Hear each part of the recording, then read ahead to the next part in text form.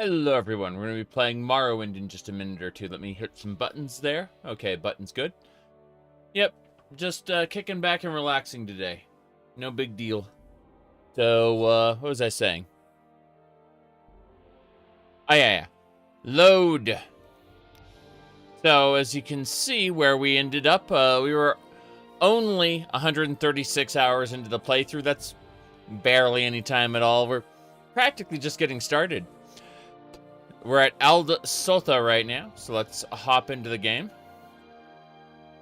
I've got fresh coffee. I just had breakfast.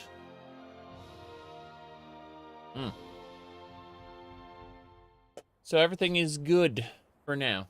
It's also very cold in here. Okay, we gotta run. We gotta run.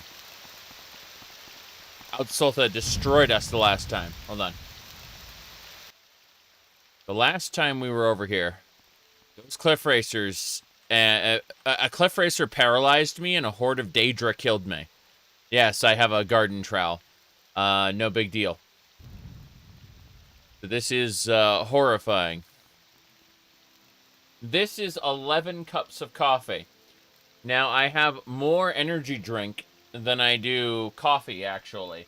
In this, here, hold on. Can I hold both at the same time? Maybe not. Let's give it a try. Okay, so as you can see, this energy drink is bigger than the 11 cups of coffee. This is sugarless, full of vitamins, minerals, you know, good stuff, good stuff. Anyway, this is for hydration, and this is for caffeination. Yes. I still have a monster. I haven't opened it, and I probably won't open it for the next, I don't know how long. Yep. Protein bars? Yes. Well, I do snack occasionally. I do have protein bars, actually. We, whoops. But, what I need to do is convince the cliff racers to come out here. And, okay, here we go. We kill these out here. Okay. The cliff racers have magic. We kind of gave them powers. They also come in packs. Here comes another one. Good. I heard something over there. There's a snake in the grass. Pretty sure. Quama foragers. That isn't too bad. Okay. Wait. I hear it. I hear it. It was a snake. You see? The snake had rat meat. I have no idea why. But it was, in fact, a snake in the grass.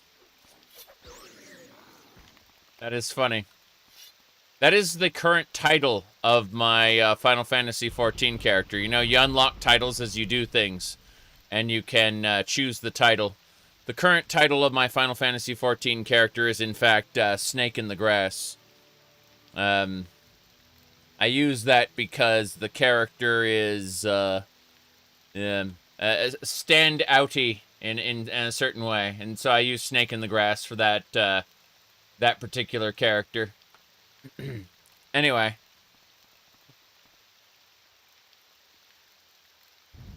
Yeah. Let's move on. Here we go. There's more cliff racers. Crap. Oh, jeez. Hold on. I was killed by Daedra the last time I came in here. I was just... Oh, I can see them now. I'm backing off, backing off, backing off, backing off, backing off.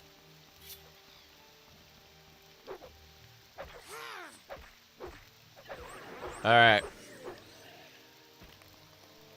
You said the snake who touches grass. Hey, it's better than what I thought. I thought about that Astolfo meme that says, I'm grass. Oof. Shitposting general has been lively the last couple days, that's for sure. Okay. Oh yeah, we gave her a green outfit. I forgot. And dreg pauldrons. Magical dreg pauldrons. Wow. Yeah, she's got cooler gear on now than she did before. Wish we could get out of the rain, but Ald Sotha still rough. So much stuff over here. Terrifying. Okay. That Daedra I cannot kill with the garden trowel. Yes, I'm playing Beldor Deadeye, but we're using a garden trowel, and unfortunately that cannot hurt Daedra. We must switch to a magical weapon, like this glass jink blade. Here comes the Golden Saint. She is paralyzed. This is our chance, our opportunity. I don't have any special weapons at all. I'm just gonna have to use the dagger. Here we go. Yeah. She can heal herself.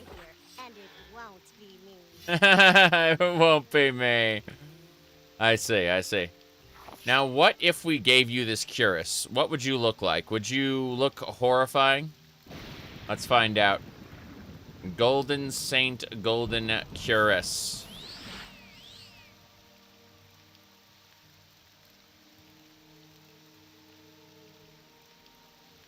I'm looking at her right now going, what the hell is that?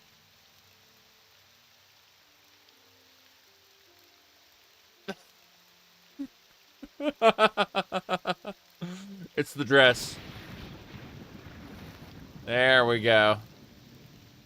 That's it. Perfect. She now has a Golden Saint cuirass. Yeah. That is pretty good, though. Okay. It's still rough.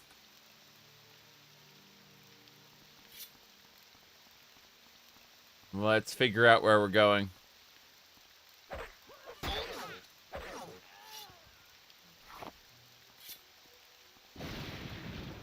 Oh, no.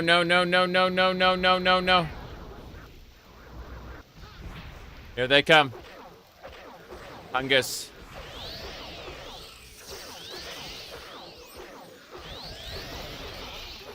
This is terrifying. I'm dead.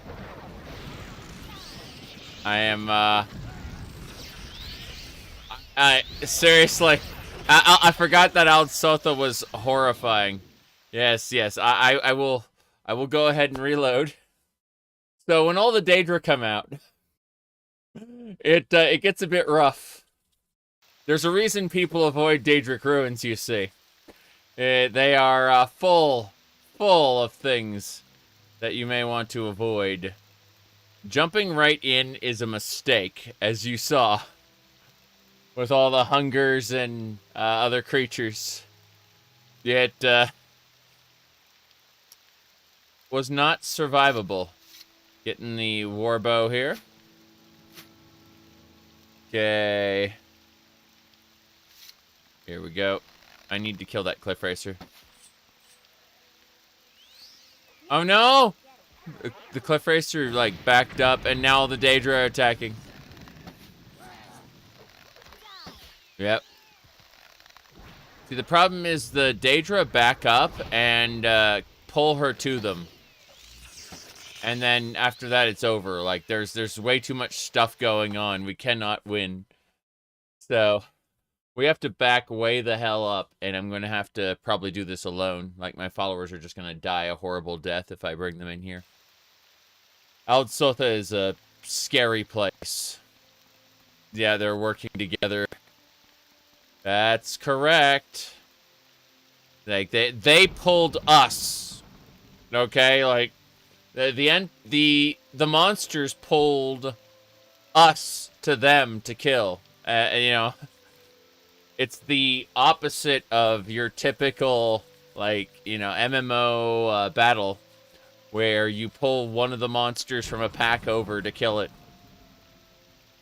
Anyway, let's go ahead and do this. We're gonna stand in place. Okay. Then I need her to do commands. Wait here. Hey, friend. we've specifically not done destruction magic in this. Like, we built this character with marksman and short blade as the primaries, with the only ranged attack magic being mysticism. Mysticism can work. It's just, it's better to use an arrow usually. Oops. Speaking of, the silver arrow. Okay, we're gonna pull the cliff racer. Gonna do that first. Or have it just go left and right. I don't know what it's doing. I thought I heard something. Must have been my imagination.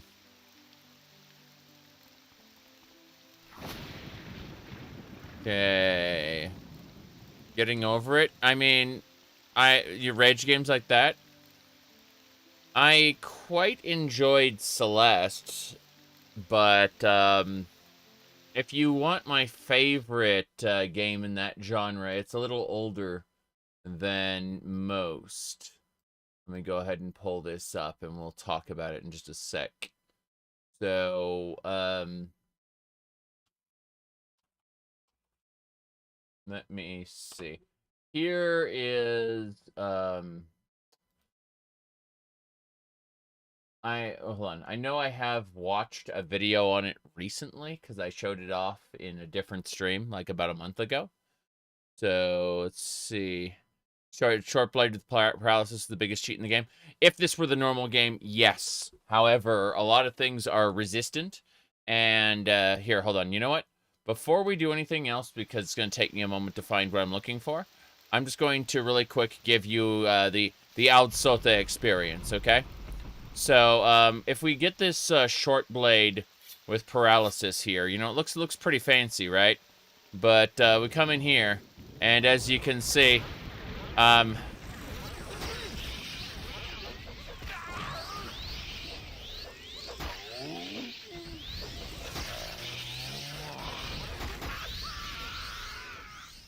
yeah, that's what we're preparing to, like, pull them, you know, one by one, and, you know, and clear out the area. So, a single short blade with paralysis isn't quite up to the task. Just saying, just saying. Anyway, as I was saying, let me go over to, I need to pull up history.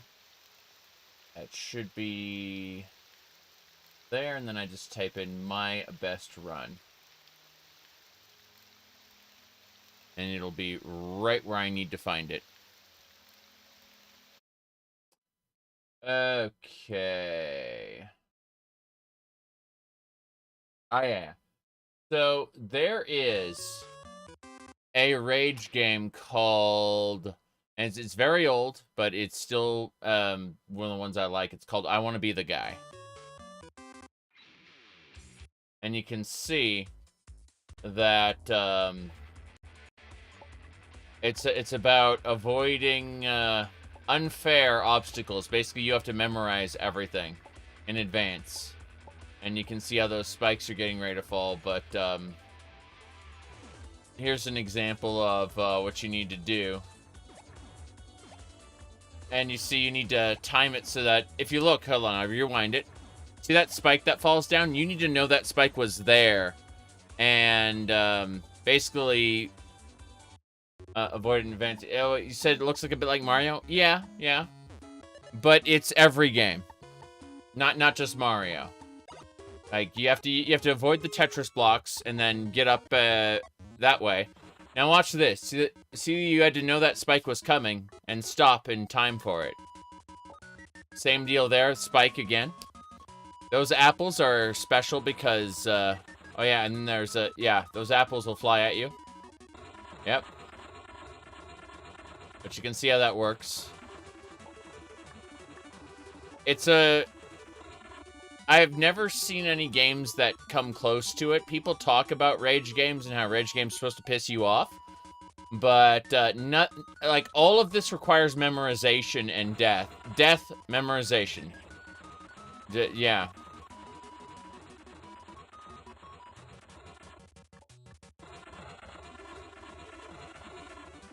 Now, okay, you guys remember the famous boss from Metroid, right?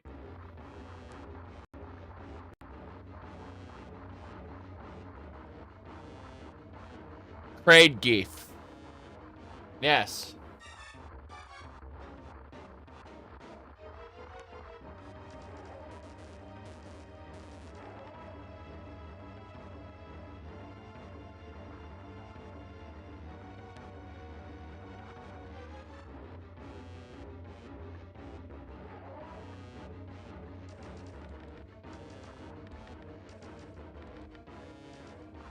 Yeah, it's a really good game, though. If I fast forward here, you can see more Metroid. Mother Brain, of course. You notice those turrets? They shoot quickly. Oh, and it's one-hit death from any of this. There's no energy bar. But my favorite part about it was actually... hold on.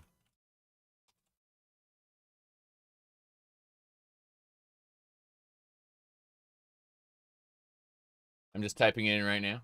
Okay, here we go. One of my favorite parts of I Want to Be the Guy introduces Dracula. Die, monster! You don't belong in this world! It was not by my hand that I'm once again given flesh. I was called here by humans who wish to pay me tribute. Tribute? You steal men's souls and make them your slaves! Perhaps the same could be said of all religions. Your words are as empty as your soul! Mankind ill needs a savior such as you! What is a man? So the way this works is your controls are locked during the cutscene. They unlock when he says, "What is a man?" And you have a moment to move out of the way of the glass. He throws the glass at you. Such as you! What is a man? Yeah, when they talk about rage games, nothing comes close to I Want to Be the Guy. Not in terms of, like, the metric ton of really cool stuff it has. Yeah.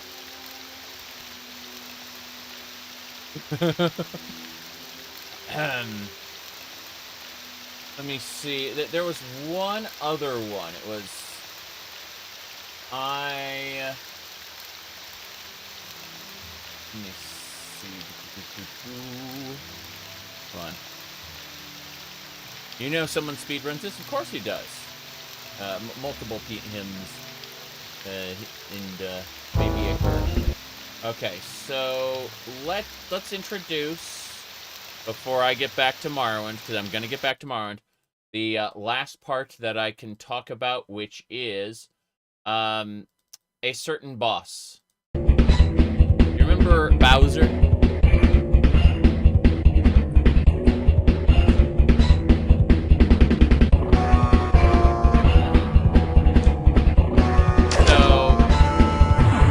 The idea is you need to use his bombs against him. That's how it works. So when you beat him, then...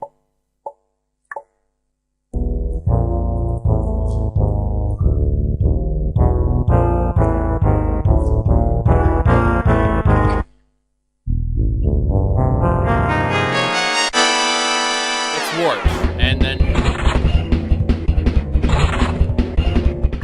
you fight Wart, and after you're done fighting Wart,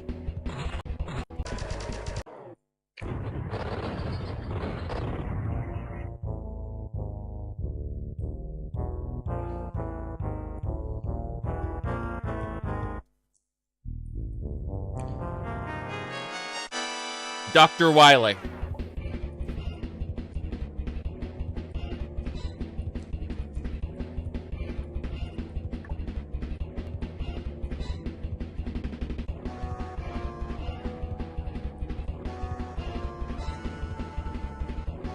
Anyway, the point is that I Want to Be the Guy isn't just a game, it's every game. And that's fine. I happen to like it quite a bit. It's terrible, and but someone was asking about rage games, like getting over it and whatnot. Those don't strike me nearly as creative in terms of just batshit crazy stuff, and I understand that they can't take, someone else's intellectual property. I get that. I understand that. But the sheer amount of mechanics that I Want to Be the Guy uses is kind of terrifying. Yeah. Now, there's another one called... let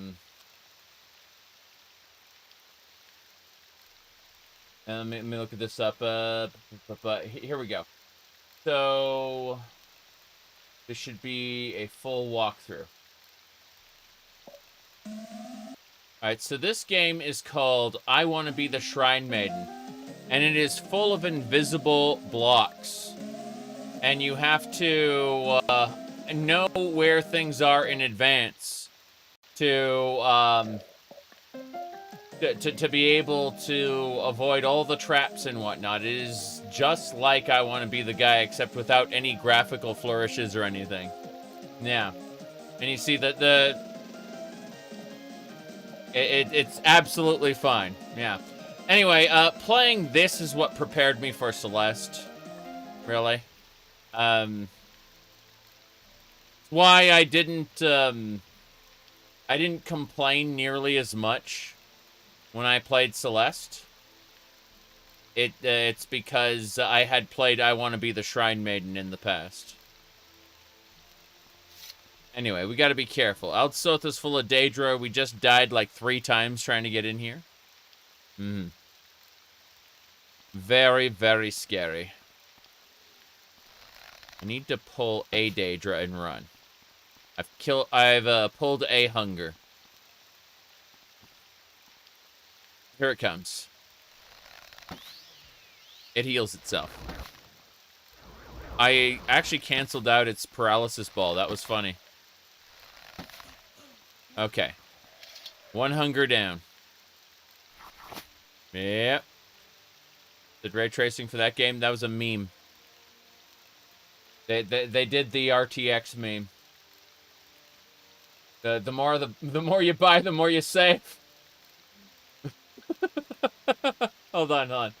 The more you buy, the more you save. Okay, here we go.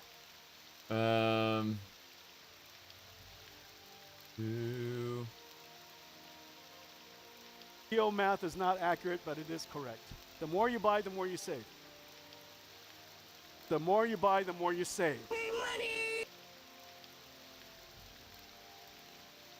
The more you buy, the more you save. Nvidia. Yeah. Let's take a look at this now again, and let's go to ISO work. Look, suppose the full purpose cost not megawatt, yeah, power unit. The more you buy, the more you save. I don't know who said it, but the more you buy, the more you save. Yay. The more you buy, the more you save. If I could just ask you to remember one. Yeah, the more you buy, the more you save. Okay, let's get going. More Hungers. A Hunger and a Daedroth. The Daedroth gave itself a magic shield. The Hunger is healing itself. One person stands up and slow claps. Well, you have to understand that these are investors he's selling to. He's not selling graphics cards to normal people. He's selling, graphics card, he's trying to sell like 20, 40, 100 graphics cards to different data centers all at once.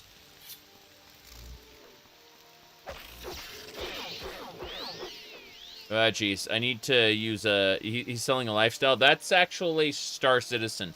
Star Citizen hired a brand ambassador. I read their job rec because they were just full on hiring. The job rec was to Sell a luxury lifestyle experience to potential investors. And that was for a brand ambassador for Star Citizen.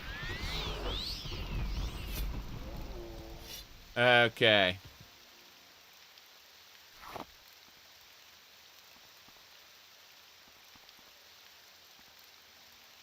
Here we go. What is that on Steam? I don't know. Let's see. Let me check it. Check it. Oh, the cat game that everyone was calling AI? Aw. Oh, it's The Sims. Unfortunately for me, I will, like, the closest thing to playing Dollhouse I'll be doing is, Dollhouse was the original, name for The Sims when Wheelwright was working on it. Anyway, the next Dollhouse game I'll be playing is The Sims 3 at some point in the future. Not right now. Like, I'm not super interested in the genre, to be honest. But I'd like to do a heavily modded Sims 3 run at some point. Yeah.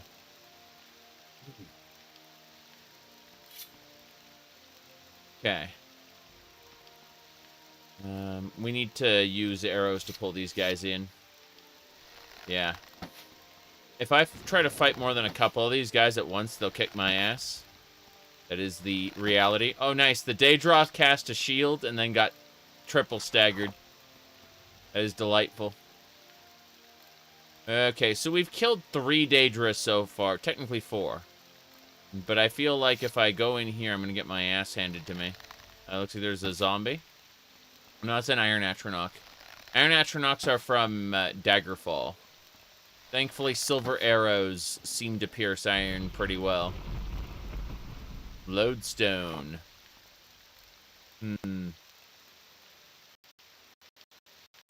But no.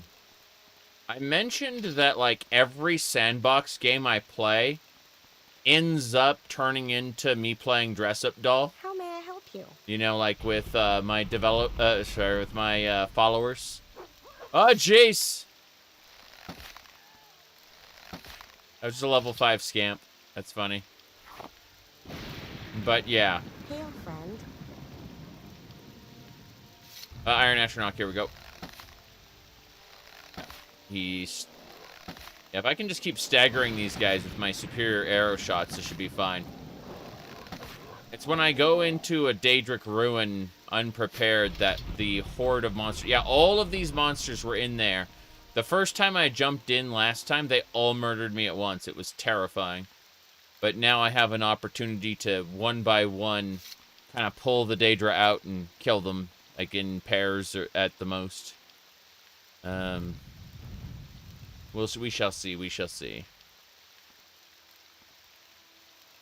But yeah. Oh, there's a Storm Atronach over there. Let's pull that. Oh, he already saw me. Cool. All I have to do is dive out of the way of his attacks. Of which there'll be many. Guaranteed. He did heal himself a little bit, and he is throwing AoEs. My hope is that he will continue to miss. He did. Good. Wowee. Let me see.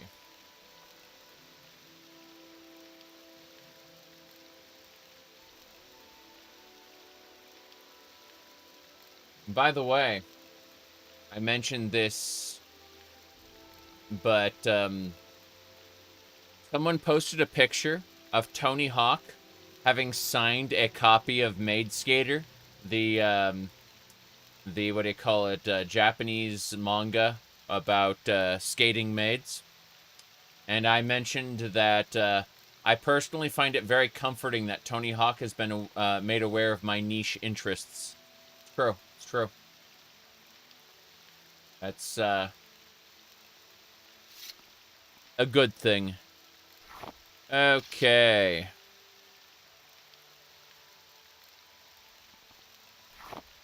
When I hear "Hello Gamers," I think like you should put one of those censor beeps for the word gamer. Just treat it like a slur. Oh, that crap! That's a devourer. Oh jeez, it's eating me. It's eating me. Okay, it's. Crap. Yes, gamer from the Elder Scrolls. A mysterious race that died out. Oh boy. Now.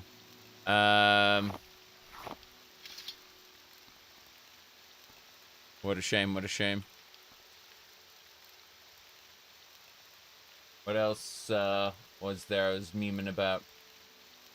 Oh yeah, I went to a convention yesterday. And,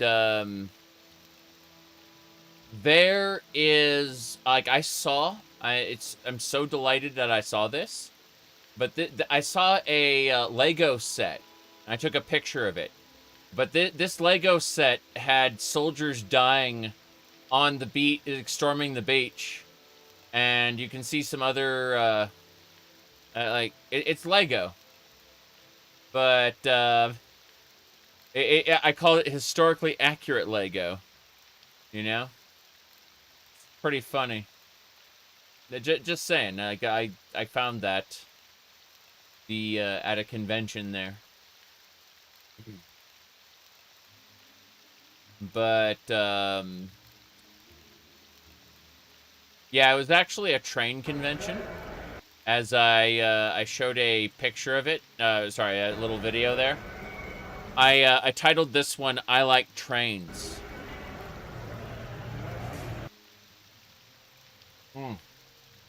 Anyway.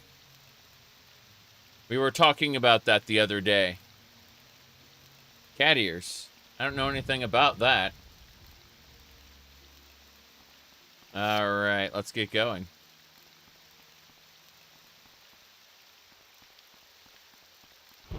People maybe had a collective delusion where they think I'm streaming with cat ears. Alright, let's get going. I don't know what that is over there. Very strange.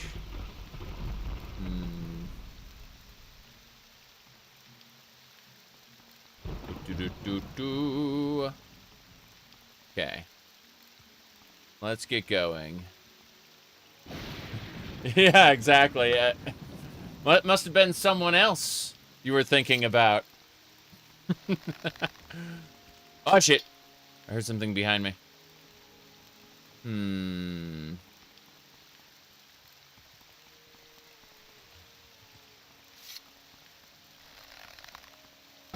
Got it.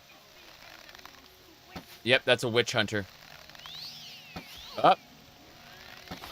Edward of Glenumbra? What? Why are there animals coming out, too? What the hell?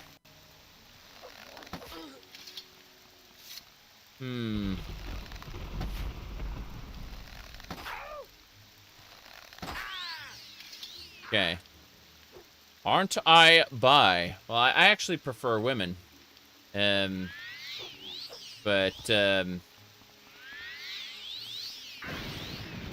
Whoa, your companion is dead? What the hell? That guy was considered a companion? What the hell? Alright. Now then, I gotta back up. I gotta back up.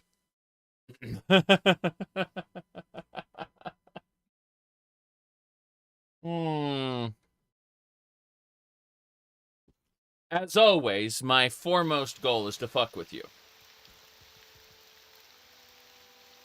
But,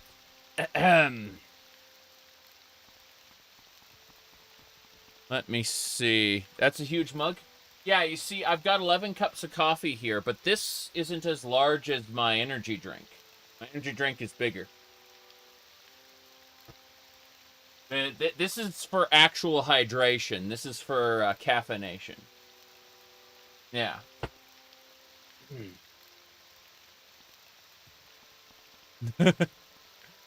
See, you may be under some um,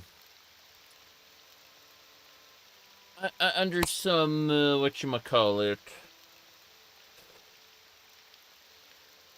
not delusions, but misunderstandings.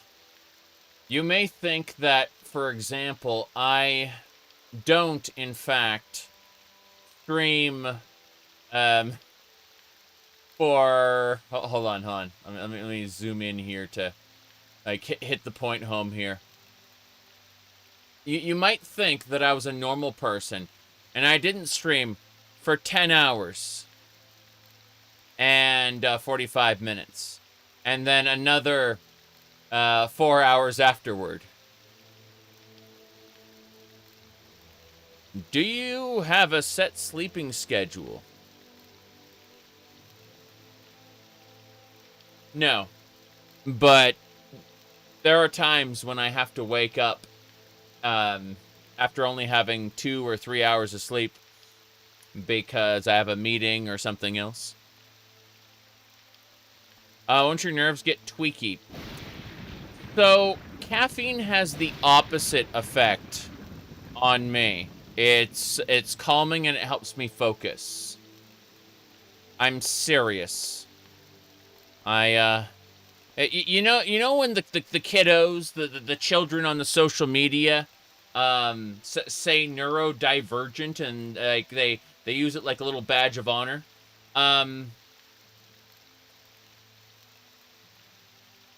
I don't like that word at all. I don't like that word. But unfortunately, oh dear, what happened?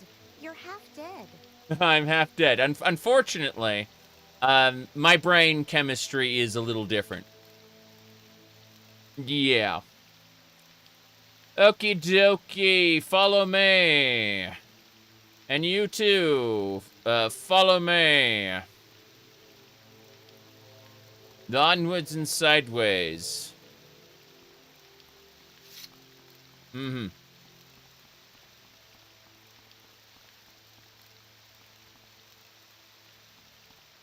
You get tachycardia from chamomile?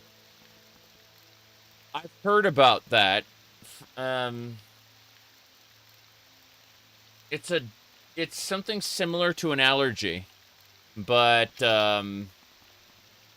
yeah. Whoop. Okay, I'm gonna go over and say hello to these people, see if they aggro on me or not. Hello. Oh jeez, animals want to kill me. Animals are after me. That is a Clanfear warrior. What the hell? My skeleton is dead. Yep. I've already lost my companion there. I have a...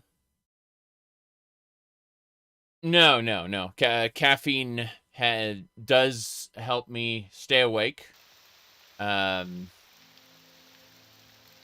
it doesn't put me to sleep or anything, but at the same time, it helps me focus. You drank so much coffee, now you can't have it anymore? Yeah. No, like, some people will have gut problems. You need to eat if you're gonna drink lots of coffee. Otherwise, you can develop gut problems. I need to go over here first. I need to figure out where these creatures are. The ones that want to kill me. Oh, it's coming around the corner. Pretty sure. Like a Nyx hound's just gonna zoom around. Have to be extra careful. There it is. Don't want to piss off the Clanfear warrior and lose my skeleton again. In fact, let's have everyone back the heck up. Whoops. Yeah, here it is. Wow.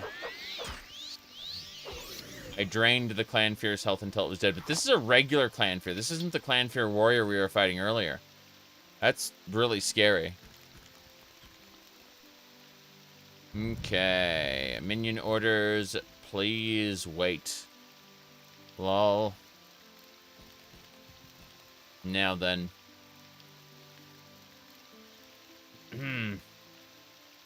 Equipment. Nothing. Wait here. Are you all right? You look wounded.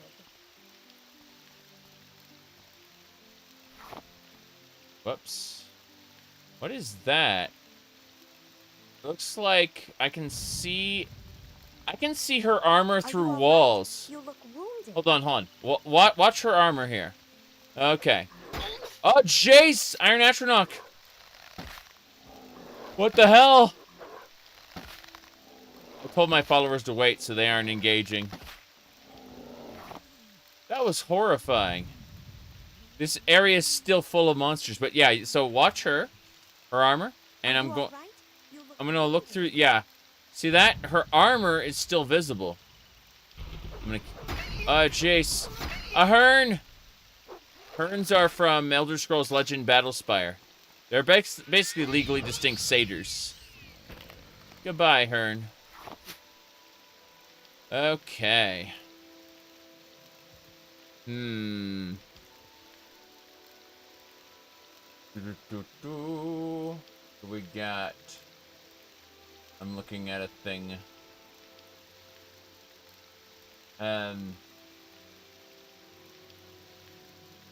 In all seriousness, though, I do have the cat ears right here.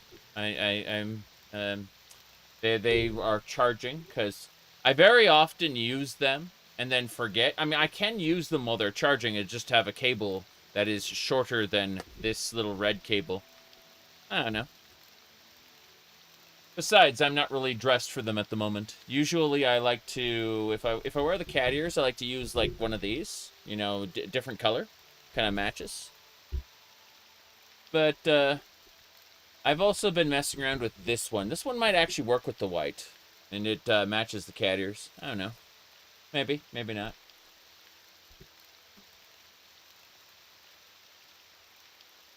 Not really committed to any one style at any given time.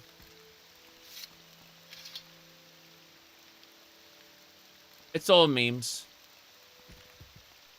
Of course, it is really funny when people get pissed off about them. That robin snake has a lot of health.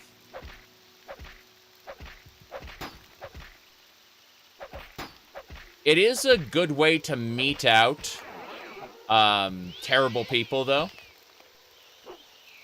Because when some people cannot stand it and then start throwing slurs around, you go, oh, this is a person I don't want to be around. So it's actually kind of an effective filter, you know? Friend. They get sexually frustrated seeing a male wearing pink. It turned, like, I was having a discussion with my wife not too long ago, and it turns out that pinks and purples are underrepresented in my wardrobe. And so we got a few more. It, like, not something I want to wear every day. And when I'm not on camera, I'm usually wearing, like, denim or something, like, you know, I'm wearing the most generic outfits possible. Like, I'm just, I am very plain in real life. Well, when you come and see me. I think I threw off a shirt. I can show you if I just get around some of the stuff I have here.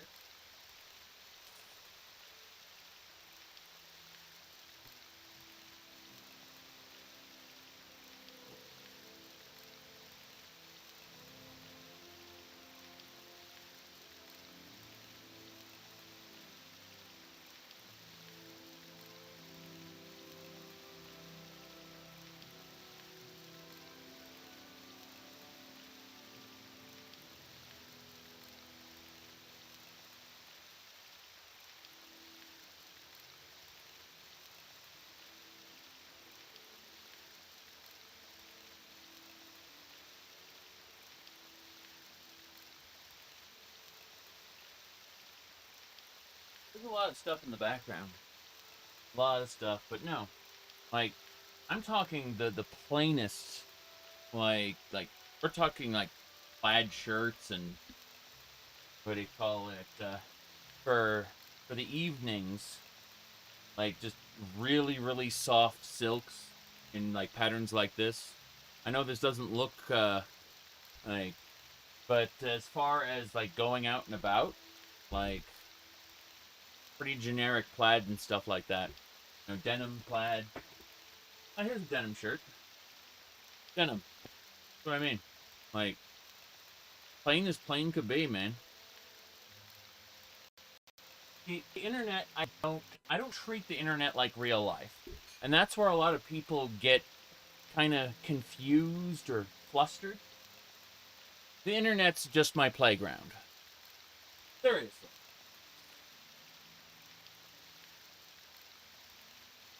And turn off the light there. Yeah. All right. Mm-hmm. You know a lot of people who are completely normal until you talk about certain topics and they lose it. All I'm doing is showing who loses it when a man wears pink cat ears. No pink cat ears during work meeting. Oh no. No. Not even gamer headphones during work meetings. We use standard black headphones, not the Logitech gamer headphones, and certainly not the cat ears. We be professional on business meetings, okay? People have gotten uppity about my varied wardrobe, not knowing this is the secret that I revealed a couple days ago on a Final Fantasy XIV stream. But I've been doing this shit since the 90s. It's just for a while I actually cared what random people thought, and that is in retrospect a huge mistake. Can't take the hitman seriously when he's wearing pink. Jeez. Okay. Let me put some stuff away here. Let's give her some dreg boots, actually. I think we got those. Yeah, she does... Oh, she actually did wear them. Nice. What else?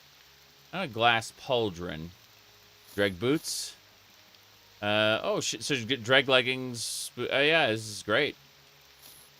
And she'd rather wear the Golden Saint outfit, which is, yeah, it's good too. Glad we picked that up. Okay. Said, being cool and versatile in various topics. Having the humility that's not to talk about specific ones is, without losing it, is a sign of being grown up. Yes.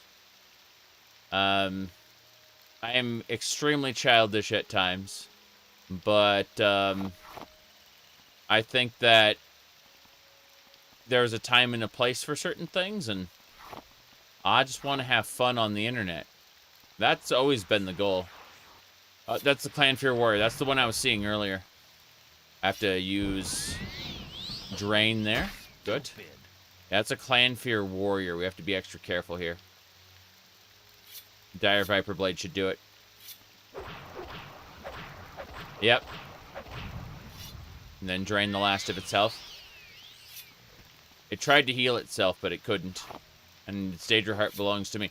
Oh, that's a Vermai. Vermai are from Battlespire as well. Crazy how they managed to fit those in here.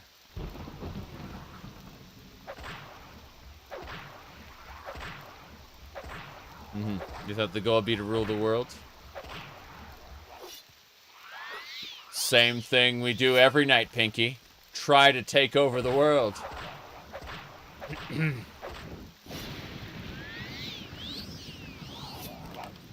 To be fair, 50% of the time I'd be Pinky. All right. Let's see.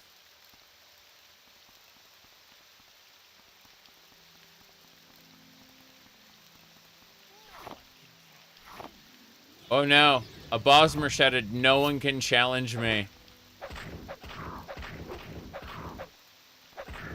He's a witch hunter. He's trying to hit me with an on-touch spell, but I keep staggering him. But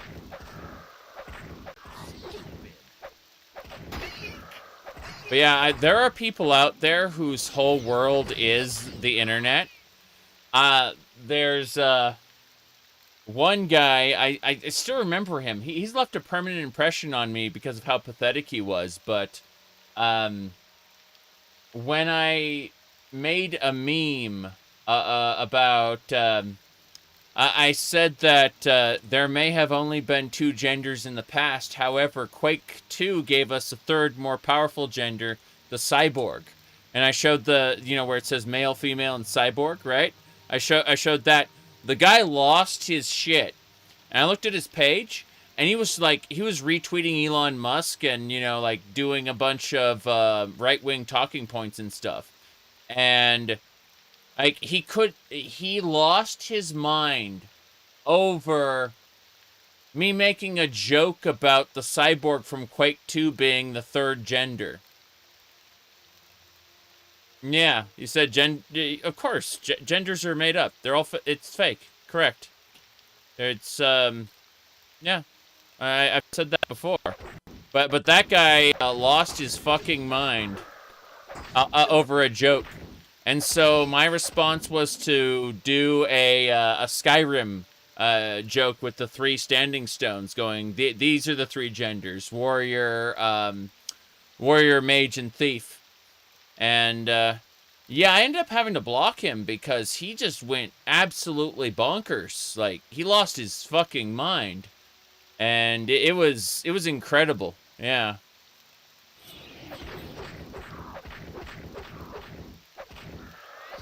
What? Maybe he was already insane. Of course he was. He's healing himself. Yep. Okay, let's fix this. I'm going for the fork. Raiden? Yes. Got him. He was weak to the fork, it turns out. Mm-hmm.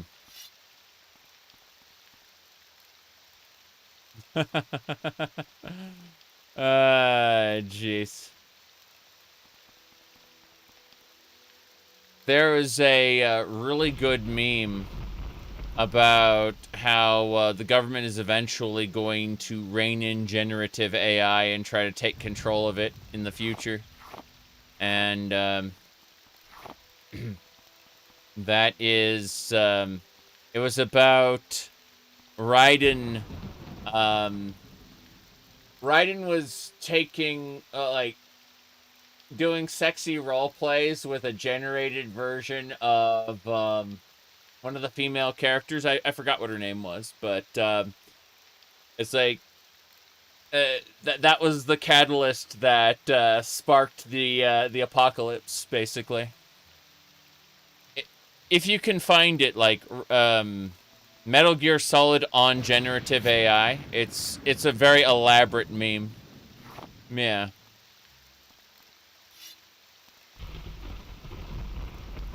It goes on for several minutes. Oh, jeez, these are mud crabs.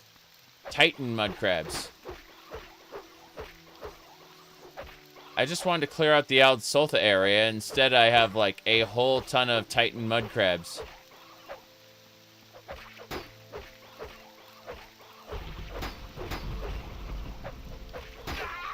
Okay. Yeah, it turns out the general was, AI generated the whole time. Yep.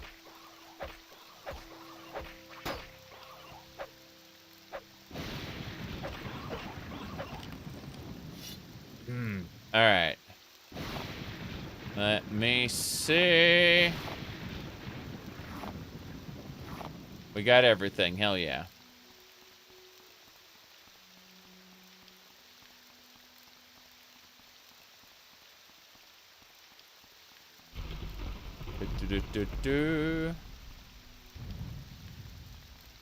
Okay, hello. How can I help? I'll do what I can. Yeah, she looks pretty good in all the shimmery, shiny armor now. We were just having her in a dress before, but that time has passed, at least for now. We may revisit it later. In the meantime, I'm going to give her some extra junk. Yep. Mm-hmm. Colonel, nice. She has greaves? That's right. Crazy. Mm-hmm. Should you continue in Nord Warrior and Morrowind or switch to something else? Nord Warrior is pretty fun, but it just comes down to what you want to do.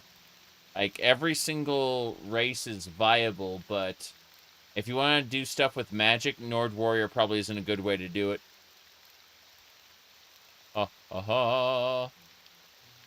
Anyway.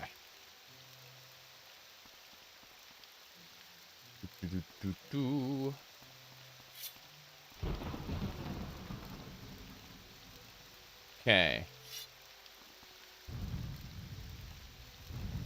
But no, in response to a different question on the other platform, no, I actually do prefer women.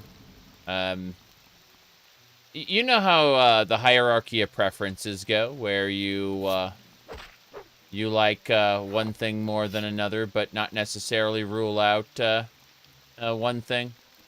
You know, like what do you mean I don't hate pancakes, despite the fact I said I prefer waffles?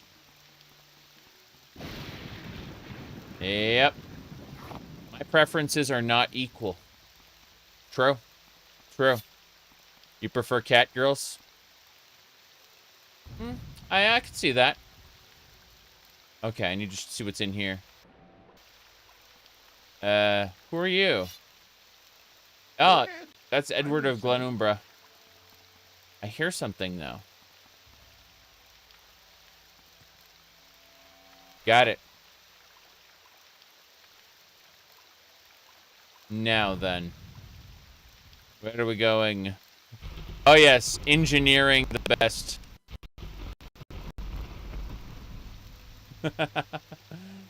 Engineering, genetically engineering things, yes. Hey, Tab, you said it, but I'll agree with it.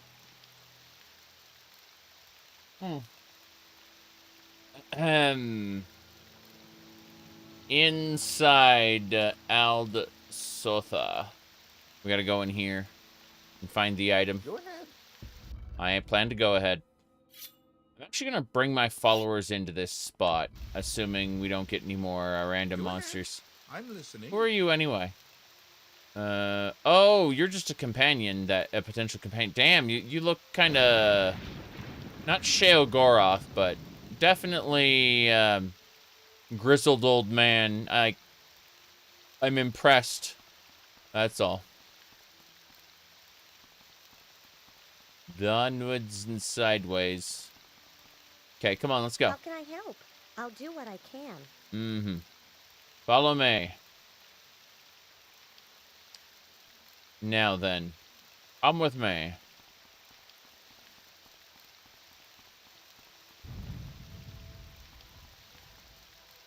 Down and around. We're gonna get them inside and then have them wait here. Yeah. That's better. No rain. Everything is good. Hail, friend. Mm-hmm. Stand in place.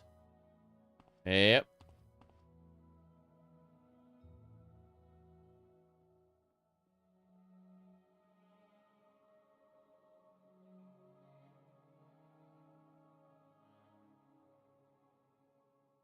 Insane people on the internet. What can I say?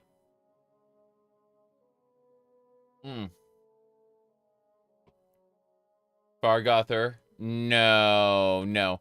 Fargother was in the previous playthrough. Look at this, though. Look, her armor clips through me. Clips through everything. Her armor renders in front of everything. Look at this. See that? I don't know why her armor renders in front of everything, but it is amazing. Yeah? It's just her chest piece.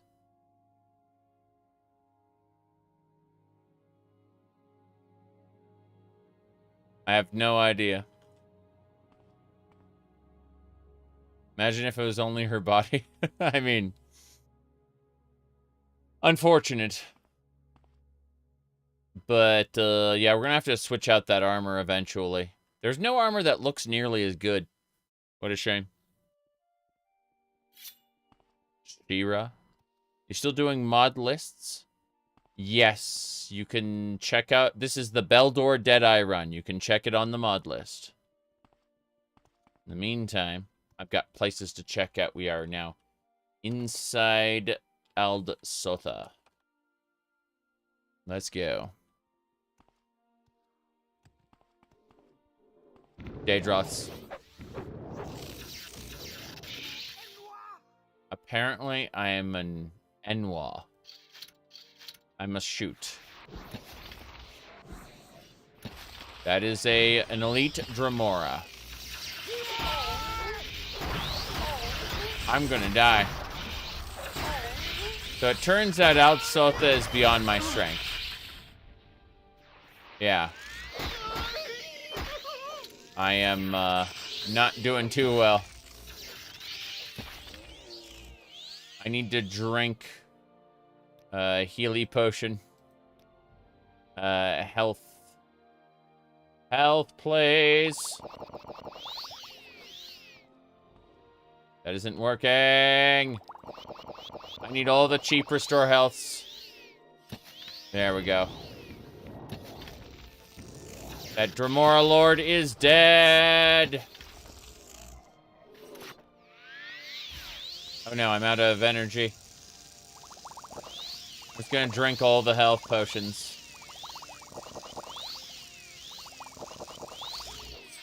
Okay, I'm better now. Temporarily. Temporarily better. Temporarily better. Jace. It is a Dwarven elitist rifle. That Dremora General is quite scary. Jeez. They're healing themselves. Okay, that Dremora is dead. Next. The Dremora General is gonna kill me. Okay, we got it. Hell yeah, mysticism up. He dead. Last thing is the Daedroth.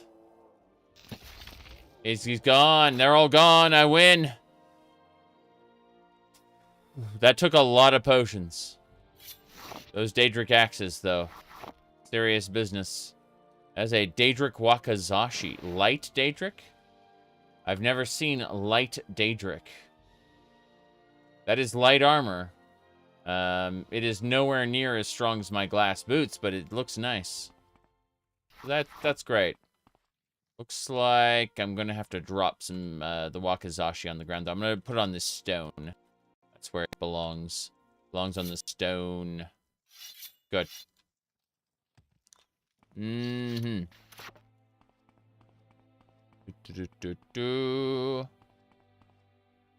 Okay. We are not yet dead. Let's rest. Can I rest in the corner by chance? Yes, I can rest over here. Let's rest for an hour. Figure out what we can do. We need to heal ourselves. What a shame, what a shame. Mm-hmm. What's the difference between ebony and Daedric? So, Daedric is made out of ebony that has undergone a ritual using a Daedra heart. Where you basically take all that sweet Daedra essence and you shove it into like a prison of ebony in order to make it a form of living armor that, in theory, you know, there's no confirmation on this, but in theory, the Daedra in question has a piece of their consciousness trapped in agony forever inside the armor. See, the thing is that the ebony is basically the blood of Lorcan, right? So, and Lorcan is, you know, the god of the mortal realm. And so, said no respawning in Oblivion for them. That's up to interpretation. They say that when the body is destroyed, the animus is cast into darkness, but the animus returns. It is left unclear as to whether or not the Daedra stays whole inside the Daedric item, or whether or not their consciousness kind of divided or something. You know, like it splits. We know for a fact that you can soul trap a Daedra, and it can still respawn in Oblivion, and we know that that's a fact. That may be just a mechanical limitation, but of the video game, but it happens, is what I'm trying to say. So whether or not the Daedra's animus, its perceived mortal soul, because let's be honest here, they're supposed to be immortal, right? And so, you know, like, are they the one and the same? Or are they different? We have no idea. We're just making guesses based on a video game. Alright. Chiding Curate.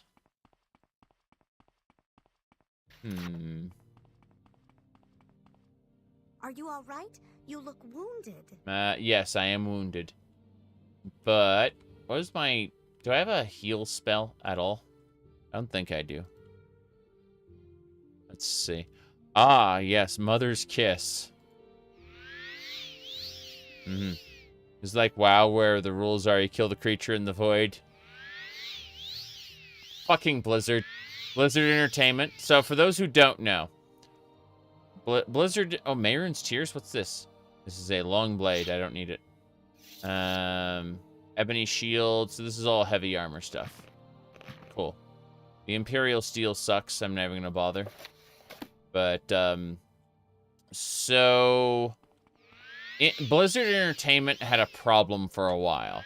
I don't know if they still have this problem. I think all the original employees were purged. But there was a period of... Morrowind comes live? I don't think I have that. Oh, no. What's happening? What's happening? Oh, no, no, no, no, no! That's the Dremora Lord.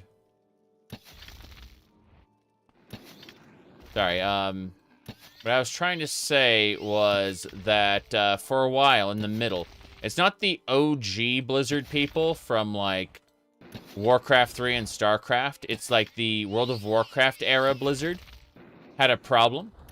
And that is, if you kill someone, they have to be killed in a specific place for it to be permanent. In order to get rid of Diablo, you have to kill him in hell so that his soul is bound to his soul stone. You can shatter it on the Hellforge, right? In Warcraft, if you want to kill a demon, you have to kill them in the Twisting Nether. Otherwise, they just respawn in the Twisting Nether.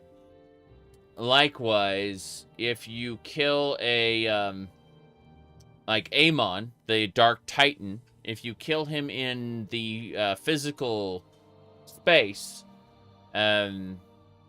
he will respawn in the void, so you have to go to the void to kill him.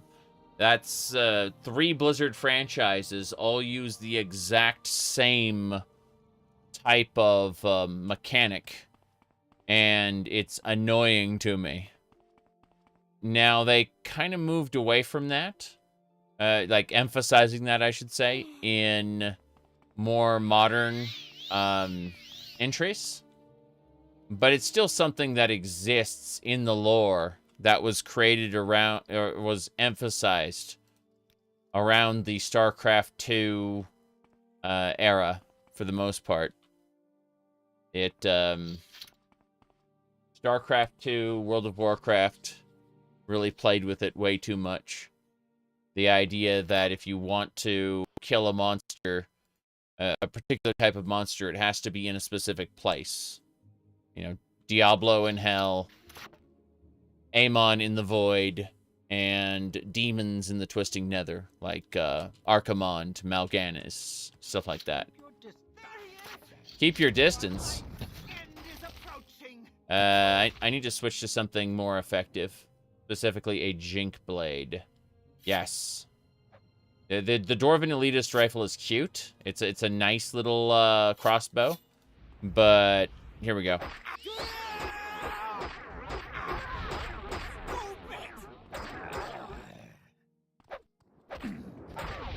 Damn. Come on!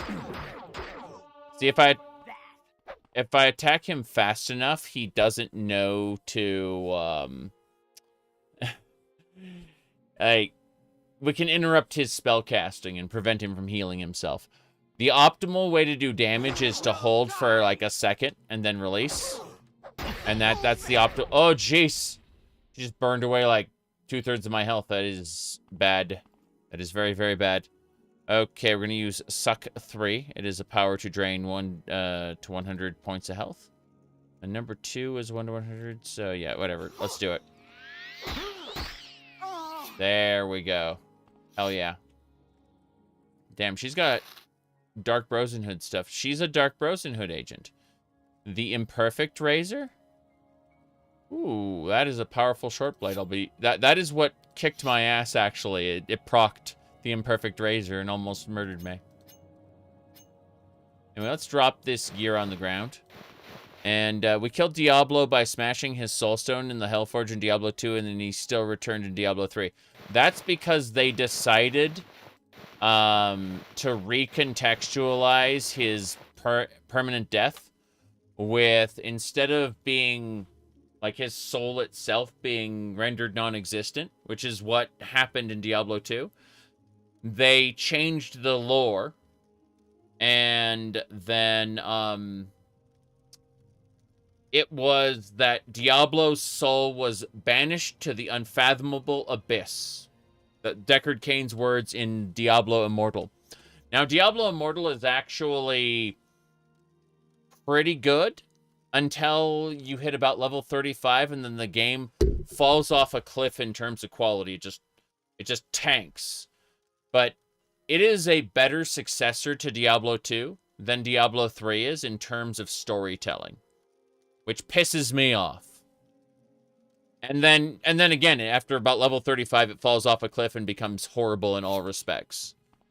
But I played Diablo Immortal very thoroughly in order to talk about it, and then pissed everybody off because I had nuanced opinions about it. It's a terrible game. Like, when everything is said and done, Diablo Immortal is awful. But it has good points that could have been adopted into other games or stories or whatever, you know. Like, it was, at times, fun. All right. Let's get going. I'm looking for shoes. Oh, jeez. This is a problem. I'm pretty sure I'm gonna die here. Alright, one Dremora dead.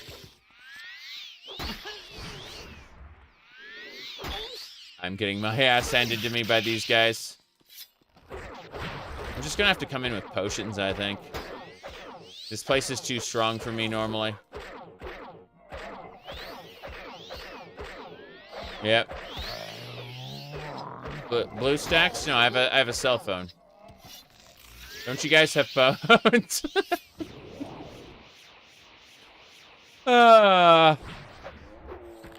Okay. Oh, look at this guy. Horrifying bastard. I need to switch weapons. Need to switch weapons. He reflected my paralysis back at me, so I'm dead. Can I drink potions here? No.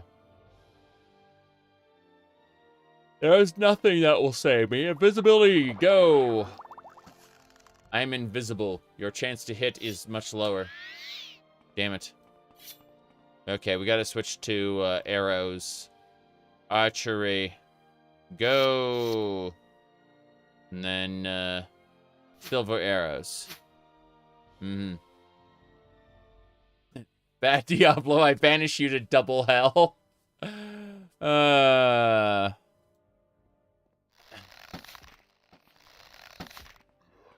I see. The two of us are shooting at each other.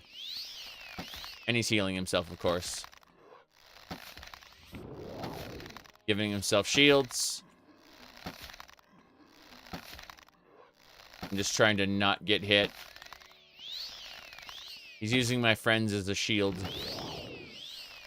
Hoping I'll accidentally hit them. Little does he know I'm gonna hide behind this rock. He's healing himself again. Bastard. You ever play Baldur's Gate Dark Alliance?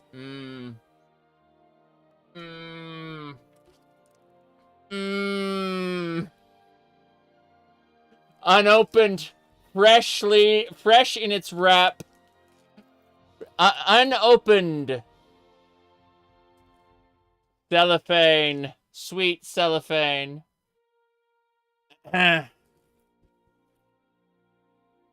Later. I will play it later. In the year. I will get around to playing it. Guaranteed.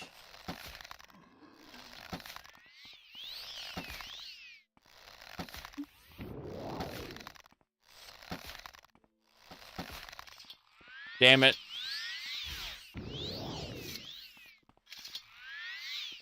Good. I'm draining his health. He is dead. Victory is mine.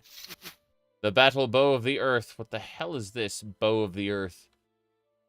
It is fire shield, fortify illusion, 1 to 15. It's awful. It's 1 to 15. Anytime I get a weapon that's 1, yes. D&D ARPG, yes. I need. Nice. No! Good company. I almost What can I do for you? killed my skeleton there. I didn't expect to cast that. Alright, let's rest for 8 hours.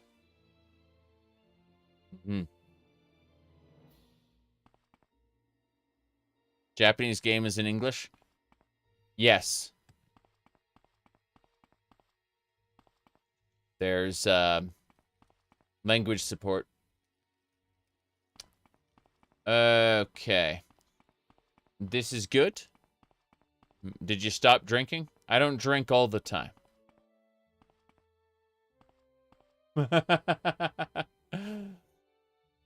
I never stopped drinking so much as I choose not to buy alcohol at certain times.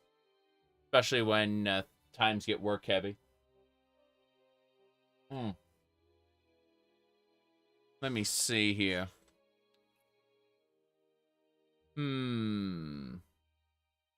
Okay. I need to go AFK for a couple minutes. I will be right back. And then we'll be continuing on in. Let me, whoops. Just a sec.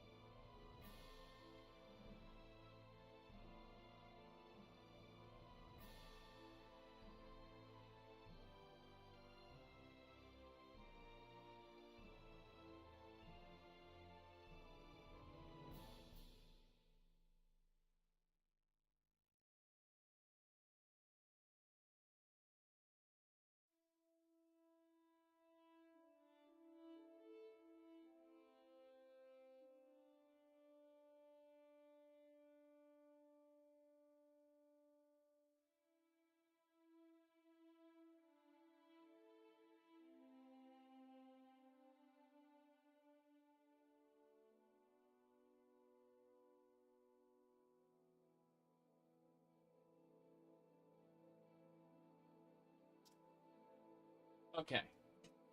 Shenanigans.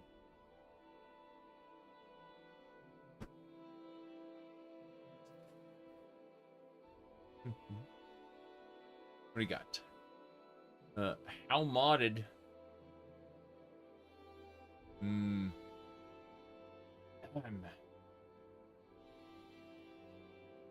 Tab asked a question. And, yeah, I've been, pretty tired lately. That's, let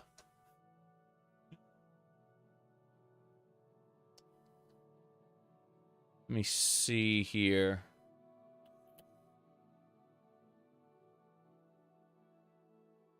Why the heck was that clipped? There we go. Yes, except, fix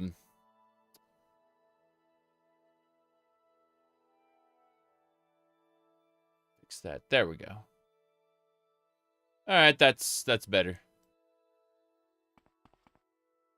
Clean up that, chat a little bit. Alright.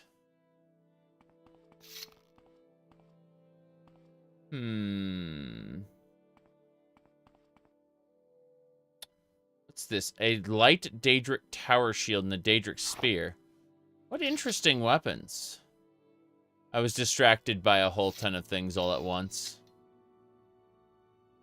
So yeah, that light tower shield. What's my glass tower shield look like?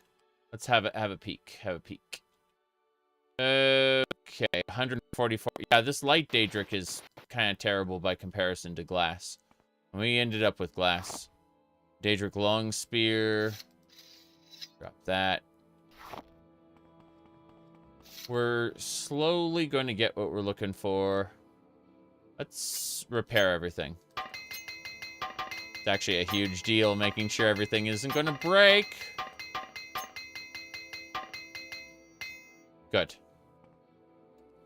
We should be fine. Alright. Hope to have another talk with me and Patrician. I share a lot of opinions with Patrician, but, you know, we also disagree on a fair number of things, which is awesome, I think. Would hate to be the same 100% of the time. Anyway, I personally wouldn't mind chatting with him again. I think I would like to chat with him in Indigo, specifically. Because Indigo has a lot of opinions that are grounded in, I want to say, his research of cinema and his research of genres, you know, of games. Like, he's pretty well spread out in the things he appreciates in Indigo. And so I always think he has good perspectives that would balance out a conversation between myself and Patrician, I think.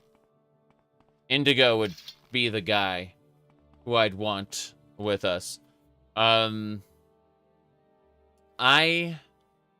was offered a chance to go on their little the EFAP podcast thing, and they're a little too mean-spirited for myself and the people I call friends, unfortunately.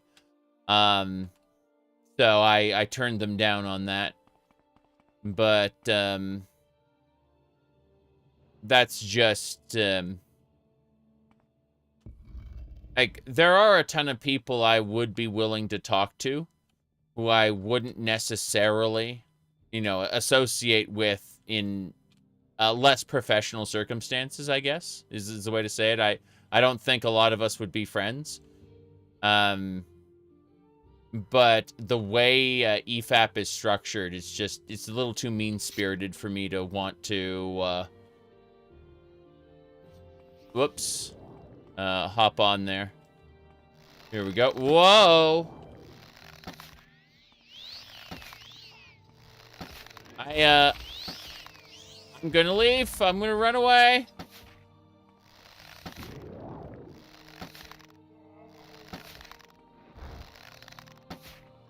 Okay. I know that Patrician's shown up on that podcast a number of times, and so it's one of those situations where I had opportunities to... whoops. Okay.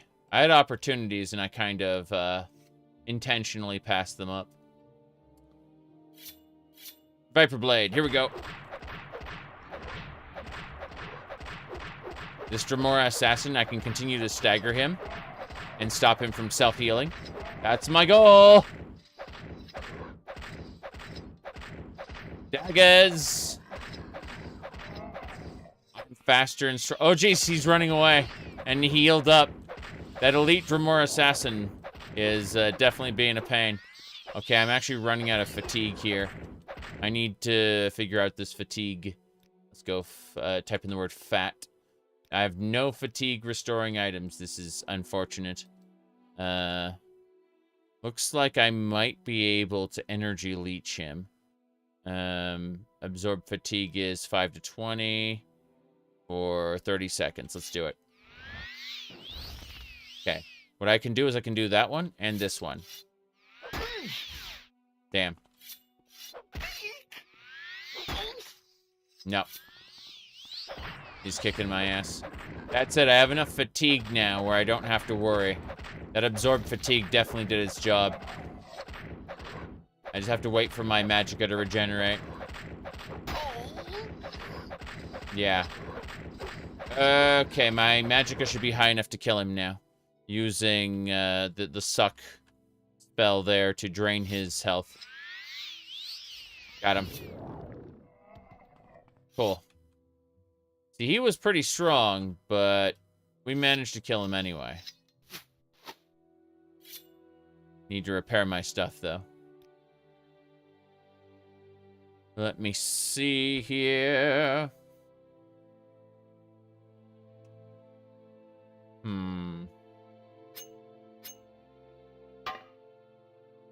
No.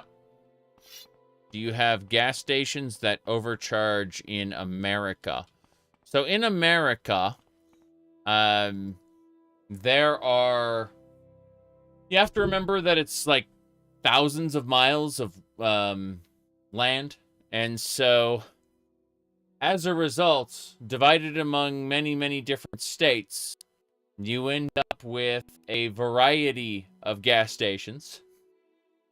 Some of them are influenced by local laws where you are not allowed to pump your own gas at all. You are required, in fact, to let someone do it for you in some locations. Other locations, there are no people who pump the gas for you, and you have to do it all yourself. And so that can influence prices. However, what's most important to understand is that it's location, location, location when it comes to a gas station. There are some gas stations that are out in the middle of nowhere where you will go, oh, well, this is very cheap. And then you will go maybe 2 blocks down to the city center. And then, not 2 blocks, but like 2 miles down to the city center. And you'll notice that the gas stations there do, in fact, overcharge. Yep. That is, in fact, something that happens. All right. Yeah, see here.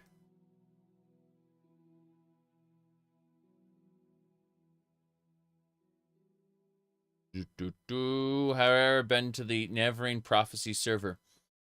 Super secret on the down low with a different name that is not my online screen name that you all see. I poked around it for a while. It was fun. Yeah, I do recommend. At least based on what I played.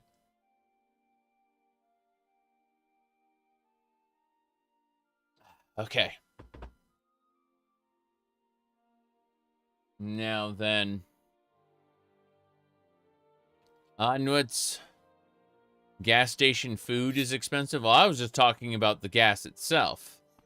When you get to the food and the stuff inside, I couldn't tell you. I almost never, ever go into a gas station and buy things. I would like to use the gas that I pumped at the gas station to get to a place to buy things in a different place. What's this? Rune U and a sword of fight. Crazy. Well, here they come. That is a regular Dremora. There's also a Dremora Lord there, but I'm going to pretend like they're not going to murder me. They are totally going to murder me. Yeah, this is unfortunate. Let's drain their health. I win. Hell yeah. The Dremora Lord's being a pain. My blade skill just reached 109. And I've just ascended to level 45. Excellent. Alright, well, I need to figure out how to deal with this. So let's switch over to our crossbow again and see if we can do some damage. Mm-hmm. He's getting ready to shoot. There we go. Oh, wow. He did not like that. He's only level 9. Ebony War Axe. What an interesting weapon. Daedric Club for the clunkening. That common robe looks pretty good, though. See, I'm a Daedric cultist like you. Right. Lol.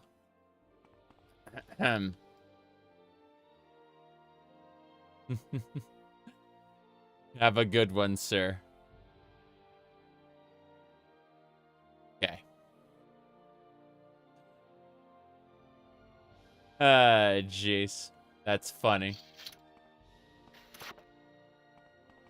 Now then. What he didn't realize is that the chat is here to entertain me. Not the other way around.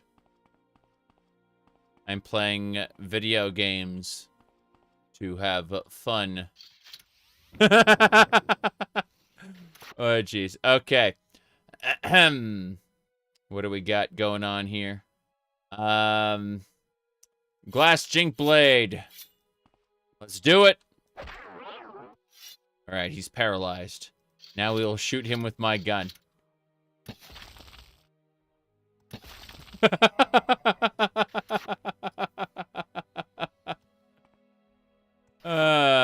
That is pretty funny.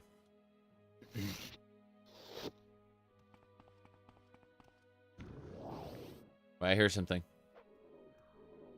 Oh, it's a Daedroth. Huh. Fair enough, I guess. Lululu. Jeez.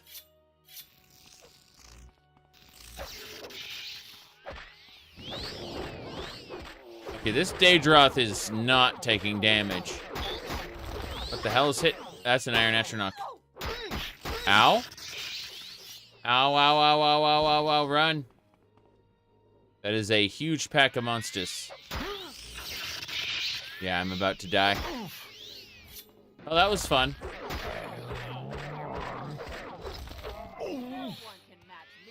No one can match me. I'm pretty sure that's the one. All right. How silly.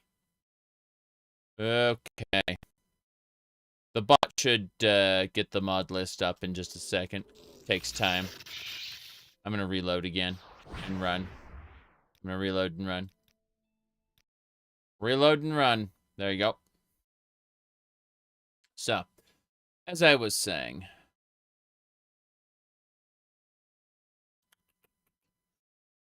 Right. Back up.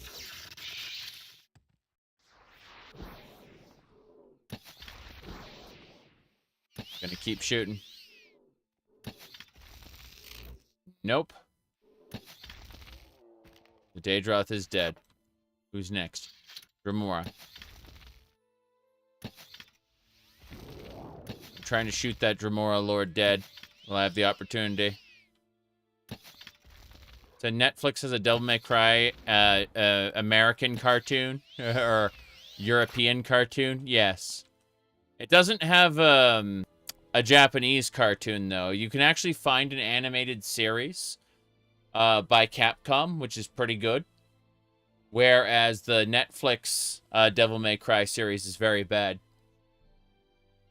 America invades hell, and Green Day plays as they are oppressing the demon children. And, you know, the demons just want to survive, but the American mega corporation is oppressing them. I'm serious. I'm not joking.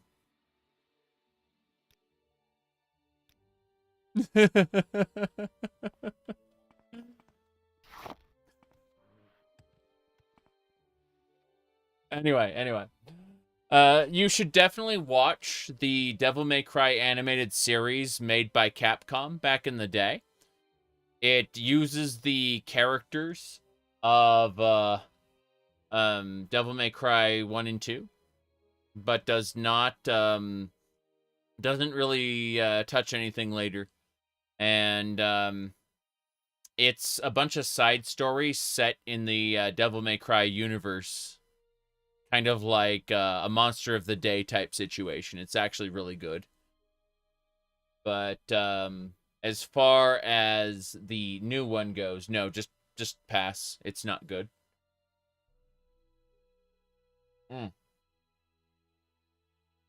Anyway. My goodness. Okay.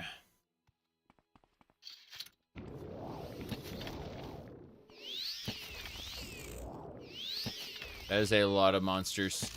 Yeah, there's no way I'm going to be able to handle that. I'm going to reload before I aggro that, because, wow. I need to reconsider things. I might have to go all out.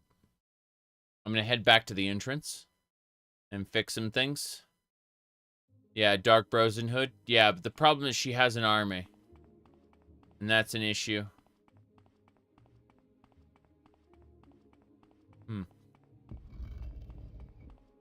So I'm heading back to the entrance where I'm going to rest and prepare.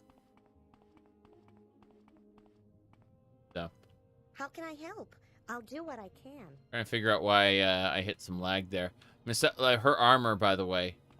Her armor is visible through anything. Even yourself. Why? Okay, we rest. We rest for like 6 hours to get our health up a little. Yeah, I'm just gonna have to rest until fully healed. This is awful. Okay. Horrifying. Let me see here. What was that? Okay, we're set. So.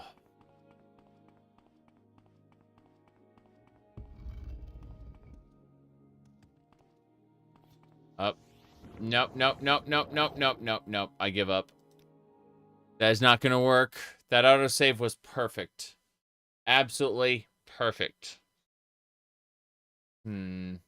What else do we need to do?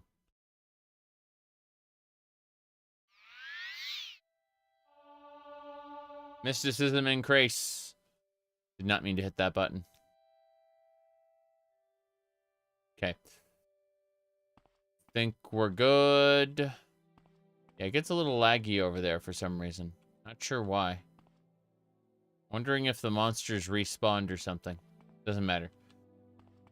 Okay, we're going to destroy everything using our superior potion. It's the bonkiness potion. We've been saving it for this purpose. I believe now. I have all the fatigue in the world. Specifically, 1,000 fatigue. You can see how it just kind of shoots off the, yeah. This save file is just called bonk. And we're gonna bonk these guys. I don't have any other way to deal with this. Here we go. That is a Dwarven Elitist Rifle. Ah, yay! It is actually a crossbow. Yep. It shoots bolts. Okay, here we go. Stupid. Ah, jeez. It hurts. Okay. Back up. Drain health. Yeah, we're good. I think, we should be fine.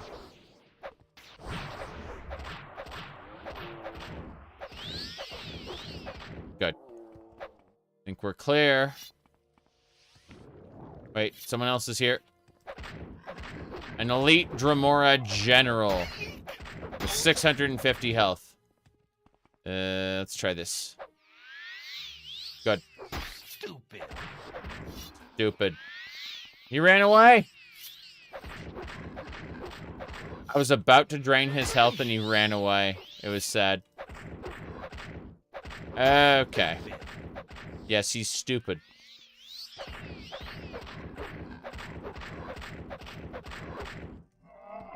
Good. That is a Dremora Face of Terror. It's a lovely mask. Our battle will be legendary. Isn't that the truth? From the pen of Inzolicus, 2nd century sage, 3E 120. The 15-year-old empress Kintyra Septim II, daughter of Antiochus, was coroneted on the 3rd day of first seed. Her uncles Magnus, king of Lilmoth, and Cephorus, king of Gilane, were in attendance, but her aunt, Patima, the wolf queen of solitude, had been banished from the court. Once back in her kingdom, Queen Patima began assembling the rebellion, which was to be known as the War of the Red Diamond. All the allies she had made over the years of disgruntled kings and nobles joined forces with her against the new empress. The first early strikes against the empire were entirely successful. Throughout Skyrim and northern High Rock, the imperial army found themselves under attack. Potema and her forces washed over Tamriel like a plague, inciting riots and insurrections everywhere they touched. In the autumn of the year, the loyal Duke of Glenpoint on the coast of High Rock sent an urgent request for reinforcements from the imperial army, and Kintyra, to inspire the resistance to the Wolf Queen, led the army herself. 3E 121? We don't know where they are, said the Duke, deeply embarrassed. I've sent scouts out all over the countryside. I can only assume that they've retreated up north upon hearing of your army's arrival. I hate to say it, but I was hoping for a battle, said Kintyra.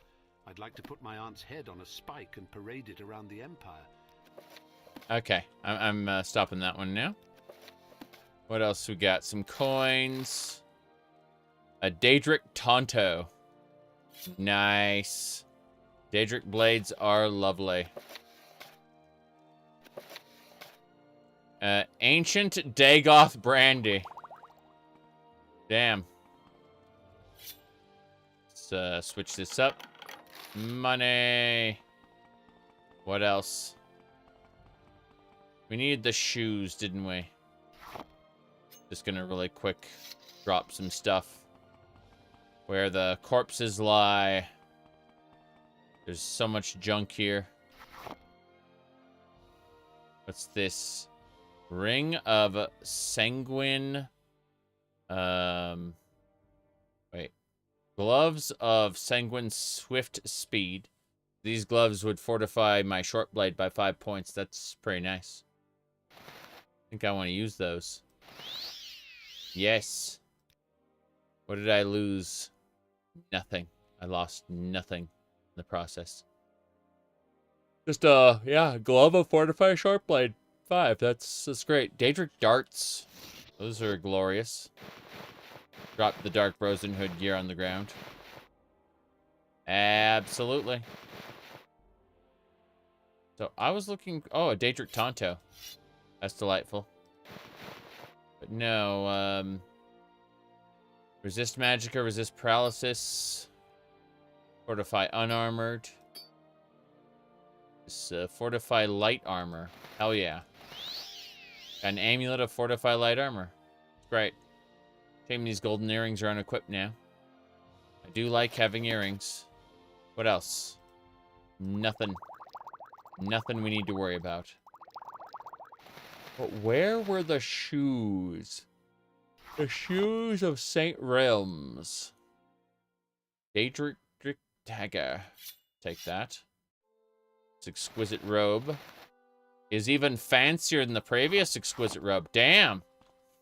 Look at us now.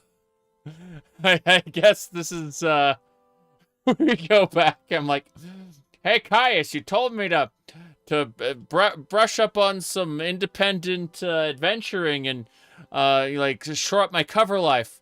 Turns out I'm a god. Jeez. Daedric Daikatana. It's worth $1 billion. What else we got? Holy crap. Okay. So I don't see the shoes. Yes.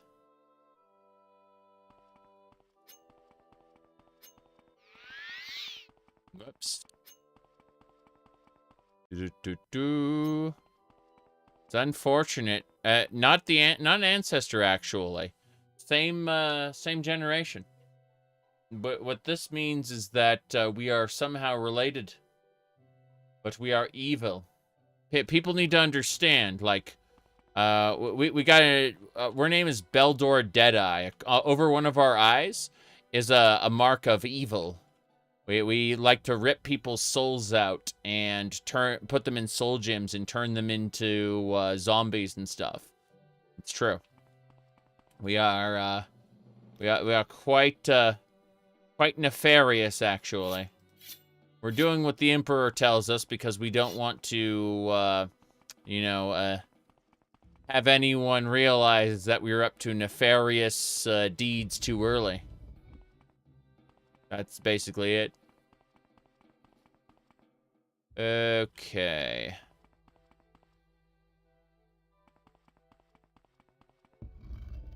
Yeah, we were kicked out of Valenwood for being not nice. What with the using of potions? The making of potions out of plants. That goes against the Green Pact, which invites the Green Wrath, where the forest itself rises up against us. I mean, technically, you know, when I say us, I just mean the community of Bosmer.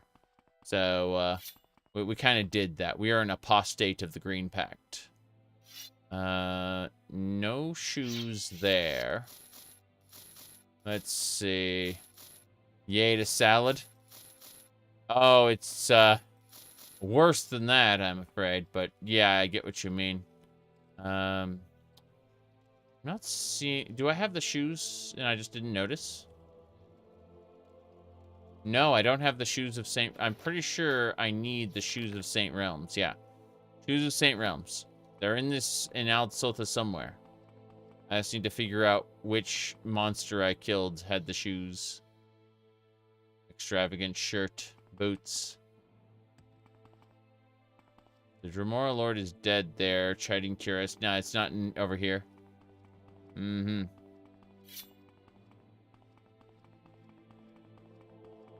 I have no clue what's going on anymore. Could have sworn it was the Dark Rosenhood lady who had them. If we go down here... yeah, I was pretty sure it was her who had the shoes. I'm looking around just to be sure. Maybe they're in a chest that I didn't loot. Or in some corner. Yeah, they aren't in this chest in particular, but let me see here.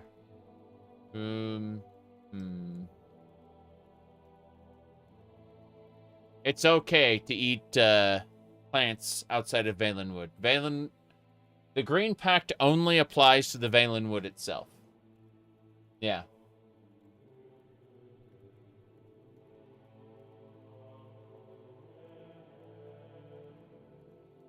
Okay, so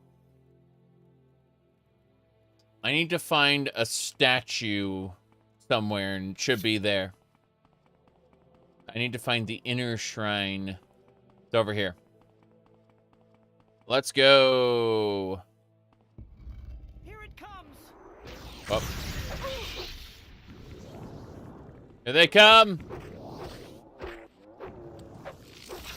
That's a dark seducer. Damn. This place is rough.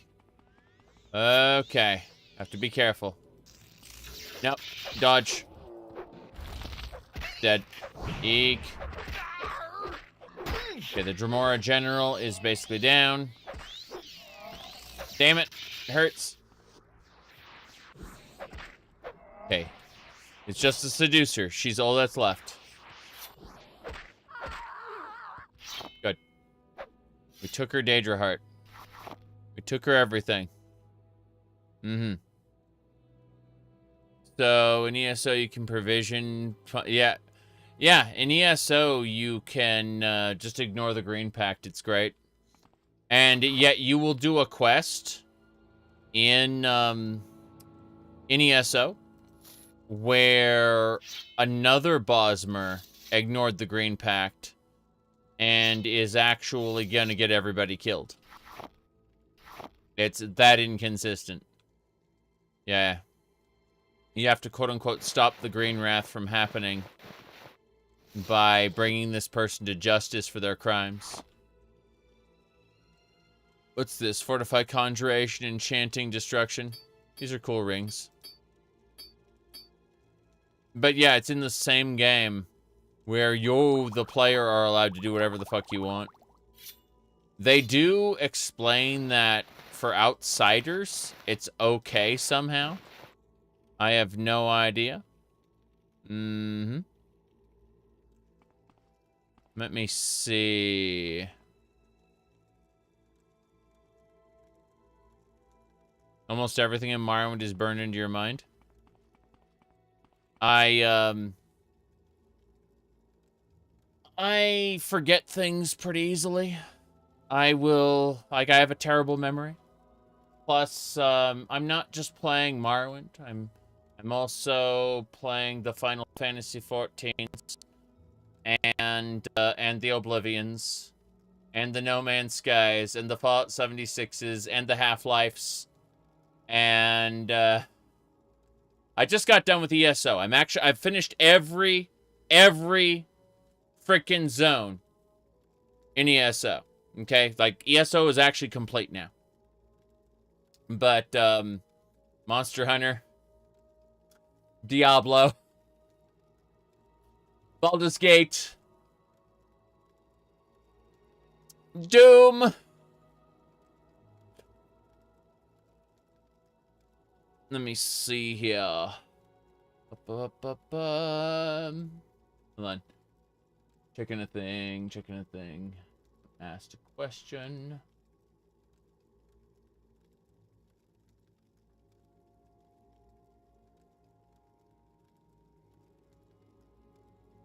It was on Project Cyrodiil. Won't be for a while. I am not doing the new Project Cyrodiil content in this playthrough. I don't change my loadouts mid-playthrough. So, you were talking about the Oblivion remake. How do you know it's a remake and not a remaster? Nobody actually knows. Because, at least, let me go to my post there. So, no Sky Oblivion stream. Sky Oblivion will be separate. But yeah, give me a second. I need to... That. And there's all kinds of crazy stuff going on. Let me see. When will it release? Hold on. So, I said... that,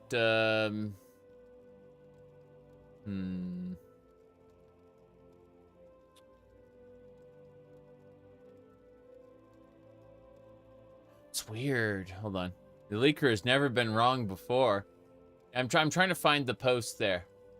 Okay, I said that if you keep kicking this Elder Scrolls 4 Oblivion remake, remaster, whatever idea down the road, the court documents are outdated. It's most likely not real, an abandoned project, whatever. Never started on, I don't know. Eventually, the company will see your interest, and all you folks on the internet will manifest it into reality, I said. Okay? I said that. And then someone said, they pulled it from the Xbox store. You don't understand. They pulled it from the Xbox. And so I looked at, I went to the Xbox store, and it's right here.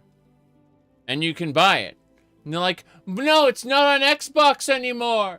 And yeah, it turns out if people go to the Xbox store, it's been delisted for some reason. And they went, oh, but they pulled all the marketing material from Steam. I'm like, really? They pulled all the marketing material from Steam, eh? Is that true? And so I looked, and it turns out that they pulled like all the extra trailers. They left one trailer up, and then they removed the others. Right? So they basically picked the best trailer and made that the only trailer. That's the quote-unquote removed marketing material they were talking about. It's still up on Steam. There's no change. I'm not saying it's not coming out. In fact, I suspect if people keep yapping about it for the next few years, they're going to make one. Period. Like, there's too much interest in it for them to not make one eventually. I just don't believe that one is in production right now. Or, let me rephrase that. I don't believe that one was in production when the rumors started. I believe there might be one in production now that people have yapped about it for months, but on end. But I don't believe that when everyone was yapping about it initially, that it existed at that point. Yep. Okay. I freaking love Dark Seducers. I mean, the like the vampire ladies with the, you know, bat wings, everything. Really well done. Really well done. These chests are both trapped. We must disarm those traps using the probe. Got it. Rings, white woe sword. Darkest darkness. I don't need those. Arcade the enemy. Don't need the shard hammer. Where are the shoes? There's supposed to be some shoes here. No Daedra summoned. Ebony broadsword. Don't need that.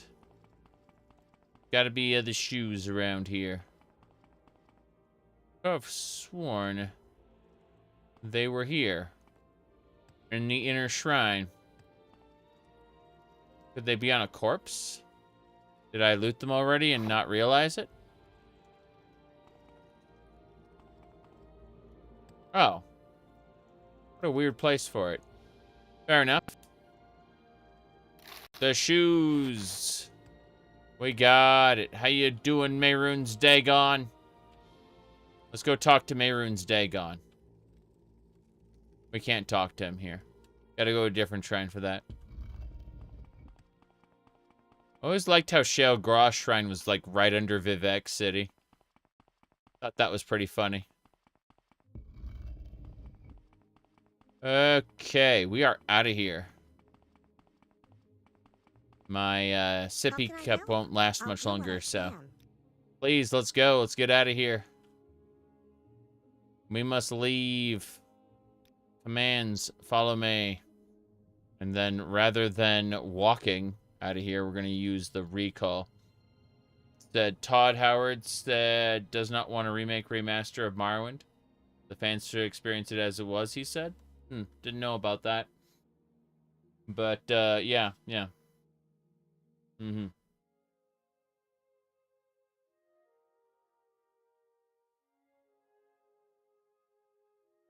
Okay. Recall. Get out of here.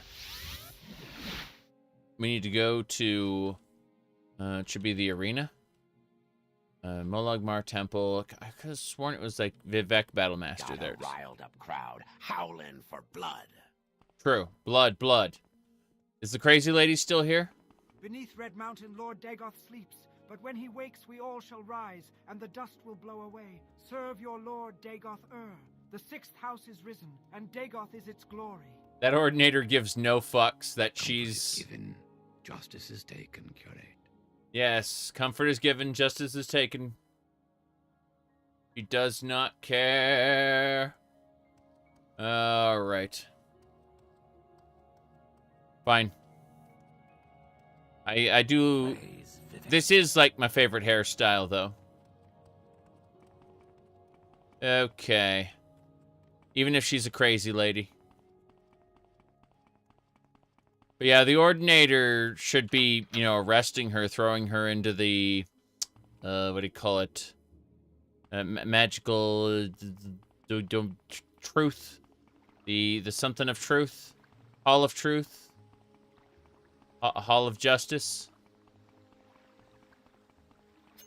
Japanese... yeah, Bowder... Exactly, exactly. Hold on. I have something related to that. So, it turns out that, the Bowder Jones was crashing. Yeah, that's it. Progressive Truth? Yeah. It was the Hall of Justice. That's what it was, yeah. Jeez.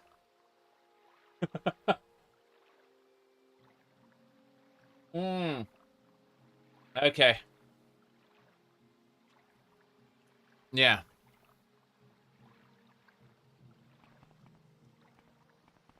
Where the hell do we go? We need to go turn in the shoes. Be in the temple to the south. That ruin, too big. Too scary. Yep. The Imperials leveling tariffs on goods going in and out of Morrowind. Man, how does the King of Morrowind deal with shit like that when the Empire is just unreasonable? He was appointed by the Empire, after all. Kinda, sorta. How irritating. How you doing? Have you found the shoes of Saint Rilm? Have you found the shoes of Saint Rilms? Here you go. Yes, these are the shoes of Saint Rilms. Will you return them to their proper place in the temple? He's gonna put them on, by the way. Good. I will make sure they are cared for. That's it, then. Advancement? Your talents are noteworthy, but some question your depth of devotion. Perform more duties for the temple, and you will soon be rewarded. Her shop is in the foreign quarter. Right. Duties? There is a foul cult operating under the St. Delin Canton here in Vivek. Their meeting place is known as Ihinipalit. Ihinipalit? The cult meets there. I know only that Ihinipalit is somewhere beneath the St. Delin Canton. Go there with fire in your eyes and in your heart. Bring the temple's justice to the leader of this cult, Biadmund. I wish I could accompany you, Curate, but I cannot. However, I can offer you these scrolls. Okay. So you're gonna keep the shoes safe on your feet while, I'm going into St. Delin Canton. St. Delin Canton and St. Olms Canton are residence cantons for commoners and paupers. The temple charges very reasonable rents for comfortable workshops, shops, and apartments, and most of Vardenfell's crafts and light industry is housed in these cantons. The Abbey of St. Delin the Wise is on the top tier of St. Delin, and Hlalu Councillor Ingling Half-Troll has a top-tier manor on St. Olms. I see. Yingling Half-Troll is someone we're gonna have to deal with eventually. He's kind of a jerk. We're gonna have to pay him off. Yep.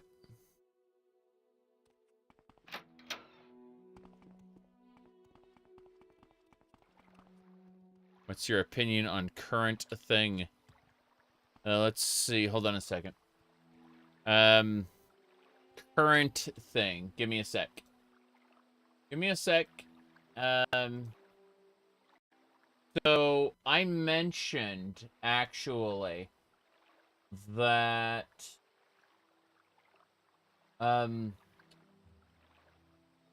Microsoft has put Quake 2 into the into their AI engine, right? And so the idea is that you can play Quake 2 entirely generated by AI. And I looked at this, and I said, wow, Quake 2 is open source already. Making the AI renderer is the equivalent of jingling keys for people who don't understand tech. This is built as a way to wallpaper over the lack of object permanence in AI prototypes by using an entirely different type of tech and claiming it's AI. That's what I said. I was wrong, by the way. When I said this, I was wrong. Okay? No, I'm serious. I was incorrect because it's much, much worse. You see, they did not actually use different, better tech. It is actually the same lack of object permanence. Seriously. Like, look, it has delusions and shit. Right? You look down at the ground, look back up. It has delusions. It is completely unsuitable for use. Yeah. It is garbage. I assumed that they were cheating, okay? And using... I assumed that they were cheating and calling it an AI prototype. In fact, they are not. It is actually driven by AI, and it is actually terrible. So, that was my opinion on current event. I made an assumption, which was incorrect, that they were making it better than it was. And it was actually much worse than it was. So I was wrong. And I admit it. I assumed that they were more competent than they were.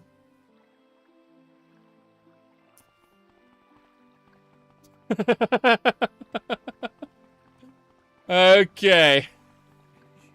I still thought it was terrible, but, you know. I didn't think it was that bad. You wonder how AI could, like, be used effectively? There are several ways it can be. Remember level persistence. Jeez. There aren't enough context, there's not enough context memory to run an entire video game inside of your, AI platform. Sorry. The most you're gonna get is like 20,000 tokens worth of context memory, and that's enough for like a text conversation. Is there something I can do for you? Okay. So,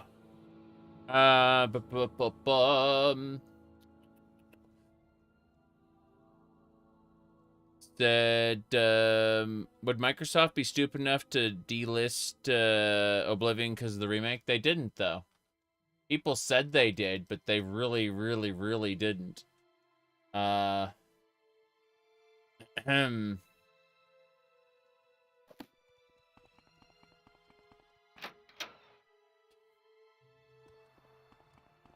People are like, it's not on the Xbox. But then I looked at it and I'm like, but it's on their official website. Still on Steam, still everywhere else. I mean, it just looks like, for whatever reason, it got taken off the Xbox machine. I don't know why, either. Generating levels. Yep. He said the removal of all the trailers was obviously search optimization. That's just it. They left one trailer up. Instead of having a bunch of different trailers, they just left, like, their best one up. Which makes sense, if you think about it.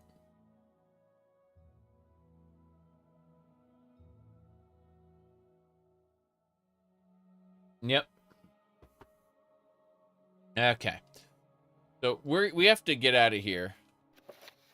We need to go down and deal with the people in the St. Olms Canton. Let's go. They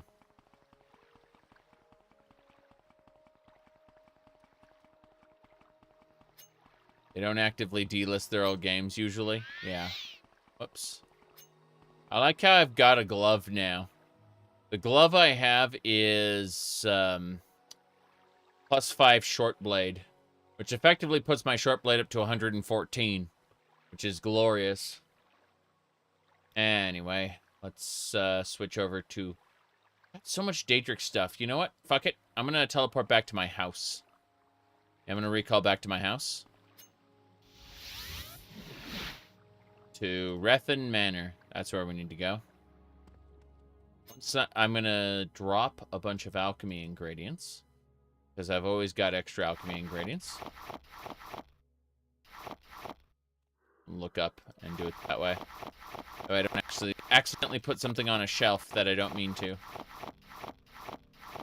My huge amount of health and my huge amount of carry capacity and my huge amount of fatigue is going to go away in a second.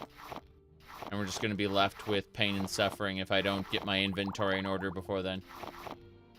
I dropped some potions because I'm stupid. But yeah. My potions are about to wear off. And then all that will be left is overburdening for me. If I don't deal with this.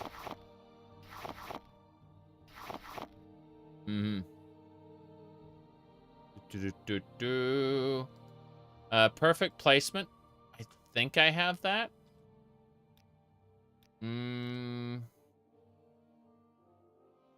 I have it. I'm just not bothering to use it. Like, yeah,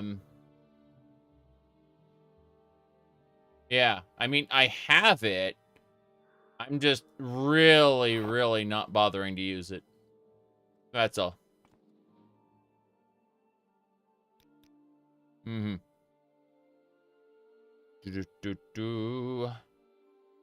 just, I have a lot of other games to build houses in. So it's one of those cases of, I am creatively fulfilled in them. I like having my little space with a billion items that I've thrown around. So it's not like I haven't spent time messing with it. Just, not really feeling the desire to do it in Morrowind at the moment. Speaking of which, do we have anything else to put on the table here? Ebony short sword. Yeah, I really need to focus on these. I'm gonna actually put my my trowel and fork down here. I like my trowel plus 17, and I like my fork plus 18, but I need to drop them for now.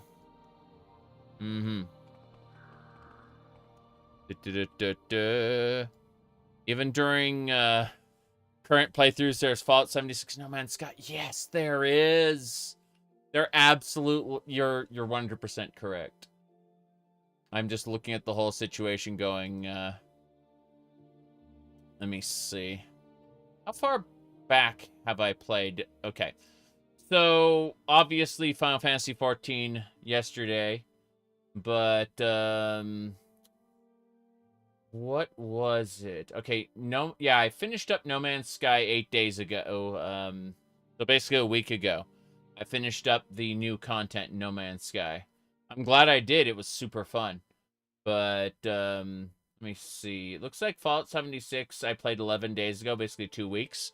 I think No Man's Sky... Sorry, I think Fallout 76 is going to be either tonight or tomorrow. I'd like to really get back to it and put that playthrough to bed sooner rather than later. Which requires that I finish stuff off, because we're almost there. We're at the very end, the home stretch. We're at Cranberry Bog right now, which is where the main quest kind of wraps up with the Scorched Beast Queen and all that. Okay, Daedric darts there. Yeah, Daedric short swords, Tontos. Okay, wait, the Daedric silver sword, we're going to put that away. I still need to put more stuff down. The ebony short sword isn't needed when we got the Daedric stuff. So, like, two Daedric Tontos and a Daedric Short Sword should kind of see us through whatever we need to. Whereas the Ebony Longsword is not necessary. So much junk. Daedric Battle Axe. Let's put it up top, actually. Over here. There we go. Anything else I need to focus on at the moment? I don't think so. Short Sword of Fright. Let's just type sword. Let's see. This is Sword of White Woe. Go up there. And yeah, it's a Daedric Short Sword. I'm going to hold on to the Short Sword at the moment and the Tontos. Because those will kill enemies, whereas our Trowel will not. Okay, we are about to lose my carry capacity. I need to make sure that there's nothing else I need to worry about. That means, looking into miscellaneous, flint and steel. I don't have to worry about that. Can't see the game? That's fixed. So, all you missed was me putting these swords down. That's what you missed. I placed all these swords down. Stuff I don't want to use right now. The big ones that we're giving up, that are changing the game, are the Trowel plus 17 and the Fork plus 18.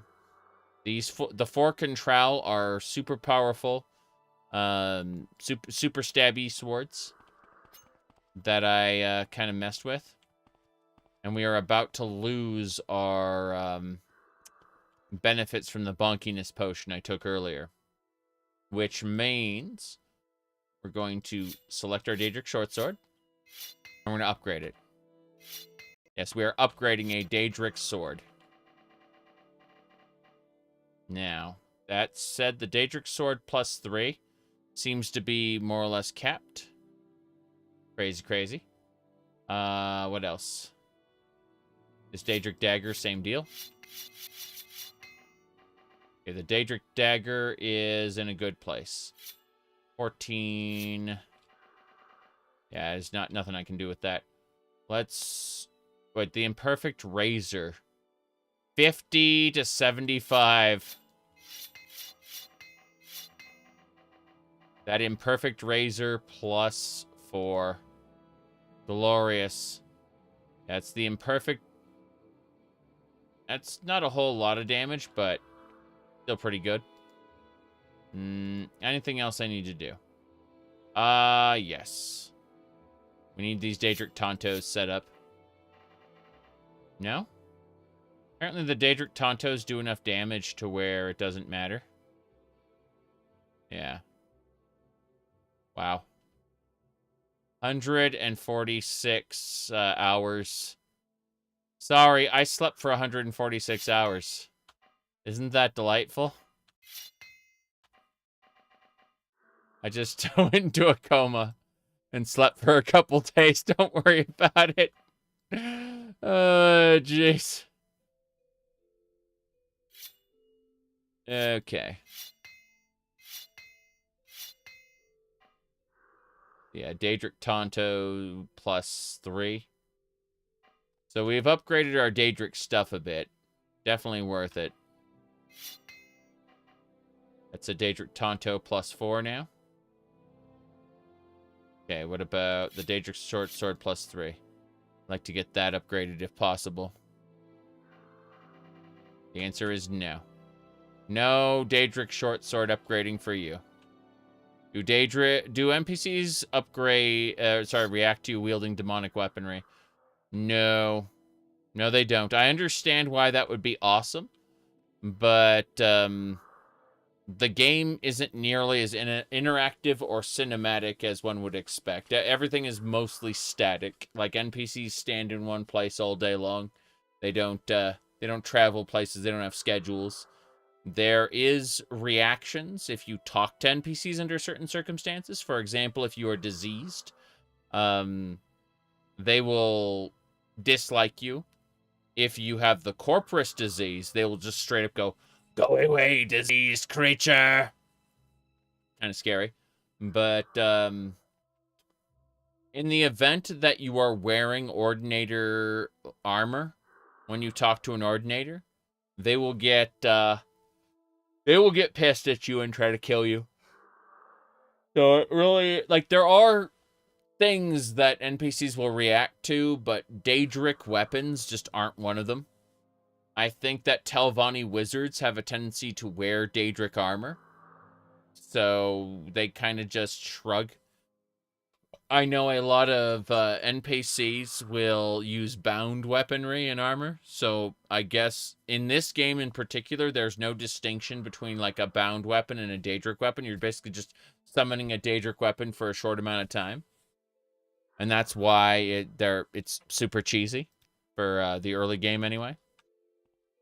So I guess in terms of the lore, it's just accepted that people will use the Daedra to their own ends. Not a terrible thing, mind you. Just something to keep in mind. Gonna go ahead and grab the armor pieces. Yep. What else? Pants as well. Okay. Then we need to give her the dress. She was using the red dress earlier. Oh, wow. It didn't equip. Must be... Let's try giving her the green dress instead. Seems like it's the boots that are in the way. Yeah. Yeah, it was the boots. So, versus red dress. It's pretty nice. That is also pretty nice in a different way. All of my open world sandbox games devolve into dress up doll simulator eventually. Alright, doing well. Gonna figure out where else we go. Going this way. Put that down here. Anyway. What else is there to do with all loot? Yes. I guess we can... I was gonna say we can go now, but I'm looking at my carry capacity going. I have too much stuff. And that is a problem. So I'm going to stand where the scrolls are. We need more of a scroll pile here. Yep. Scrolls aren't what's actually weighing me down. It's all the extra weapons we picked up. Pretty sure.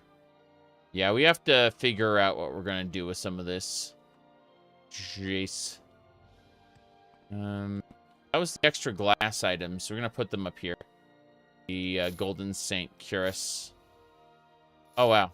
That actually just sits right there. It's pretty convenient. Set that on top. I don't care. Golden Saint boots. What else? What else is weighing down? Okay, we can sell this cuirass. That's not a problem, but just looking at all the armor pieces going, there's too much here. There's way too much here. Oh, yeah, the different... I like how it's a Witcher symbol for these different outfit pieces. Royal sleeves. Don't care. Anything else? The dreg stuff. We're going to go to town and sell the dreg stuff, actually. I'm going to do that right now. We are no longer under the influence of superpowered potions. Please join me. No, I'm going to Balmora for now. So delighted we got this stuff here. Alright. Yeah, Acolyte of Stendar roleplay would render you a conspiracy nut here. Well, I mean, I actually like that idea of playing like a super intolerant crusader who's in a society where all of this stuff is accepted, and it's like, I don't want to get killed by the local guards, but at the same time, we gotta nip this these damn Daedra worshippers in the bud here. Remember that the Dunmer believe in the 3 good Daedra, Azura, Mafala, and Boethia.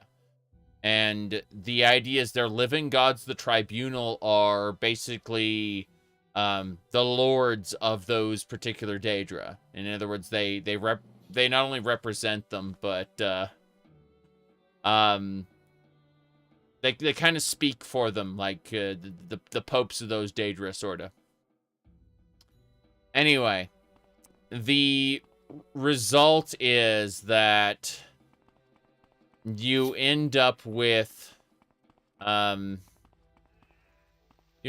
really weird situation for someone who's worshiping the 9 divines. And you can absolutely positively go do the Imperial cults, like right from the beginning.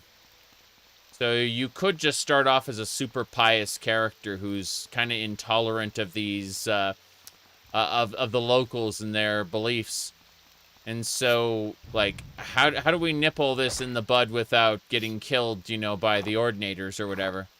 And the answer is you gotta be sneaky. You gotta pay your fines. But I could see doing a role play like that. I could see it happening. Definitely won't get you super invested in the culture of the Dunmer, though. You'd be an outsider basically the whole time. But with some people, and their ways of addressing you, maybe that's for the best, depending on the character you want to present in Morrowind. For example, we go in here, and we have a chat with these nice people, and you'll hear what they have to say almost immediately. That big mouth Varro over at Moonmoth Legion Fort says he's going to stop corruption. He doesn't know what he's talking about. What he calls corruption is just the routine greasing of the wheels of commerce. You see, corruption is what the Imperials refer to as corruption is actually a long-standing Dunmer institution. In other words, if we want to bribe somebody, give them some money so they like us more, that is considered part of their culture. It is expected. So, yeah. Go ahead, I'm listening. But I use her as a very specific example of what you're up against when you decide, oh, hey, I'm going to be a part of Dunmer culture as an Outlander. And that includes if you're a Dunmer as well. If you're a Dunmer who is not born in Morrowind, you are treated the same as an Outlander. So listen. So you think House Hlalu is just an Imperial puppet? Shows what you know. Who really runs House Hlalu? Not the House Council. Those posers do what Orvus Dren tells them. Orvus Dren is the Kamona Tong kingpin, and one day when the time is right, Orvus Dren, the Kamona Tong, and all right-thinking Dunmer will rise up, murder you Outlanders in your beds, and restore Morrowind to its ancient glory. That's what you're up against when you're playing someone, like, you're going, oh yeah, I'm gonna, you know, definitely fit right in Dunmer culture. It's like, then you got people like her who say that all right-thinking Dunmer will murder you in your beds. Yeah. It's true. So, point is that Morrowind is despite being the most alien and out there world, you know, of Bethesda's worlds that they've made, it's also the most grounded and realistic feeling because it's full of horrible people. Now, I'm one of them as far as like what I've been up to and as far as my character goes, I mean, you know. But that's neither here nor there. What I do need to do is go sell some stuff. Sarah. Sorry. Oh,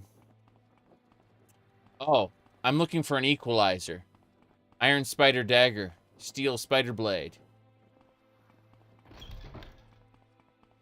Tidings and good wishes to you, friend. Welcome, adventurer. Looking for an equalizer? Something to give you an edge against a superior opponent? When you need to do a lot of damage in a hurry, you can't beat a poisoned blade. Try my inexpensive iron spider dagger and steel spider blade, or an imperial netch blade for even more bite. Yeah, I don't need that, but I do need to sell you some trash. I'm buying a bunch of arrows. Arrow. Okay. Seller's got to sell. That's right. Okay, 2,000 flat. Bam. Next, I need more arrows. Welcome, adventurer. Looking for an equalizer? Silver. A superior opponent? Shut up. Do a lot of damage in a hurry. You can't. I canceled this. I bought 200 silver arrows. Greetings. That will let us kill Daedra from a distance. Daedra from a distance. Hello there. Of course, it would be an honor and a pleasure. How can I help you? An honor and a pleasure, you say. Eyes bandage, that's pretty good. Let me look. All these different items. Chest of fire. It's going to go for those. Someone watching me. I can tell. Of course you can tell. You can always tell. Alright. I think that'll just about do it. I don't need the life stones. Those aren't worth having. But let's ask for 350. Good. Out of the Elder Scrolls, you would only put Morrowind and Battlespire in the Dark Fantasy category. All the others have a, golly gee, let's go save the world. I mean, Daggerfall definitely... definitely has times when it's pretty dark. You aren't really trying to save the world, more trying to make sense of a entangled political situation. Remember, there's a three-way war between Daggerfall Sentinel and Wayrest, and you're basically deciding who controls the Iliac Bay. The world of Daggerfall kind of exists without you, the player. What I mean by that is the political factions will continue to kind of cycle, and random events will occur within the NPC, what do you call it? Within the NPC rumors. It's covering up adultery. Jeez. Shivering Isles is pretty twisted, but at the same time it's lighthearted compared to some of the stuff in Morrowind. Like, at one point I have to escort a slave to a guy who then cuts the slave's belly open to get the drugs that he smuggled inside her belly.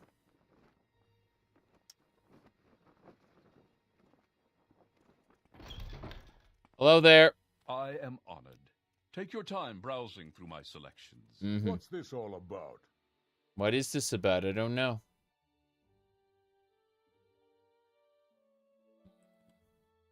There's a pearl there. I just need 800 gold from you, sir. And I will gladly take your all everything. About? It's all about nothing. There's nothing here, sir. I was hoping to just grab some of your drink, but you don't have any drink, so I'll take your emerald and then call it a day at 800. Yep. Okay. You've only done the main quest Daggerfall twice. Both the times you've given it to Manny Marco, which is not the most heroic thing. Well, I mean, Manny Marco is an asshole, but if you ignore ESO and just base it on the information you're given at the time, ignore ESO, ignore Oblivion, right? Just base everything you know on what information Daggerfall gives you. He's actually a pretty good choice because he wants to leave the mortal realm. He becomes a Daedra. He quote unquote join the ranks of the gods in Oblivion, right? He doesn't misuse the totem. He fucks off with it. Leaves the mortal realm entirely. Just says goodbye. None of your mortal shit interests me anymore.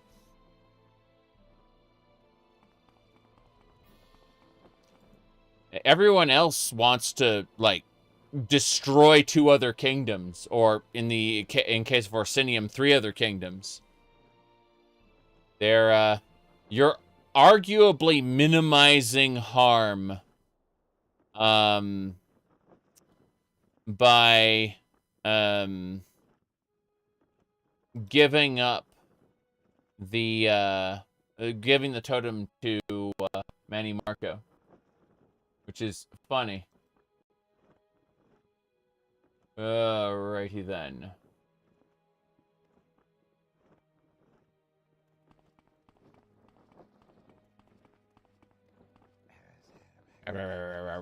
They say. Okay. What do you think about how abundant gold is in RPGs? It's definitely a consideration. I mean,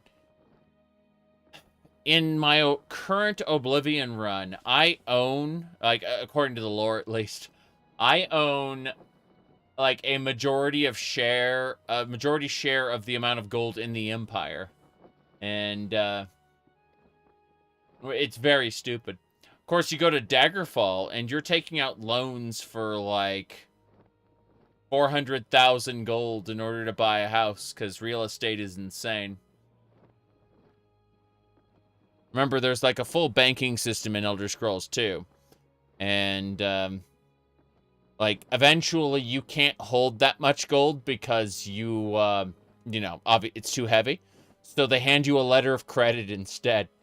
And just like, yeah, we have this gold in your account. Just, you know, use the letter of credit. It's fine. Okay. I'm trying to figure out if there's anyone else I want to sell to here. I guess we'll go to the temple and get some blessings.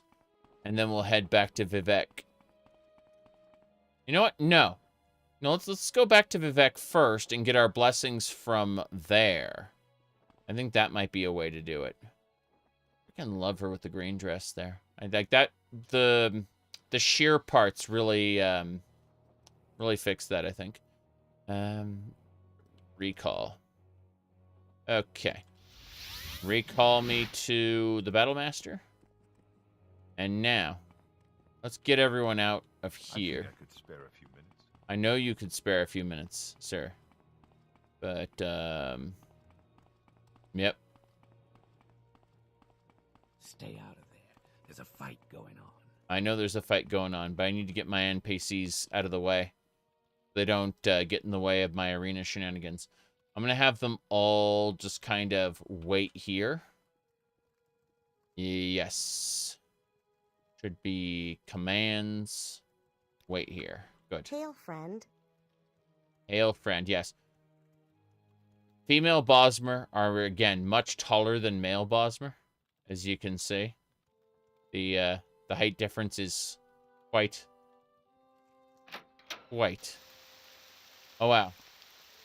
Remember one of the Elder Scrolls books you read? There was a deal with millions of gold? A deal the Empire made? Yeah, exactly. Daggerfall, the most expensive house is like 1.2 million gold. If I remember correctly. And when I say the most expensive house, I'm talking about like a prefab of house, because there's multiples of it. Daggerfall's the size of Great Britain. There are many cities. Something I can do for you? So, you know, I'm not talking about a specific one. Hail, friend.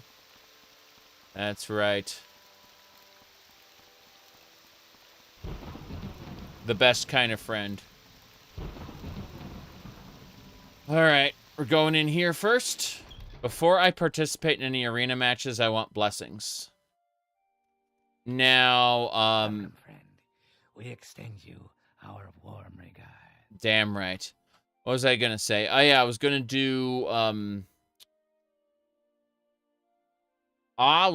do, blessings. Now, these are all saints who we're praying to. In Skyrim, there are tons of people in the community who are like, well, actually, Talos is a god because his shrine blesses you. Which, excuse me, I get a blessing from myself. My Saint Nerevar, okay? I get to bless me. That's right.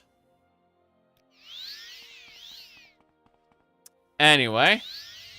Realms, Rorris, Alms, Alador, Saren, and Vela. So yeah, you can get blessed by the saints. I know only that Yep. Female, male height differences were a thing. Yep. They used to be. It's true.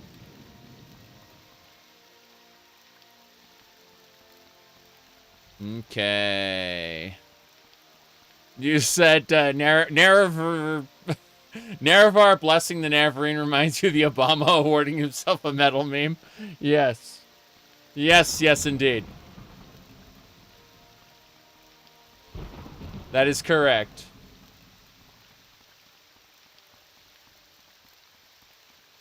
All right. Let's get back to the arena. But, yeah, I'm gonna hack and slash people with my new Daedric weapons that I've acquired in Ald-Sultha. This is the arena we're in right now. Okay, let's go up.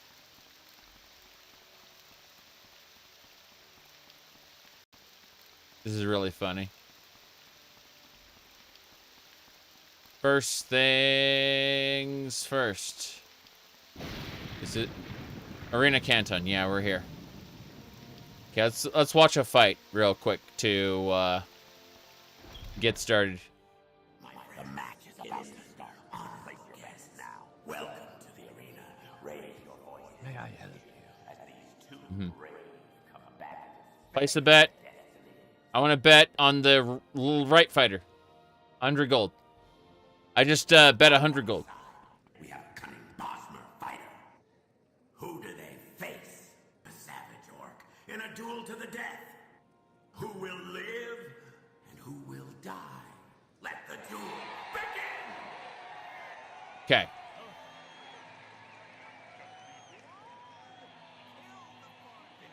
Kill the foreigner, people are shouting.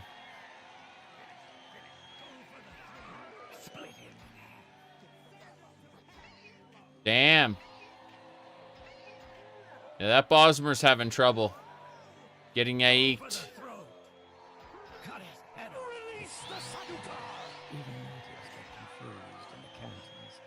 Damn. Rinslayer, thanks for the 85 months. Eek. The Bosmer's getting his ass kicked.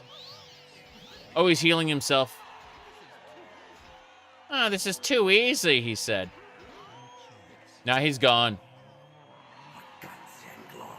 We have a winner. Well done, Outlander. I've got your winnings right here. Awesome. 225 gold. I bet on the orc. I bet on the orc to beat the Bosmer. Sad, but hey, there we go. Mm-hmm.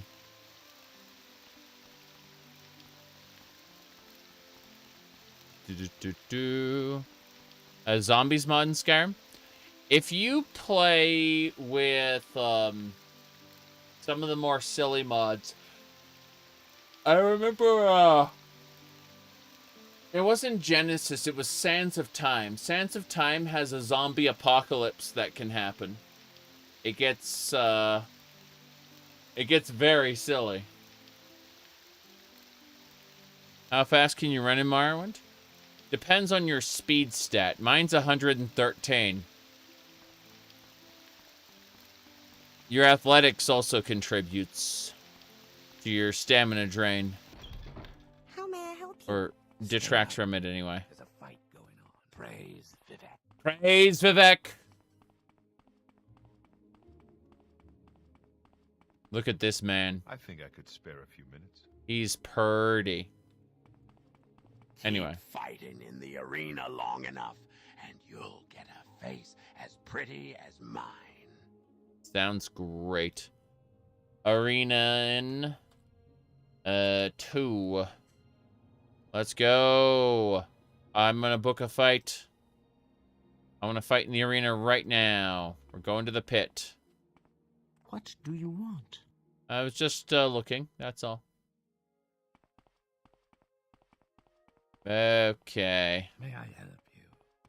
Hello. Give him something to sh...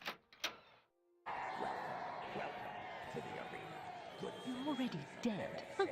You just don't know it yet. Akaviri glass?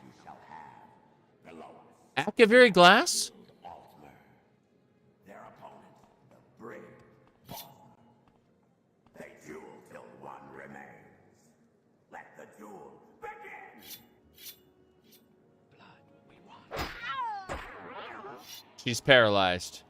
It's time to finish her off with my Daedric Tonto +2.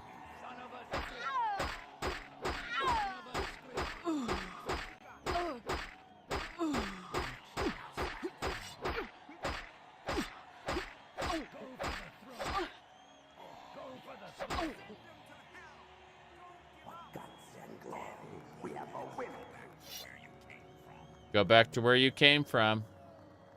A second. 134 versus 140. So this is worse. Looks lovely though. We'll see. We'll see. Altmer glass. Yeah. Also a warrior's skirt. That's right. Okay. Oh, what the hell? Let's put the chest piece on. That's a glass wakizashi. That thing looks pretty cool. We're gonna put on the Altmer glass because I can. I just want to see what it looks like. It's definitely worse, but wow. What about her ancestors wafting around in the ghost fence, I guess? I guess I better get going. Yeah, this is quite silly. Hellfire in your eyes. They didn't stand a chance. They really didn't. It's a pretty cool outfit, though. I'm gonna keep the pauldrons, but kind of ditch everything else. There's someone watching me. I can tell. I can tell, yeah. Awesome. Yeah, we're definitely going back to the standard glass. Altmer glass looks cool. The problem with it is that, well, it's got lower stats. You aren't really supposed to have a full set of glass at this point. And I definitely do. Okay. But still a pretty good setup. Let's see, where's the glass helmet? Perfect. That's me. Back for more? You need the pit like a Khajiit needs skooma. I think I could spare a few. I have to go to the basement now. I'm gonna do a couple other things as well. I'm gonna drop a bunch of stuff up here. I guess you can drop it down here in this side.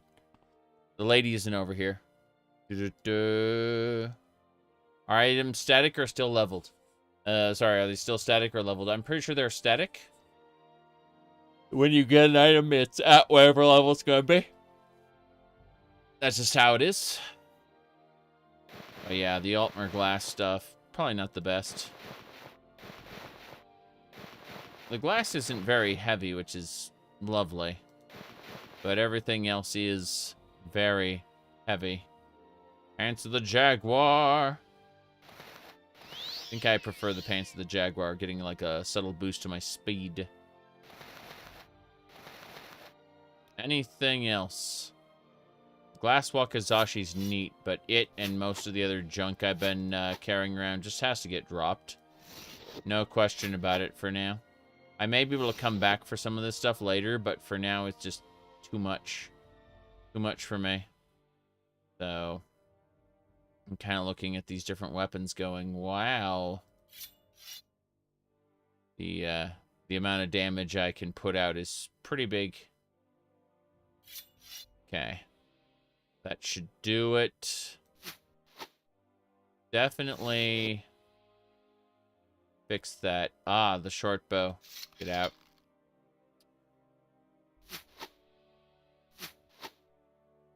Think we're more or less good to go now. It's time to visit the Underhalls. If any Elder Scrolls game could get a direct sequel, I would love to see a sequel to Daggerfall. Specifically the one they were planning on doing. It was going to be called Elder Scrolls 3 Tribunal. It was going to take place in the Somerset Isles and be a direct follow-up of how Queen Baranzaya's daughter made a deal with the King of Worms to become Queen of Firsthold. And you get her wedding invitation in the game. And that's supposed to be like a plot hook to the next game. And it was going to be in the Somerset Isles. And I really wanted to see a Daggerfall-like game set in the Somerset Isles. I thought that would have been really cool. Although, I'll tell you my dream Elder Scrolls game. It's not even an Elder Scrolls game. I want Doom Eternal, but you're playing as Peniel Whitestrake, slaying Aliens and Aurorans. That's what I want.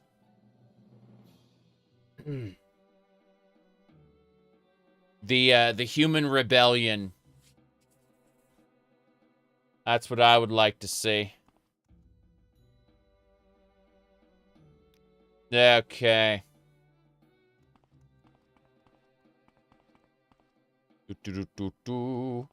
We could, like, have tons of variations of Meridia Daedra. Just, like, do a whole faction of Meridia Daedra. You want Redguard with quality of life? I would like that, yes. I am not opposed to that idea. Not one bit. Okay, we're still in the arena canton. I need to go over to below Dalen. I gotta go fight some Sheol-Goroth cultists. Alright. May you execute your writ.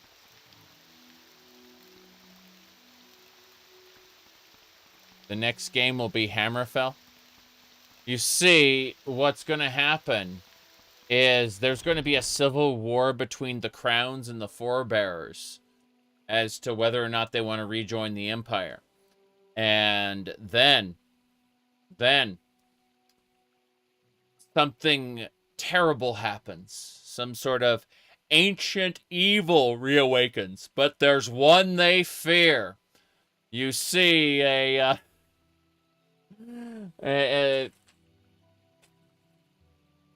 the hero, the foretold destined hero, has been chosen by the Hunding, one of the Redguard gods. And this person has the power of sword singing. You will be able to gather 3 notes of power in order to play a sword song that will jeez. But no, I don't even think you need to be killing tons and tons of aliens. I think you could have only a few aliens, like the Hell Priests in Doom Eternal. You know, there's like 3 Hell Priests in Doom Eternal, right? You could have like a handful of like alien Daedra worshippers, but for the most part, you'd be fighting Auroran soldiers and other Daedra that Meridia summons forth to kick your ass, right? And instead of gore nests, you dive into an Oblivion Gate, and there'd be a sigil stone that you'd smash, and then all the Daedra would come in, and you'd kick the Daedra's ass, and then close the gate and pop out, and continue. You know the way Doom Eternal had a bunch of arenas? It'd be the thing. They'd turn the Oblivion Gates into arenas instead of gore nests. Yeah. We're in St. Olms. We need to go across the street to Dalen's. My bad. Down and around. Candy, candy.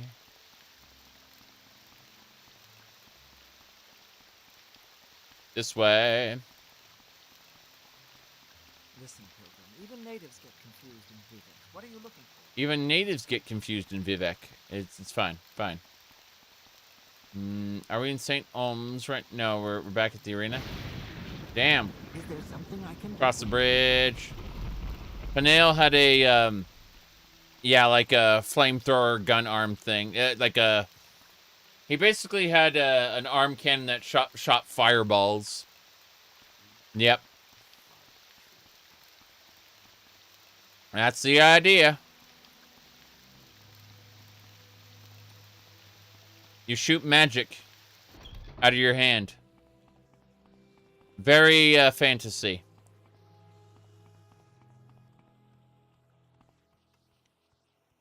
Hold on a second. Let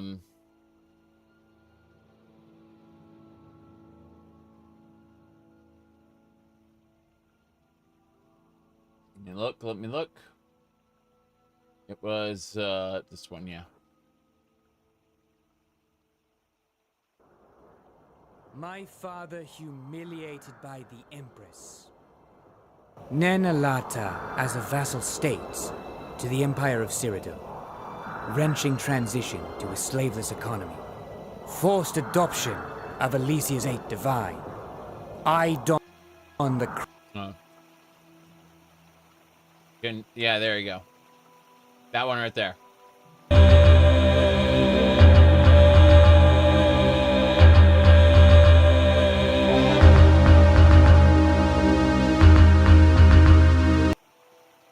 Yeah. That's good shit right there. But yeah, that guy is basically the Doomslayer, but you could... I don't think you necessarily have to be killing aliens the whole time. You could have some alien guardsmen. You could have some, you know, like Daedra summoning priests. But for the most part, it would just be hordes and hordes of Auroran soldiers. Killing Khajiit, you said? Hold on, we'll go over there. Yeah, it's this right here.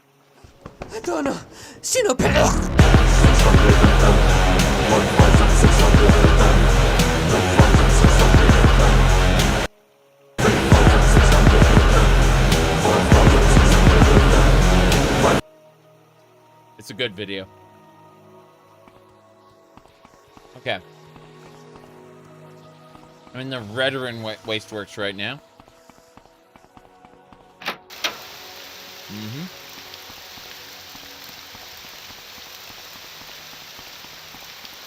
Down we go. Oh no. Pretty sure this is the place.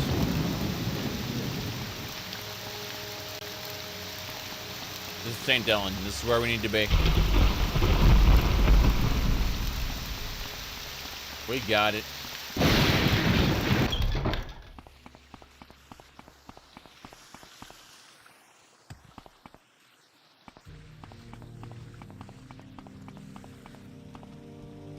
St. Dylan.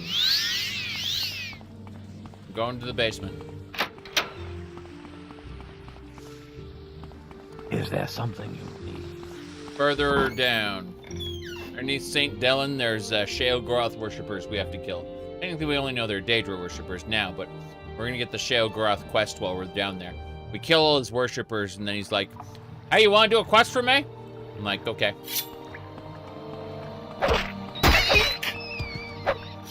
Rats. Gotta explore a bit underneath the canton. Also checking something out. Give me a sec.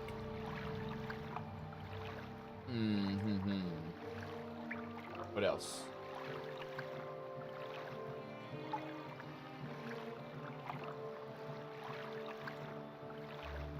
Almost done.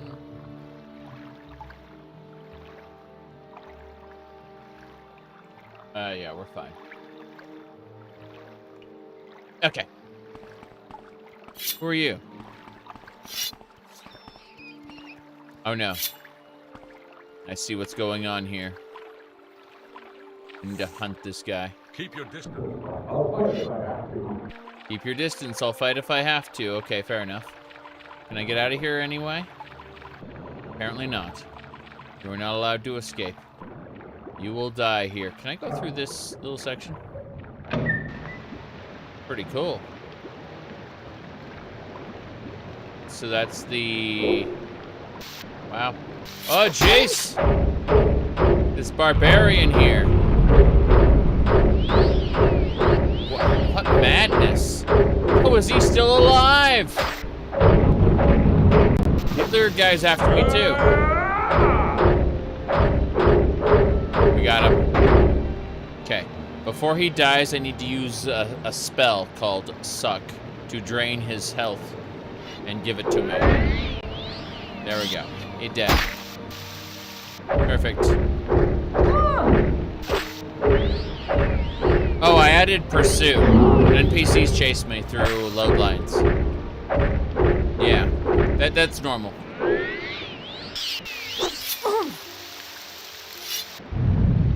Okay. I am gonna take your all everything, lizard. As for the bone... arithmetic for barbarians. Oh no. Oh no. I think we just got arithmetic for barbarians. How'd you improve Morrowind's combat system? I rather like Morrowind's combat system. However, I would absolutely positively improve the player experience by not having you lose your fatigue by going at a decent speed. I think that is the main problem. They don't really ingrain in the player that they need to have stamina potions all the time. And let's be honest, your fatigue is basically empty by the time you reach an enemy, and then you have a massive combat penalty because of that. I don't mind having combat penalties based on fatigue loss, but fatigue loss should be based on your combat, not walking around at a decent speed. At the end of the day,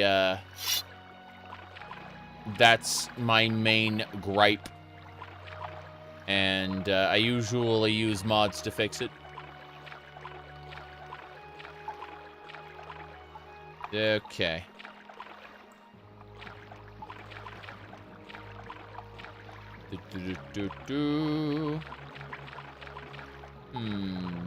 What are your favorite roguelike games? I don't usually play roguelikes. I enjoyed Rogue Legacy, though. Rogue Legacy is a roguelite. This is the way up. I found it. I found the path up. The idea behind Rogue Legacy is that when you die, the next generation takes over your quest, and you play your descendant. Yep. Damn. Run! Yeah, that was in a bad spot there. Should be fine, though. See what it says? Building navigation mesh? It's making an area for the NPCs to live. Oh, you're a vampire. Okay, that's not gonna work. We need to do things a little more extreme. Let's go with silver arrows. I've got 200 silver arrows.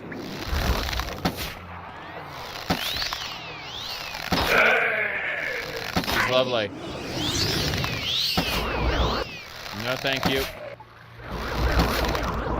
Summoned hungers.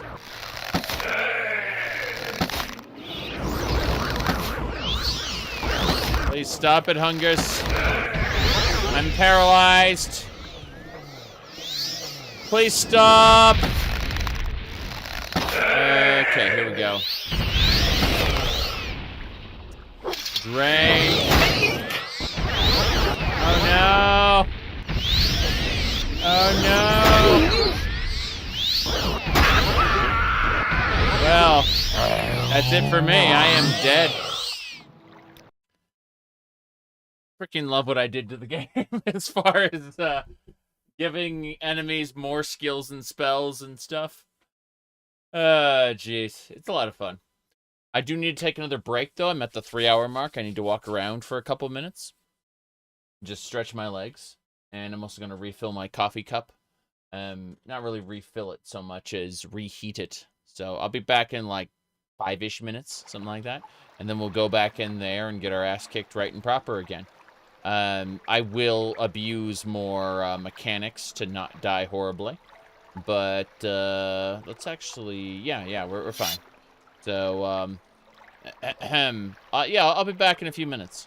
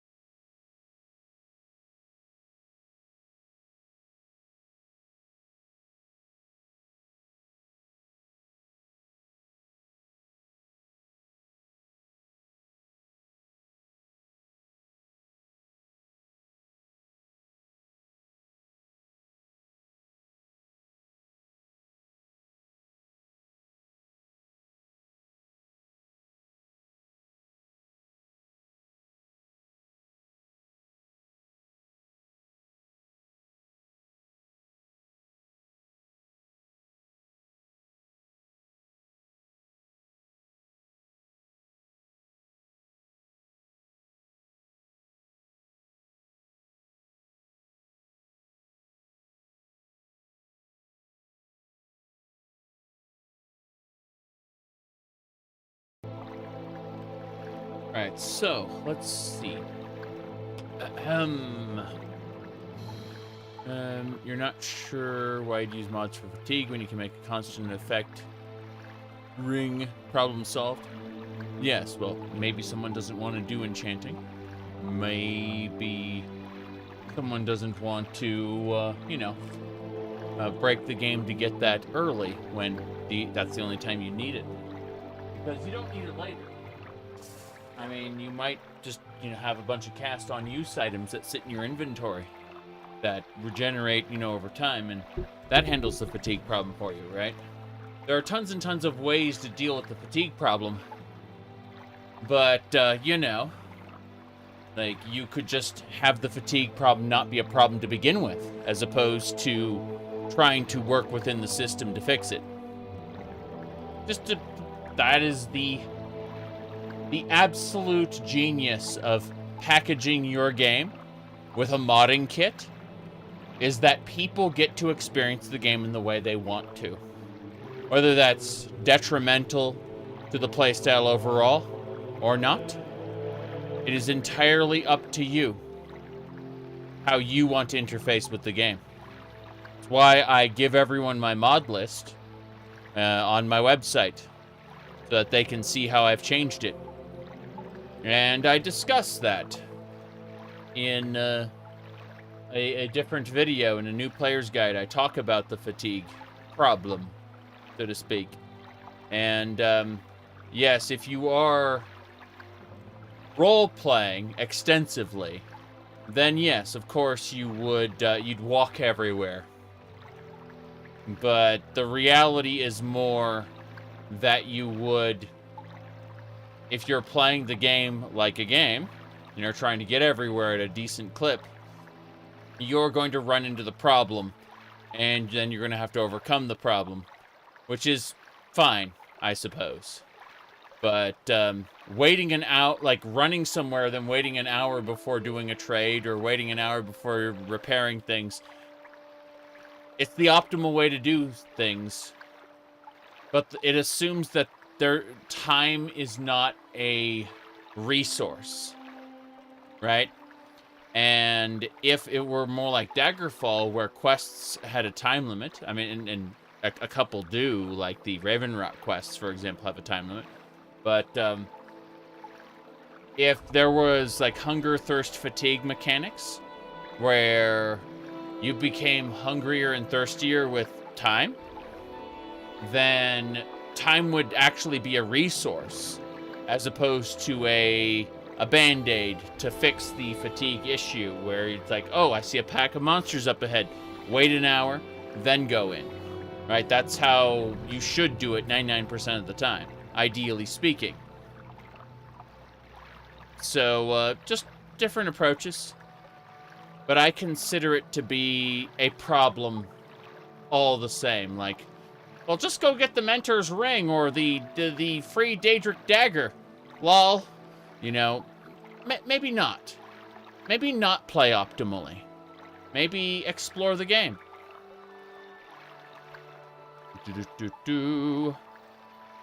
You see, I'd wish Bethesda thought like me and left the old systems in the construction set.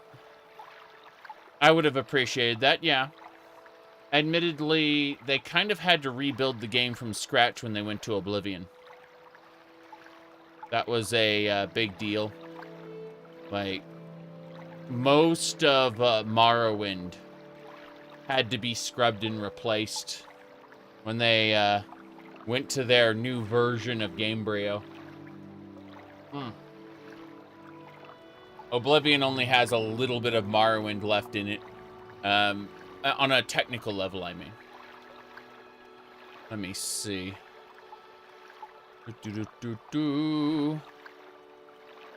Okay.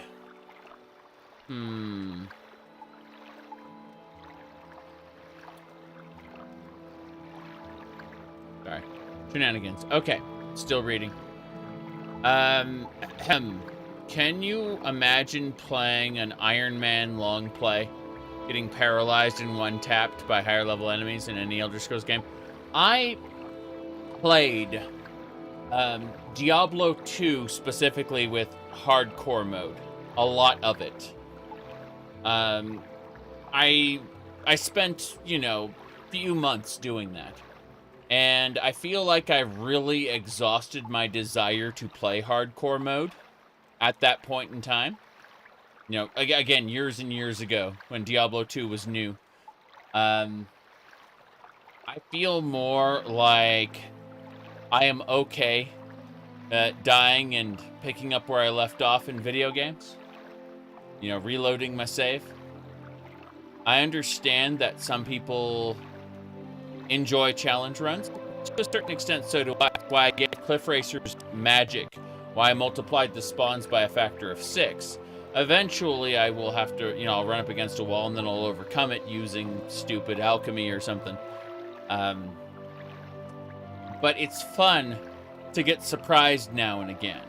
And that's why I gave all the NPCs extra magic and stuff like that, is so that, we'd be encountering these interesting situations where I'd be like, okay, I've got my Jink Blade, and I'm going to paralyze this target, and all of a sudden, he casts a reflect spell, and I'm the one paralyzed.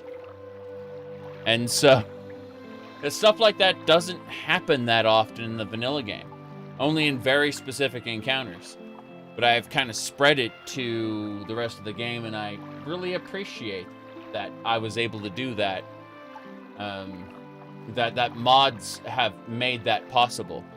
Because without mods, I would be playing other games for the most part, and that's fine too. I have thousands of games. That is not an exaggeration, as in, we go over here, we hit this, and then we see, that's Steam. Then I have a lot of games on GOG, and I have a lot of physical copies of things. As I showed off that Dark Alliance disc, like I get new games, physical copies all the time. Period. You said 404 game not found. Yeah, exactly. Point is, though, that I have a lot of video games. If push came to shove, the economy crashed, and no new games were ever made again, as long as I would be able to continue with my livelihood, where I have power and internet, I could play games for the rest of my life and not be bored. Just assuming no new video games were ever created.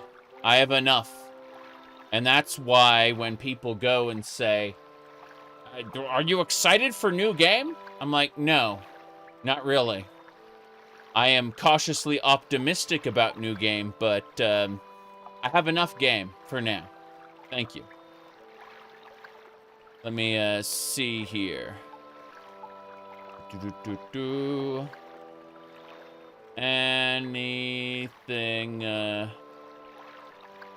Anything else?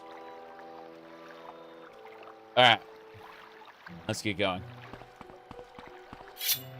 We got rats. That is a lot of rats. That is a lot of rats. You feel like your expectations are so high you get let down a lot? I mean, at the end of the day, I just want fun open world dungeon crawler sandboxes out of the Elder Scrolls series moving forward. I do not expect to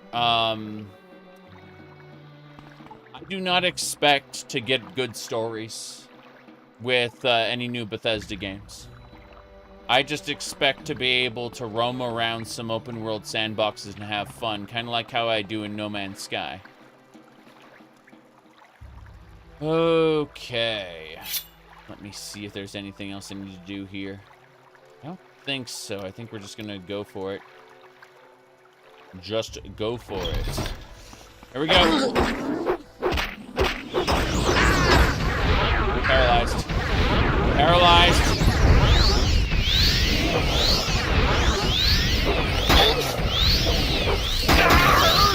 See my max health going down? The hunters are until I was dead. Yep.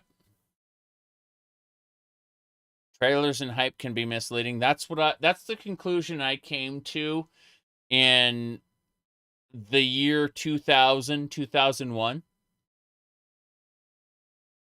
You know, like, let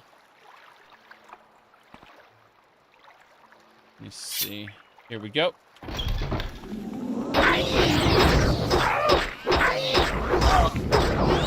You did not stand still. Oh, geez, I'm paralyzed anyway. She just got a full heal there. Yeah, I'm just gonna reload. Like, I lost my everything. Paralyzed seems to be overpowered. Yes, but also they reduce my strength, and then I get burdened. And it's a problem. We need an Elder Scrolls competitor. Until then, Bethesda will never improve. Well, that's just it. When Bethesda actually has to compete, I don't think they'll be given the chance to compete. What I mean by that is they've already technically failed with Starfield. Now other people may take issue with this, say Starfield didn't fail. It brought a lot of people to Games Pass. But it definitely underperformed compared to expectations and the amount of money invested, right? I played Starfield for over 200 hours. The thing is that I looked at what they really want people to do is to buy lots of like the creations, the paid mods. And I haven't touched that system. I looked at it and I said, no thank you. Anyway, because people aren't purchasing quite the way Microsoft expects, they are Bethesda's in a bad place right now. Like, Microsoft hasn't been interfering with Bethesda too much because they're afraid of killing the goose that lays the golden eggs. The thing is that you said they've been obsessed with paid mods for over. No, you're talking about ZeniMax Media, and ZeniMax Media is on the is out now. They were replaced by Microsoft.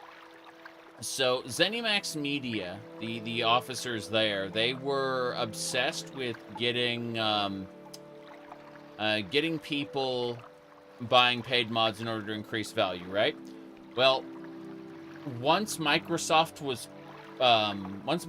purchased the company, they immediately took their infrastructure for the Microsoft Partner Center, specifically the Minecraft Marketplace, and they put that to Bethesda. They basically said, let's make this a reality. And they did. They literally just took the Minecraft Marketplace infrastructure through the Microsoft Partner Center and said, you are now verified creators. Make mods and sell them on our platform so we can make money. And that's it. That is what they're doing with Skyrim, Fallout 4, and Starfield, basically. Is they're just trying to get people to give them recurring income. And yes, ZeniMax Media was obsessed with doing it, but they didn't have the resources to really do it. ZeniMax Media was against ZeniMax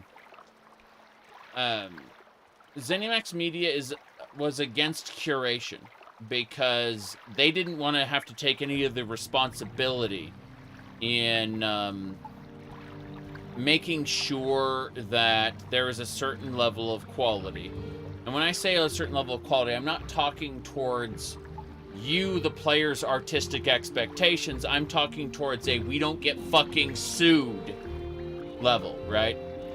ZeniMax Media didn't want to make sure that they didn't want to have to ensure that they wouldn't get sued. So they kind of that's why they failed, because they weren't hands-on enough. Microsoft, on the other hand, is is a lot more hands-on because they already had their Microsoft Partner Center framework set up, right? They've been selling Minecraft mods for a very, very long time. They're very good at it. So they just took that infrastructure and put it toward Bethesda's systems in order to bring in recurring income. Now you say it's just a coincidence that both corporate overlords want the same thing? Correct! Increasing shareholder value, a fiduciary responsibility. That is what all publicly owned companies want. That's why, you know, after they bought Bethesda, they then, you know, they bought Blizzard, and you watch as the bar went up, and all of a sudden the bar went down a little bit, at which point they started laying people off. Yep. They laid a whole ton of people off because the bar went down a little bit, and they were able to make, by cutting their, like, eliminating those salaries, they were able to make the bar keep going up. And that's it. The bar has to go up forever. And as soon as the bar stops going up, they will start to cannibalize the existing studios. And if that doesn't work, they will start, you know, doing more predatory monetization. They will do anything in their power to make sure that the bar keeps going up. That they make more money the next year than they made in the previous year. It's kind of like, you know, the way Valve and Larian and all these different companies that are privately owned, they are satisfied with making enough money. No Man's Sky, what do you call it? Hello Games, specifically. No Man's Sky was paid for by mortgaging Sean Murray's house. And once the mortgage was paid off, they just kind of... They've been releasing updates to No Man's Sky for how many years now? Like, when did No Man's Sky come out? I'm Googling this real quick. And it was 2016. So, they've been at this for quite some time, it turns out. And, as long as they continue to make more money than they're spending, Hello Games does not see a need to nickel and dime people because there's no investors telling them to make more money the next year than they did the previous year. It's privately owned companies that are able to consistently deliver on artistic or user-driven experiences. And when I say user-driven, I mean in the user's best interest. So it's crazy how everything is owned by Microsoft, Tencent now. Yes, monopolies are bad, it turns out.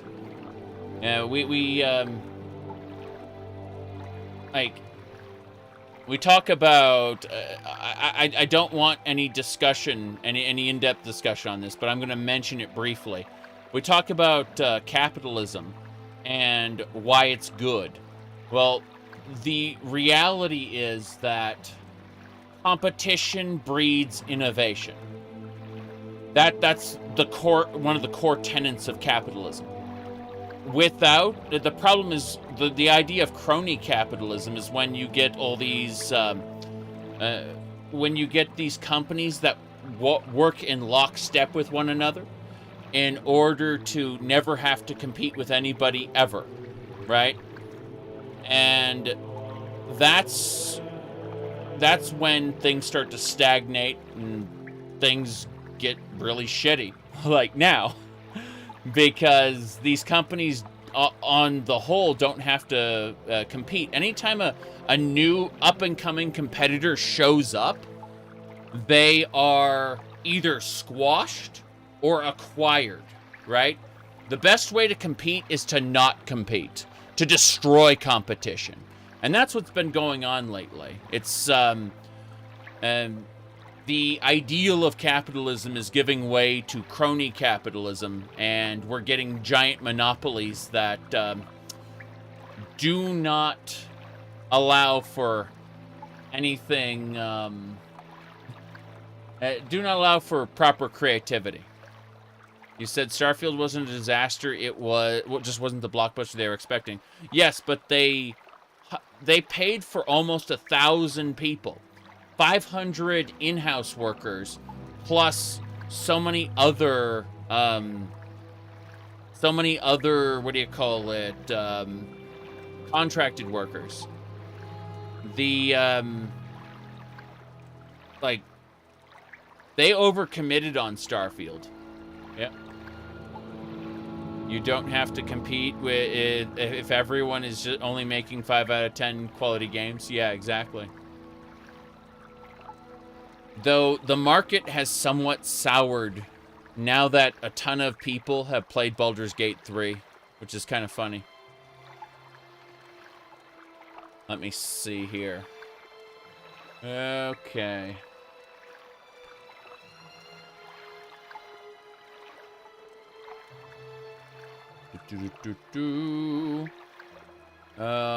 Right. What about the passion for the art of game making? That is relegated to the indie space and the double A game space. Hello Games, Larian, studios like that. Although Larian is definitely able to put in some AAA money these days, they're still treating it like they're still being treated like a sole proprietorship. But yeah, definitely a problem. Okay. Okay.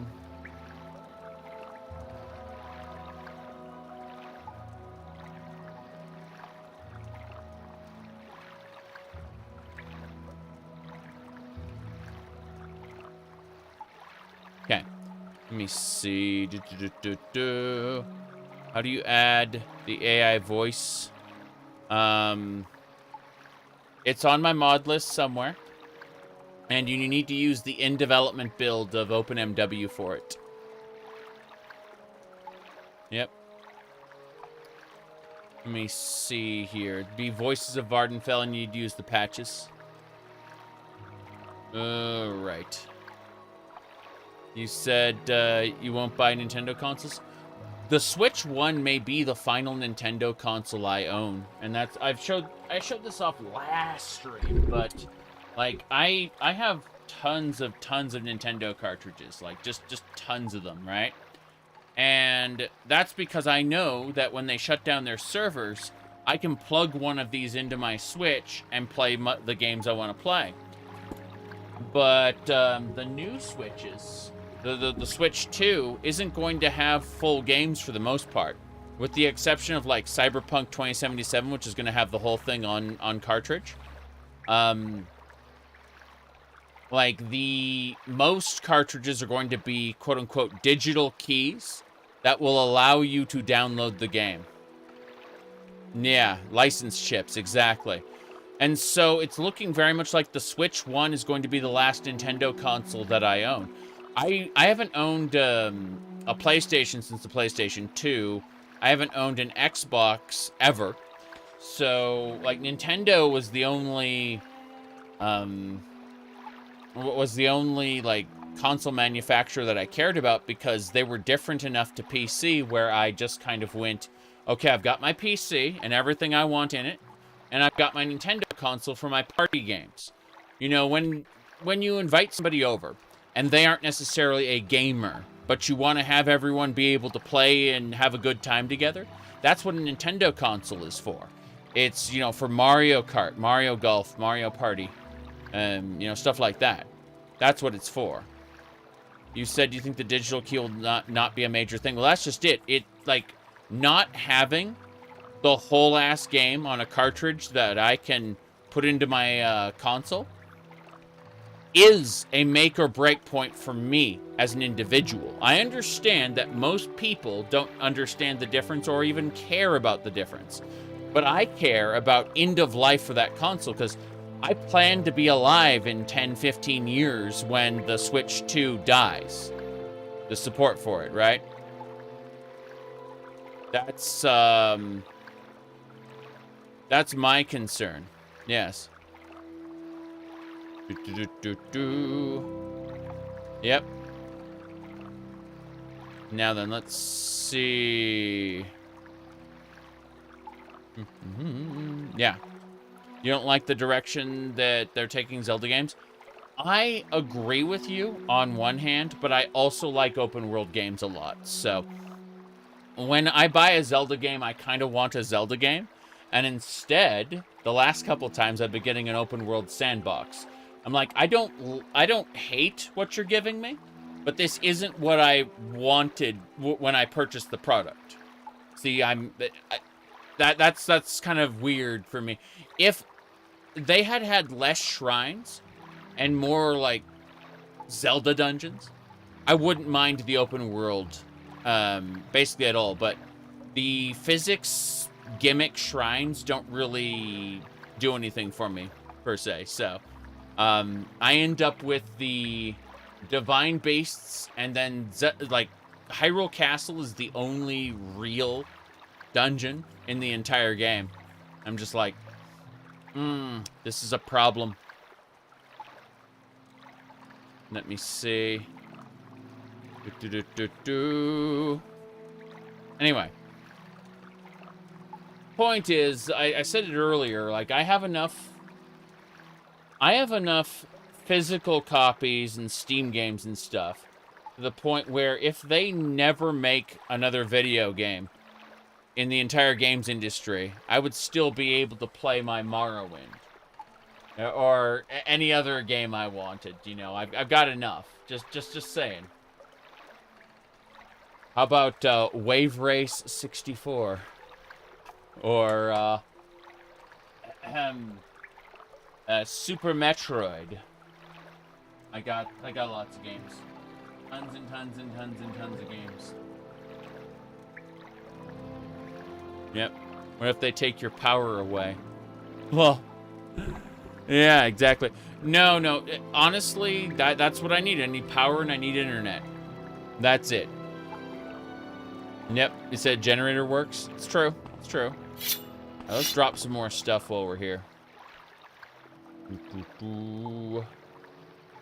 Books. Oh, it's definitely.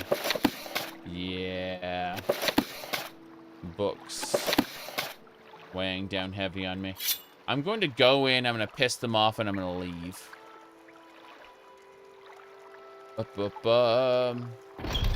Keep your distance. I'll fight you. Keep your distance, I'll fight you if I have to. Okay, I left. I'm going to fight out here. Those hungers they summon are too much for me. Yeah, they drained. Yep, they drained until I'm dead. Like there's no way I can deal with that. Holy crap! Okay.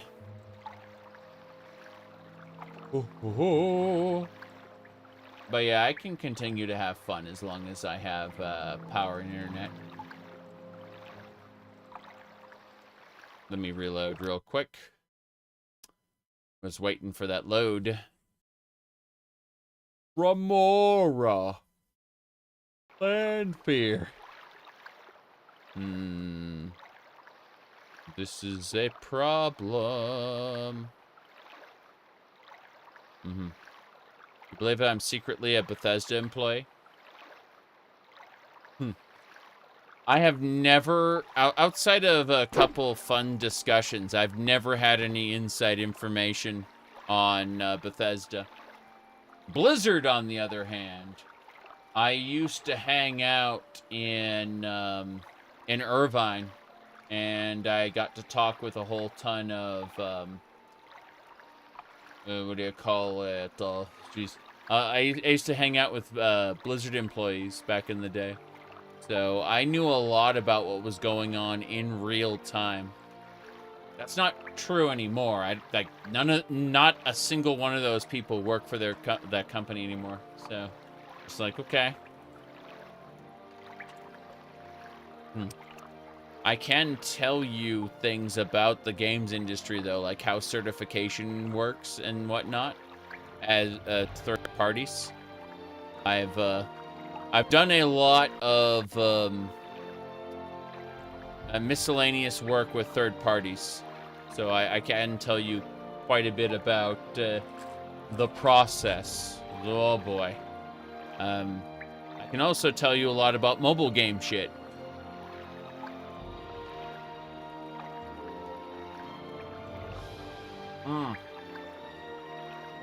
But no, I'm afraid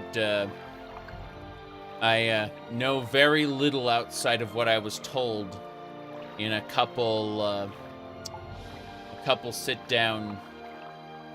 I don't want to call them interviews because I didn't really I didn't publish them because of non-disclosure agreements. But I had a couple sit-down chats. Yes, chats is what I'll call them, with people who used to work at Bethesda in the past. When was the last time Blizzard was good? Okay, so let's start with this. Blizzard has always been an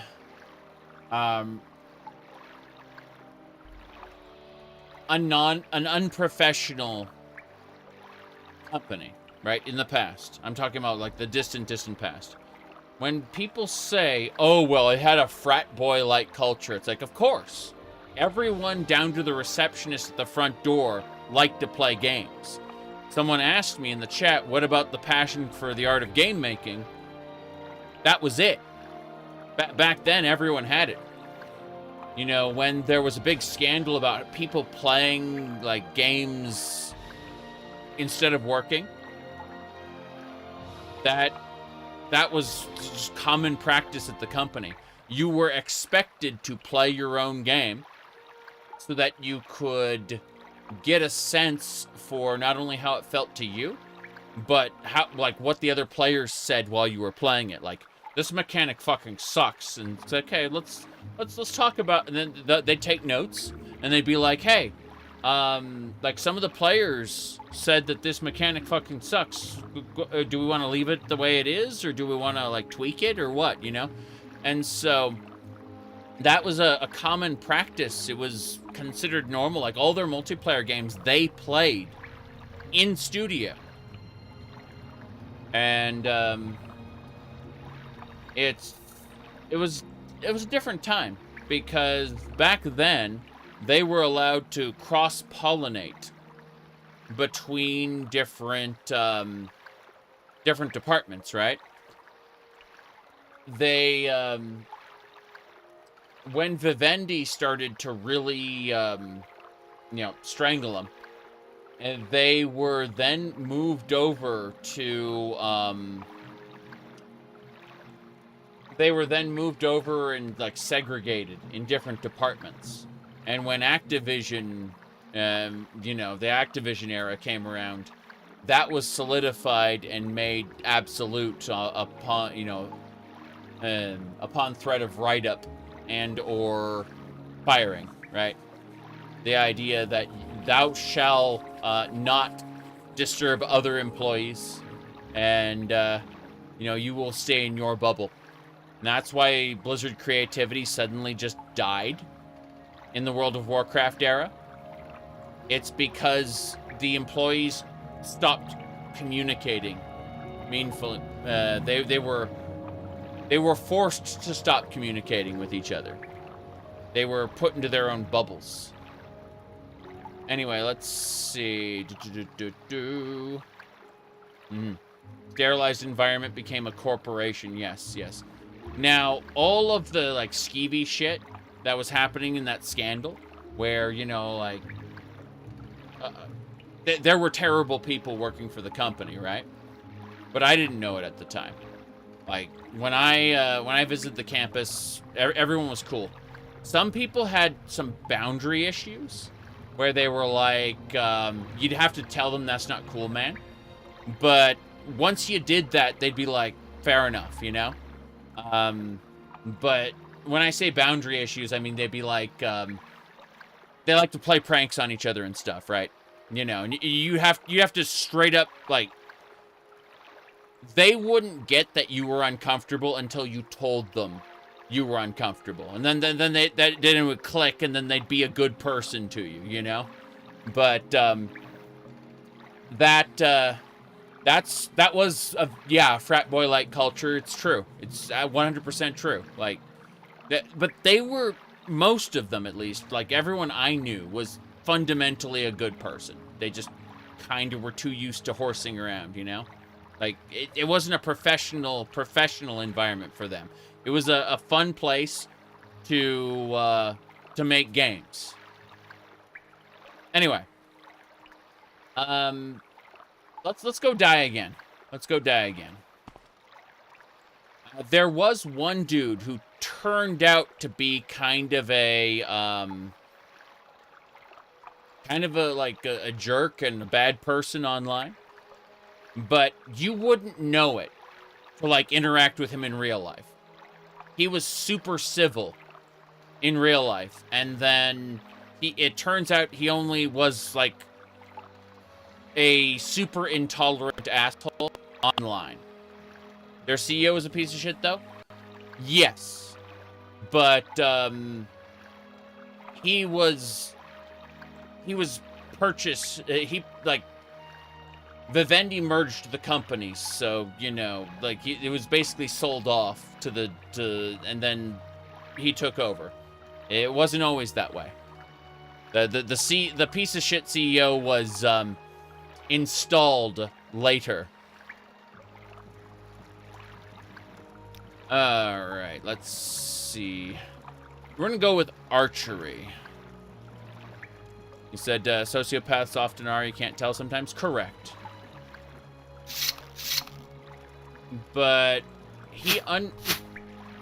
in real life, he understood boundaries. And we're talking about like the guy who was a jerk. In real life, he understood boundaries. On the internet, he never grew out of like the early 2000s 4chan mentality, you know? He's like permanently stuck that way when dealing with people online. Yeah. Anyway, we're going this way.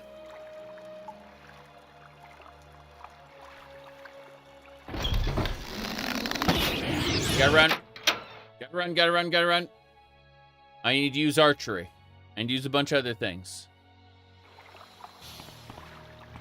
I mean, I've mentioned earlier that I don't see the internet as real life. I see it as a place for me to have fun. You know. Okay, I killed one. The other guy said I'll pay. I believe that.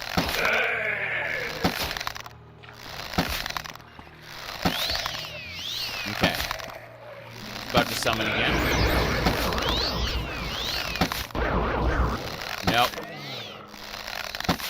You can see whoops. But yeah, when people take stuff seriously online, I don't nearly as much. I mentioned this before. I learn and grow and change over time. I don't necessarily believe the things I did a year ago, or 2 years ago, or 3 years ago. Here we go.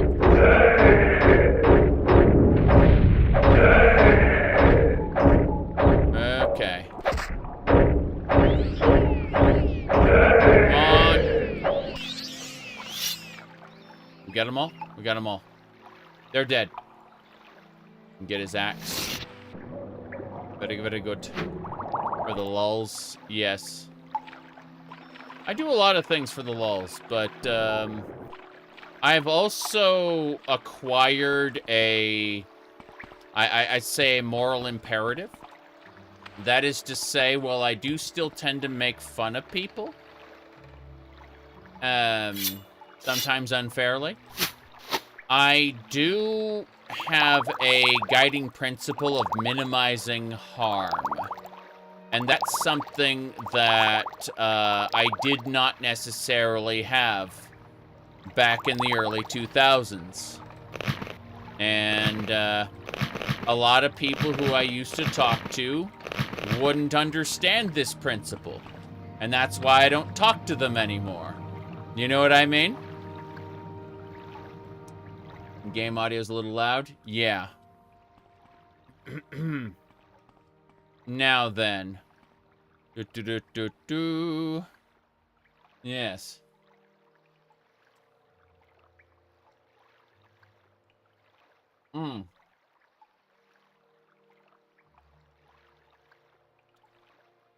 Moving along, though. We're gonna walk. Let our stamina regenerate while we do this. My goodness. Embrace change. Yes. Okay. So much junk I have around here. But no.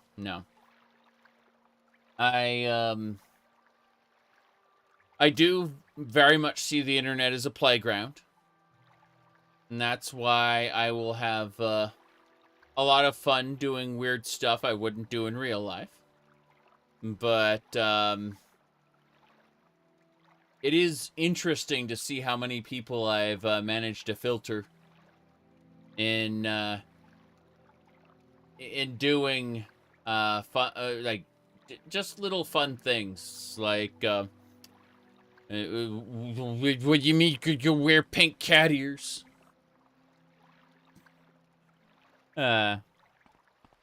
It's funny to me, at least. Anyway, my my primary goal is first and foremost to have fun. And to have more fun moving forward. Everything else is generally secondary, under the, again, proviso of minimizing harm. I do remember one time, I'm going to use the Shale Gross Shrine after I kill this target in the back room, but I remember one time I said some unkind things about No Man's Sky. Keep in mind, No Man's Sky is one of my favorite games. We pull this up over here, go over to games, and we look here. I played it for 1,100 hours. That's a lot of time, right? That's more time than I played Oblivion, at least according to Steam. I'm sure I have more hours that aren't, cataloged. But I have played a hell of a lot of No Man's Sky, but I said some unkind things about it, and I, mentioned that, it has some room to grow, which it has since then, by the way. I said that years ago. So, I said that it has room to grow. I said that, people were right to be, unhappy with the state of the game. And I got someone who told me that I should stop criticizing it and let people enjoy what they wanted. And I came back to them and I just said, what about my criticisms are contained in my space that you had to come to listen to? A normal person is just going to enjoy the game and not hear those criticisms because they're not going to come to me to hear them. You came to me to hear those criticisms, and you're telling me to just let people enjoy what they want. You are the one who is receiving those criticisms because you came to me.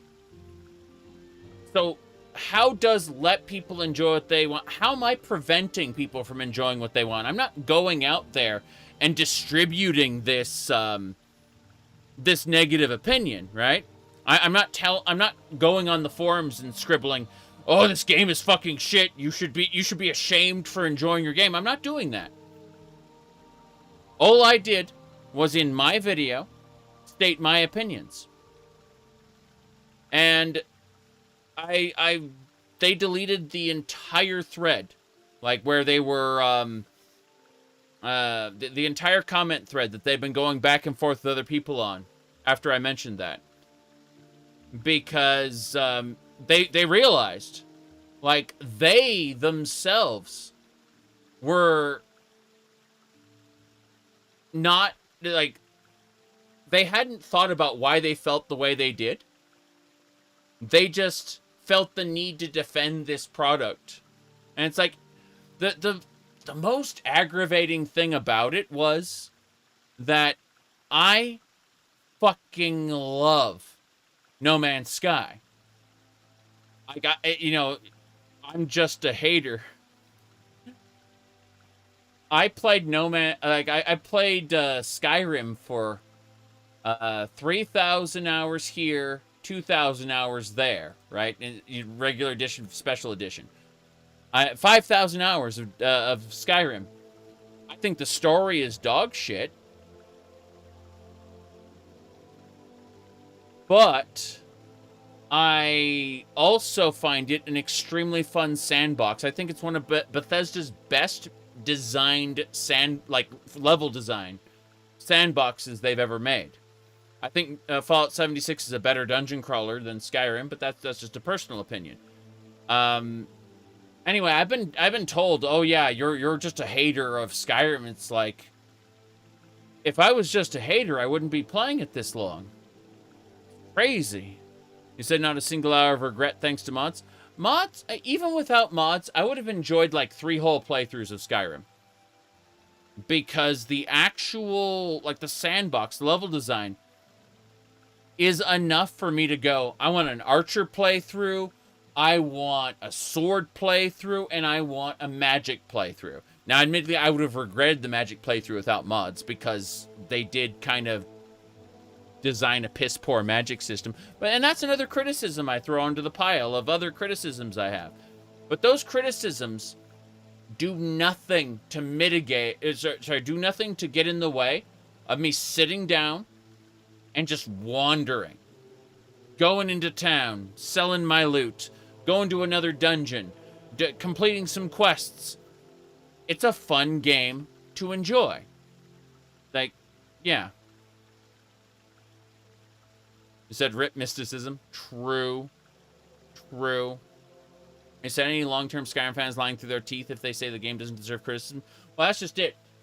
I've seen people criticize my critiques of Skyrim because I played too much. They feel like you're supposed to play the game for like 40 to 80 hours and move on and just remember it fondly as you go consume next product. Yeah. Anyway, someone asked about the whatchamacallit, the wallpaper. So yeah, that's I actually don't know the artist in this situation. Usually there's some notes about like in the file name or something about the artist, but there's no information about the artist here, I'm sorry to say. Now, I said this on the last 2 streams, and I'll repeat. It bears repeating. Someone asked me at one point, like, what is your, what's your favorite Pokemon character for fan art? Because I like fan art. It's cool. And I said that my criteria for, like, good, sexy Pokemon fan art is adult human. And not the animals and not the children. I know, Pokemon, and I've said this before, Pokemon fandom in shambles when I say that. But, yeah.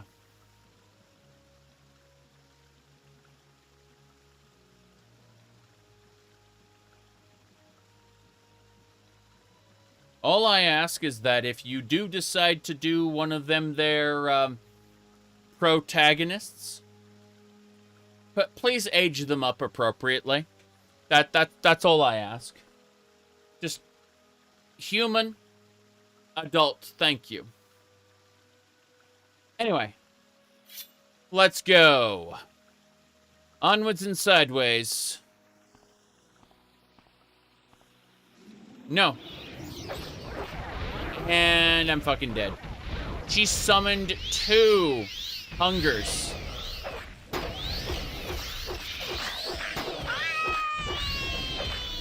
I'm dead. My health is bleeding away. No, that's it. Paralyzed. I thought I was going to win. And then, well, I didn't. There you go. The Pokemon stuff leaked about Pokemon trainer relationships. Oh, that's just Japanese folklore. No. If you actually read folklore, you'll find that they just literally took like real life mythology and they Pokemonized it. Yeah, yokai stuff, correct? Which Pokemon are based off of yokai to begin with, so yeah. It's they built it as like world building for the Pokemon universe and then basically never used it, which is both scary and understandable. Yeah. You should check out the original Sleeping Beauty if you want to have a really bad time. The Western fairy tale is Sleeping Beauty. Check out the original. You'll hate me for it. Yeah.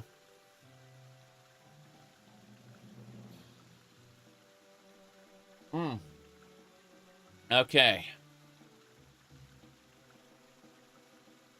Now then, let's see. No!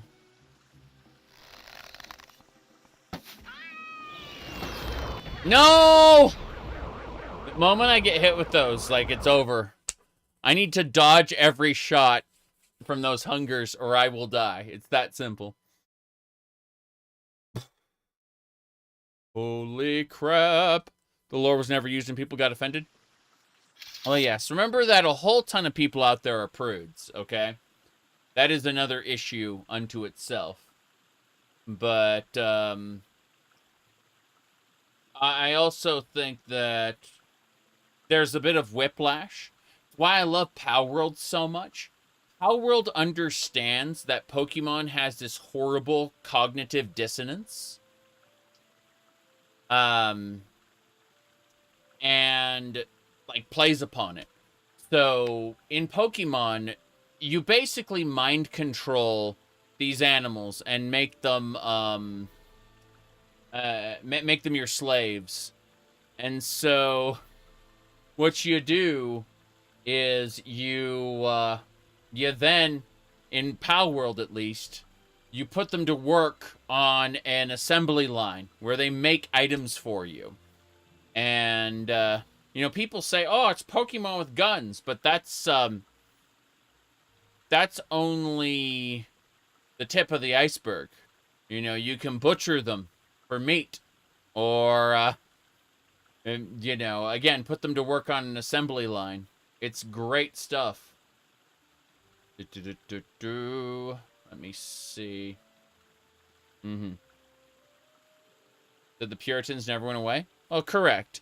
And I can be a little snippy when it comes to, like, overt fan service from time to time.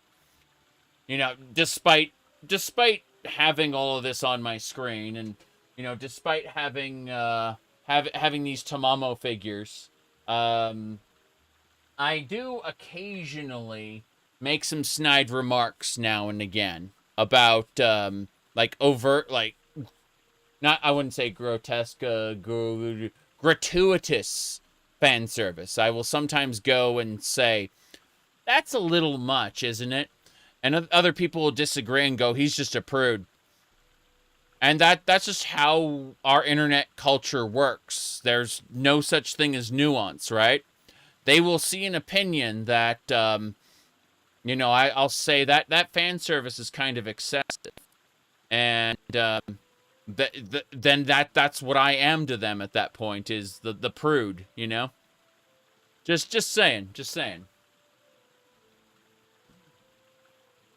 Anyway, my favorite figurine out of all the things I have is Barrow Keteer, the Void Trader. The wait is over, Tenno. Baron Kietir has arrived. I only accept one currency, Orican ducats. Anyway, that's, yeah, this is my favorite out of all my figurines and stuff. But my second favorite would have to be Ulfric Stormquack. As you can see, he's not only a duck, but he also has, like, Ulfric's scar and everything on his face. Like, they molded that into the plastic. It's really good stuff. Just saying, it's a very high-quality duck. It's, like, there are others, of course. There is Balgroof and the Dova duck. But these are not necessarily nearly as good. Just saying. Mm-hmm. Yep. You said people get jars for the figurines? I don't know about that. You said adult weeb. Yeah. Let me see. You guessing it's a microtransaction vendor for Warframe? So he doesn't do microtransactions. What he does is he expects you to grind for, like, end-game content in order to get these parts. And if you get... The idea is if you get the wrong end-game stuff, the end-game stuff that you don't want, you melt that down into Orican ducats, and you trade with him for rare shit that only comes around every few weeks or months or sometimes years, depending on the situation. A lot of it is cosmetic. Some of it does enhance your power. But it's basically just, oh, I've got tons and tons, like, while grinding for this one specific thing, I got tons of other stuff. I'm going to melt all that other stuff down, and when he comes around, you turn that stuff in, the stuff you melted down into him, and he gives you cool things. He's a timed vendor, not a microtransaction vendor. Ooh. But yeah, I've got, like, tons of amiibos. I got all kinds of figurines and stuff. But, yeah. My wife bought me this Amber figure from Genshin Impact, which is kind of funny because I'll probably never play Genshin Impact again. Mostly because I finished exploring the open world. I said this before. Like Morrowind, Oblivion, Skyrim, Fallout 4, Fallout 76. I like all those open world sandboxes, right? I love open world sandboxes. And so Genshin Impact was another open world sandbox for me to enjoy. And let me look up around. Jeez. I got so much junk here. But when I finished exploring that open world, and I did everything there was to do, the game then said to me, you need to grind resin. Like, you need to spend all your resin every day in order to get items to level up your characters. And so I said, no thank you, I'm done. And that was it. I stopped playing the game at that point.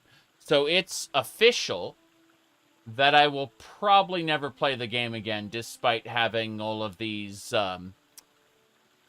fancy little trinkets and stuff. I like the character designs and whatnot. I just am not willing to lean into the this is your job now aspect of the game, you know. Gacha games,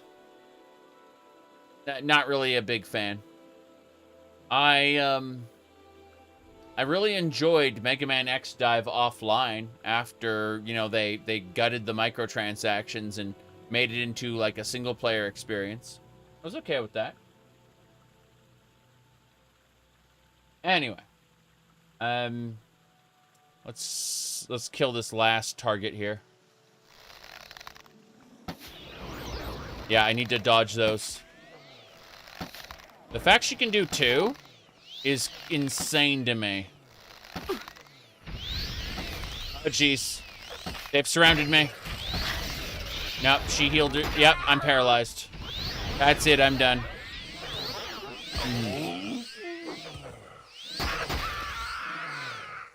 Nope, nope.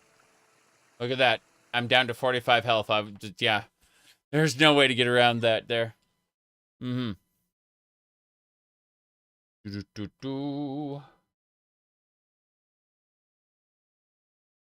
Okay. You said it'd be safer to put some of those things in a jar. I mean, like, I've got tons of tamamos, but if I ever got the French-made one, that one's like $300, and I would probably secure that one. Like, I would put tape on the bottom of the base or whatever, you know, to keep it from falling over under any circumstance, something like that. But you know, that really just depends on how expensive the thing would be. I played Ocarina of Time natively on PC. Probably, it's worth doing. Yeah. What did I say before, though? Yeah. Jeez. As I said on the Blue Skies, though. Expect me to have an accent? Probably not. I mean, you wouldn't expect me to wear pink cat ears, but I do that sometimes. So, you never know what to expect. That's the whole point. Jeez.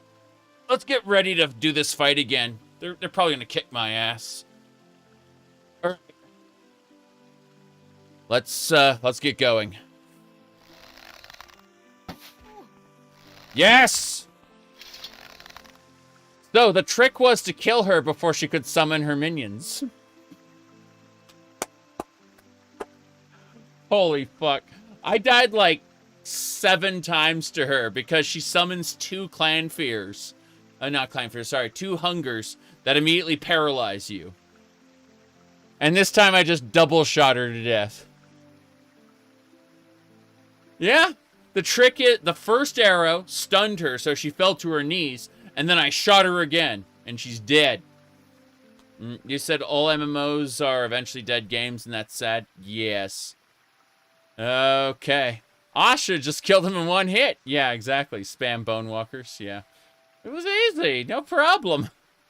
But, no, it is sad that most MMO, like all MMOs are going to be dead games eventually. Let me look at Asheron's Call. I'm going to look at tree stats really quick. I'm interested in that. The tree stats.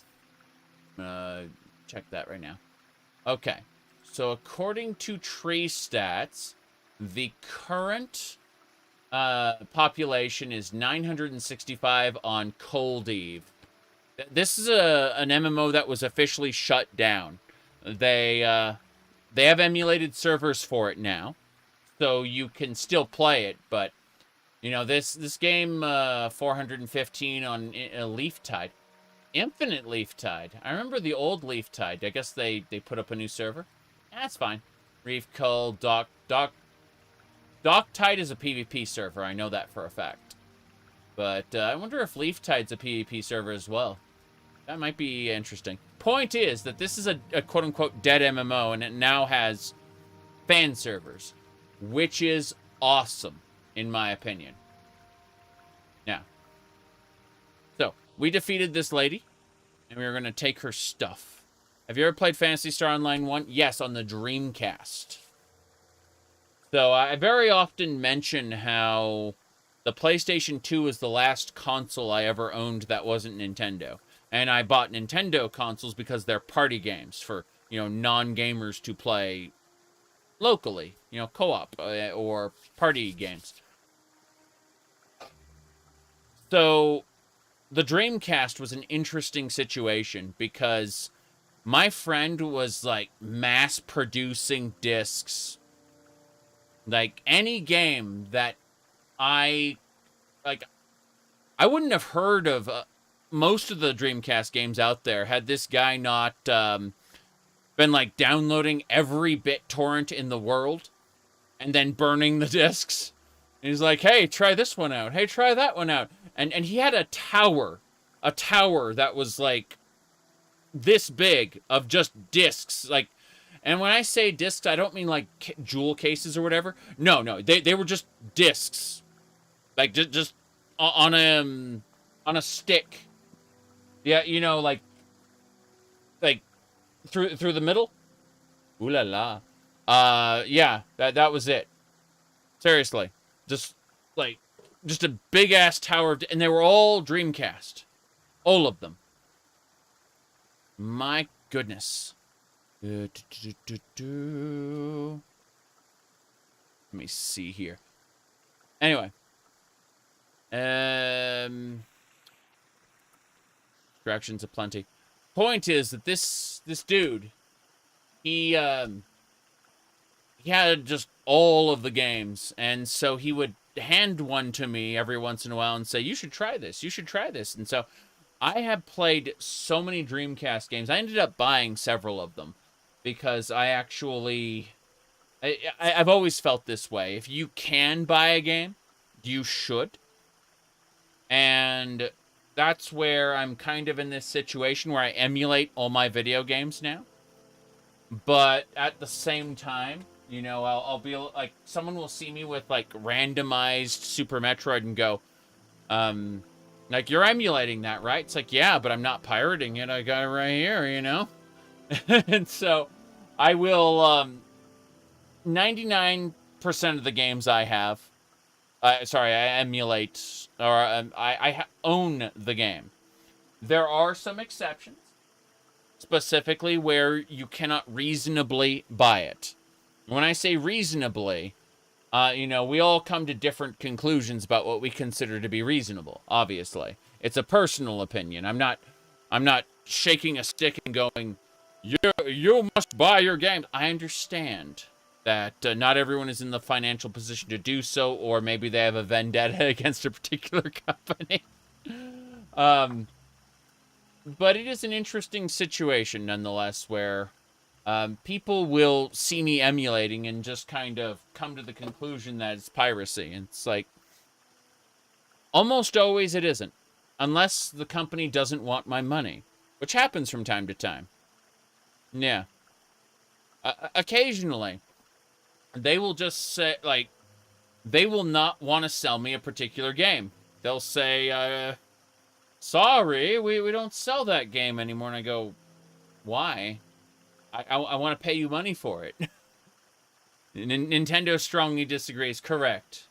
Nintendo gets to disagree all they want, and, you know, every once in a while we get into a little conflict where I have to take a video down because they're like, it gets too much attention. And that's irritating. That is very irritating. But hey, let's let me really quick grab the loot in this room, and then we'll see about moving on. There's a dire flame blade here which I can sell. I want to actually kind of get this quest done. You know what? Let's listen to Shale Goroth's voice acting really quick. Are we ready to hear Shale Goroth? Here we go. What is it, mortal? Have you come to be of service to Shagarath? That in and of itself speaks toward your madness. This pleases me. Fetch the Fork of Horripilation from the Mad Hermit near Aldredania. Take care with him. He's not the most stable man. Use the fork wisely, mortal. Few have wielded it who have not come away changed. Use the fork to strike a death blow to the giant bull Netch that resides near the hermit. Do this. Return the Fork of Horripilation to me, and Shagarath will reward you well. Shagarath. Shagarath's quest. He shall be called Shagarath from now on. There we go. It's okay. It is A-okay. So, been having a lot of fun. I probably have another hour or two before I have to head off, but when I have to head off, I'll have to head off. The wife will want to go to lunch and other things, and I kind of want to go too. So, that's going to happen. What do you call it? Whoops. Hold on. My plan, if we go to my YouTube, my plan is later this evening. I would like to would like to continue Fallout 76 from a couple weeks ago. I enjoy it as a dungeon crawler, and I'd like to do more of it. So that's probably what's going to happen later this evening when I get back from lunch and everything. Assuming the wife doesn't have other plans. If she does, then all bets are off, you know. But my plan over the next few days is to do Fallout 76, Half-Life, and Baldur's Gate. And Monster Hunter's on hold right now, but we'll eventually get back to that as well. Just saying. My goodness. Do you ever feel disdain? For what? I feel a lot of things. Then I forget. What may seem extremely important to me at what? Oh, geez, that's a lot of rats. Okay, I mentioned I installed a multiplier that increased spawns by a factor of 6. There's a lot of rats here. Very often I'll talk about something, and it will seem important in the moment, but then I will forget. And that is common. I'm still... Okay. I think we're good. These waste rats. So... let me see. I just want to double check. There's no loot on these. They just literally have rat meat. You know what? Let's drain the health of one of those rats to max out our health. I think we can do that. Do I have... yeah, I have Suck 3 active right now. I can drain a rat's health and make it dead. Can I get over there?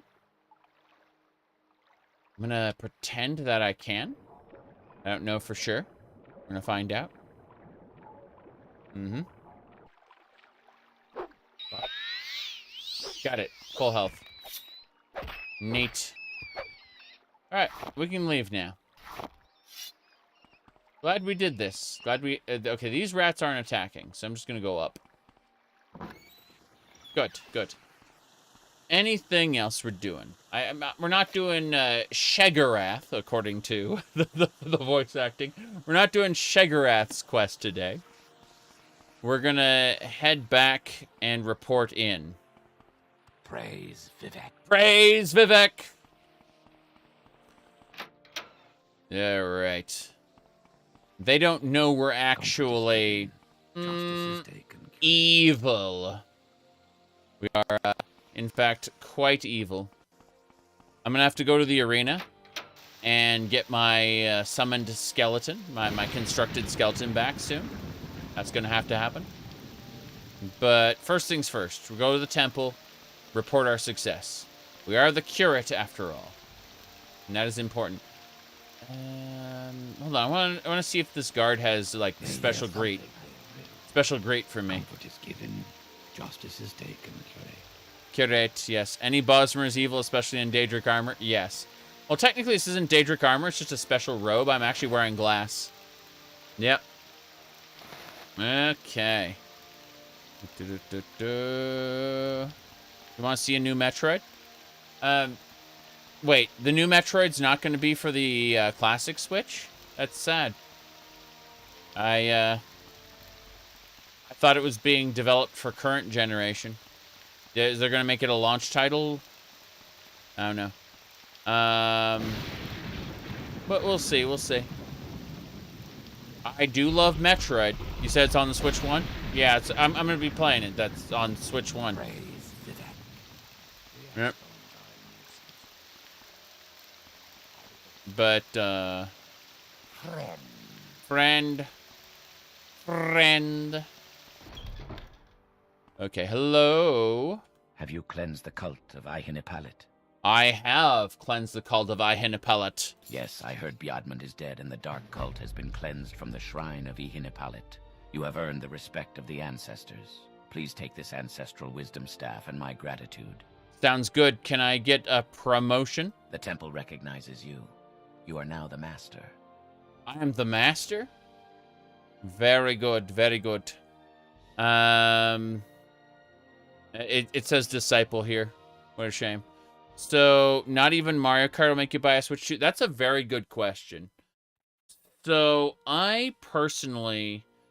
I mentioned this before, but my wife and I have been playing Mario Kart. I'm going to make this muted. My wife and I have been playing Mario Kart since the SNES version, you know. We lived like a block apart growing up, so it's a case of like we'll probably end up getting it in the future used or something. I don't freaking know. I can't really justify getting it at its current price brand new.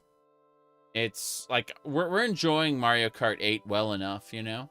Like there's all the old Mario Karts as well. It's just I don't see, unless they bring some extreme value to the next game, like bring Double Dash stuff back, you know?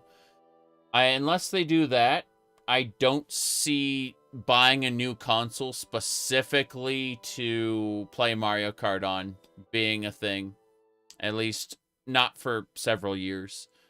It's Nintendo, I don't know and see how that works. So you like Double Dash too? Yes. You think they're adding meta progression to it? Yeah. You said supposedly Mario Kart Classic is the same price as the new one when adjusted for inflation. Perhaps so, but you know, my income didn't shoot up in adjustment to inflation, so I look at the situation and go, I would rather spend this money on four or five indie games, you know? I'd rather spend this money on a subscription to something I like.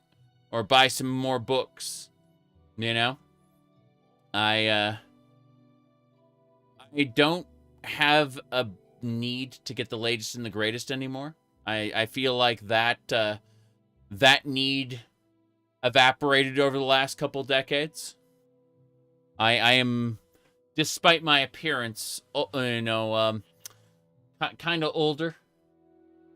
The internet really wasn't a thing when I grew up. So, just saying. Okay.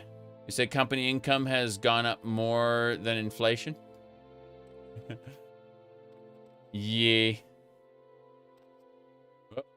Hey, sir.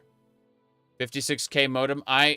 Well, first of all, my first modem was a 2400 BPS modem, and I used to use that to connect to bulletin board services, because we didn't have a World Wide Web back then. That came later.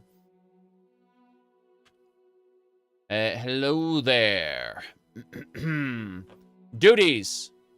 You've no more duties for me. Thank you for all you've done. Speak with Aldrune or Molagmar. Yeah. Please join me. St. Dellen, Felms, Lothus, Vivek, Maris, Nerevar, This is an honor. Realms, Rorus, Olms, Alador, Theron, and Veloth. Well, let's go to the arena now. In a dream, a priest had a vision of the shoes of St. Realms. Shut up. Sorry. He never shuts up. We're going back to the arena to fight. I know I'm not going to rank up in the arena today, but I'd like to get a couple more matches under my belt. And then my followers are waiting for me there anyway, so it makes sense. Yeah, I had dial-up for like 3 days before we as a household decided to get a permanent landline specifically for the internet. Because, you know, having your phone line being consumed by the internet and in a time before easily accessible cell phones. Like, satellite phones existed, but the cellular network as we have it now really wasn't a thing quite in the way that just anyone could have it.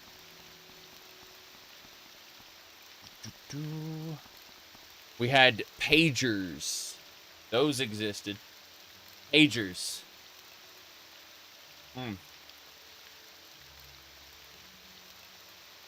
Yep. Okay. Hold on a second.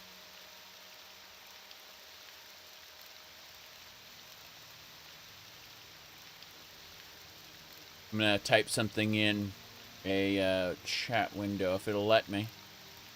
Give me a moment.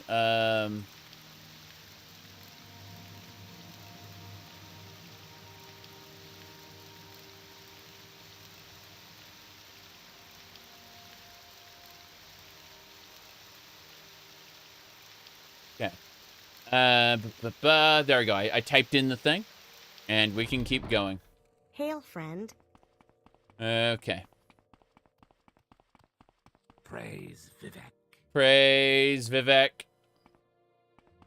Good. Got distracted. You've got my ear. Let's hear it. Remember being able to use a home phone being considered a privilege? Yes. I have to upload something. Damn it. So much going on at once. All right.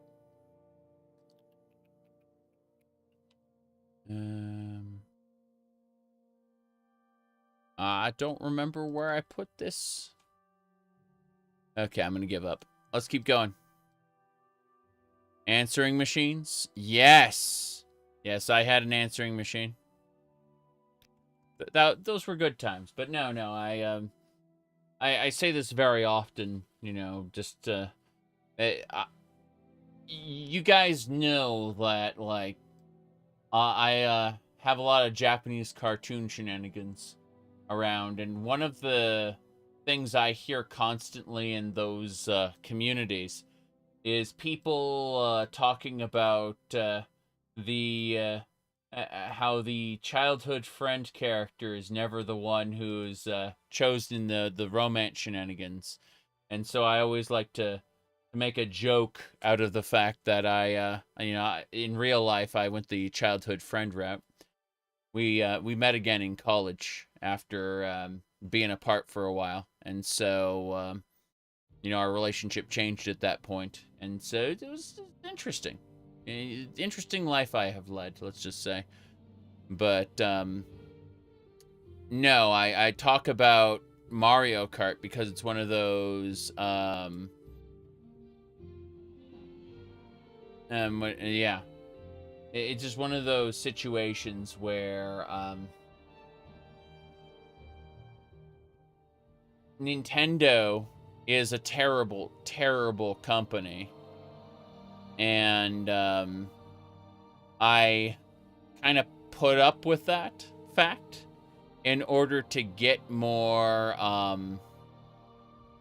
Mario Kart, because this is what we've been doing for years and years and years, we also play Final Fantasy 14 together, other online games. But, it's just an interesting situation. Okay, Rinslayer said, childhood friend route, you tend to know the person better overall. Fewer unwanted surprises on average. Oh, some of the people I dated, in that period of time, like late high school, early college, let me say that when the boy smell meme was going on for a while, I knew I had dated someone who that was her fetish, and so it was and other people's who I met some crazies. I knew some crazies. It, yeah.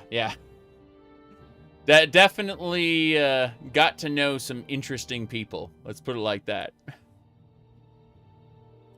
Not just one, but multiple people along the route to eventually ending up with who I ended up with. Yeah. Anyway.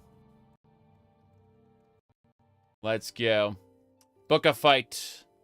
I want to fight. Yes. Okay. Going now. Beneath Red Mountain, Lord Dagoth sleeps, but when he wakes, we all shall rise, and the dust will blow away. Serve your Lord Dagoth The 6th house is risen, and Dagoth is its glory. Mm-hmm. She just says that in front of an ordinator, and the ordinator doesn't give a shit. Praise Vivek. Praise Vivek. Go on then. Okay, here we go. We're gonna hacky slashy. Said you're 41. You haven't stopped knowing crazies. You might have a problem. I would just say that you become better at clocking those problems and going. Maybe this person isn't for me. Yep. Mm.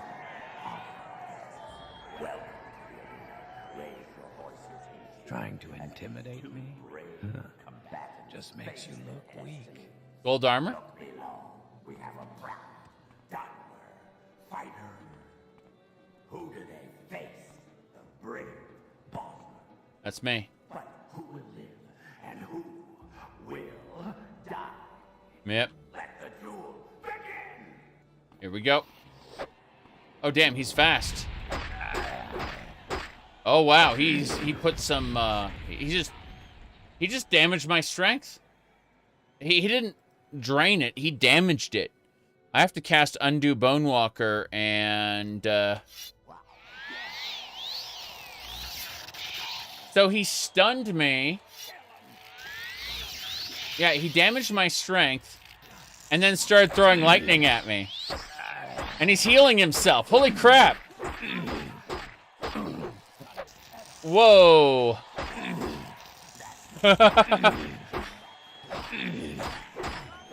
Okay, you know what I need? I need a Jink Blade here. Whoa, jeez, I'm about to get hit. Ow. He's resisting. I'm pretty sure he's immune. We paralyzed him. Good. Alright, he's paralyzed. Gonna kill him with archery. Wait for it to finish. Good. We want blood. Okay. I need to hit him with the suck spell right here. Suck 3. Got him.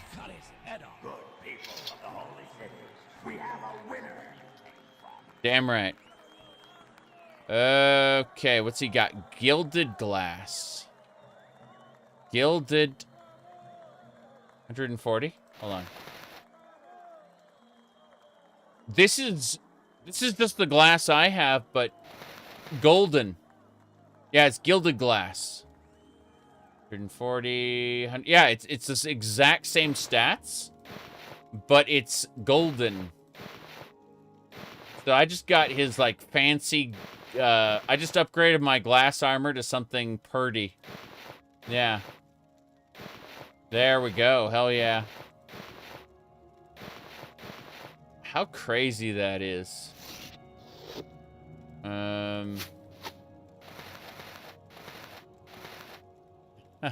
Use the blessed fork.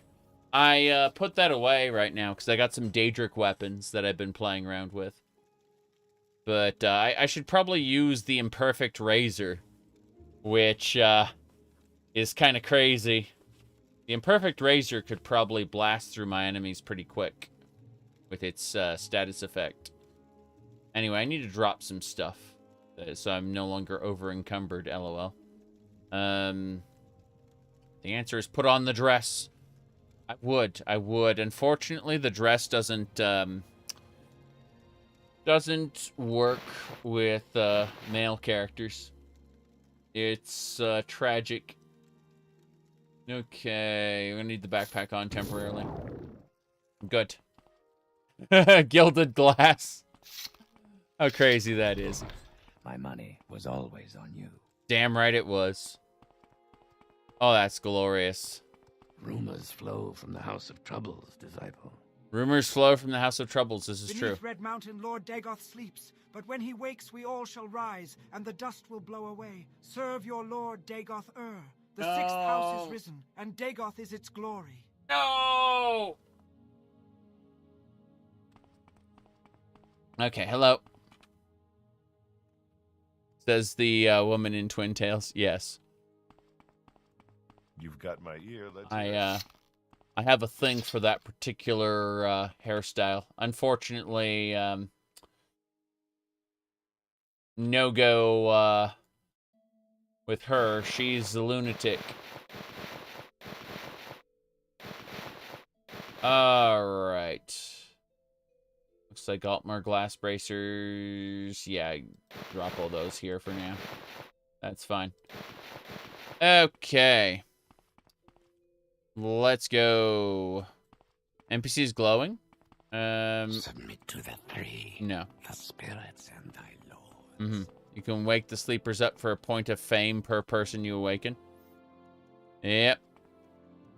That's true. From there. How nice. I like good company. As you can see, I do for you? Female Bosmer, much taller than male Bosmer. It's true. It's true. They absolutely. I knew about that already. That you can go talk. I didn't know it was a point of fame. I thought it was what do you call it? I thought it was like disposition increases. But fame is good too. All right. I think that's about it. Yeah. We should probably go head over to a different area at this point. Hello. Follow me. Yes, follow me. Same deal. This is a skeleton, by the way. We put him in some hard to notice. You know, like if we took off his helmet, obviously you'd see he's a skeleton, but we kind of enslaved the arena combatants we fought and turned them into undead who serve in our stronghold. Yes. Anyway, let's get going. So, trying to figure out where else we need to go. I think Ghost Gate is it. Like, then we're done with the temple. Admittedly, we should probably continue the main quest next time we play. We should be A-okay. Yeah, this is almost a brand new playthrough. I've only been at it for 140 hours and 17 minutes, as you can see right here. A very, very, very short playthrough. Now, you'll see we're level 45, but our stats are low for level 45 because we have an auto-leveler, and it's tuned down so that we get very, very low stat gains.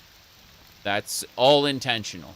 The low stat gains plus the scaling bandits and other monsters mean that the game is extra hard. Plus, on top of that, we've multiplied the enemy spawns by a factor of 6, and we have given them all magic, to where the monsters are able to paralyze us and stuff. It's quite scary, actually. Anyway, what I need to do is double check some stuff. I'm on the verge of being over encumbered again, which is irritating because I should be in a good spot right here with my carry weight. It's the weapons. I have too many weapons. That's the real answer. So, anyway, I think we're basically done here for now. There are things I want to do. I want to play more, but that's going to have to wait for, next weekend. My plans for today are First of all, I'm going to make a save so I know where to go. And the answer is main quest resume. Yes, we are resuming the main quest next time I play this. So we're set up to do that. I will remember because the save file says so. As far as what we're going to do later today, I'm going to be heading out. I'm going to spend some time with the wife, go to lunch, stuff like that. And afterward, when I get back, my current plan, assuming nothing goes wrong, is to hop back into Fallout 76 and resume the playthrough. We are very close to killing the Scorched Beast Queen and being done with that. And then I'll be moving on to other shenanigans. I'd like to do more Half-Life. I've almost finished Field Intensity, so we'll be continuing there. But yeah, we'll just basically Baldur's Gate, Half-Life, and Fallout 76 are the current plans. With what do you call it, on either like Monday, Tuesday, I'd like to finish up the MSQ of Final Fantasy XIV. Got a lot on my plate, but we shall be doing more shenanigans later. Thank you all for watching. I'm going to go take a break.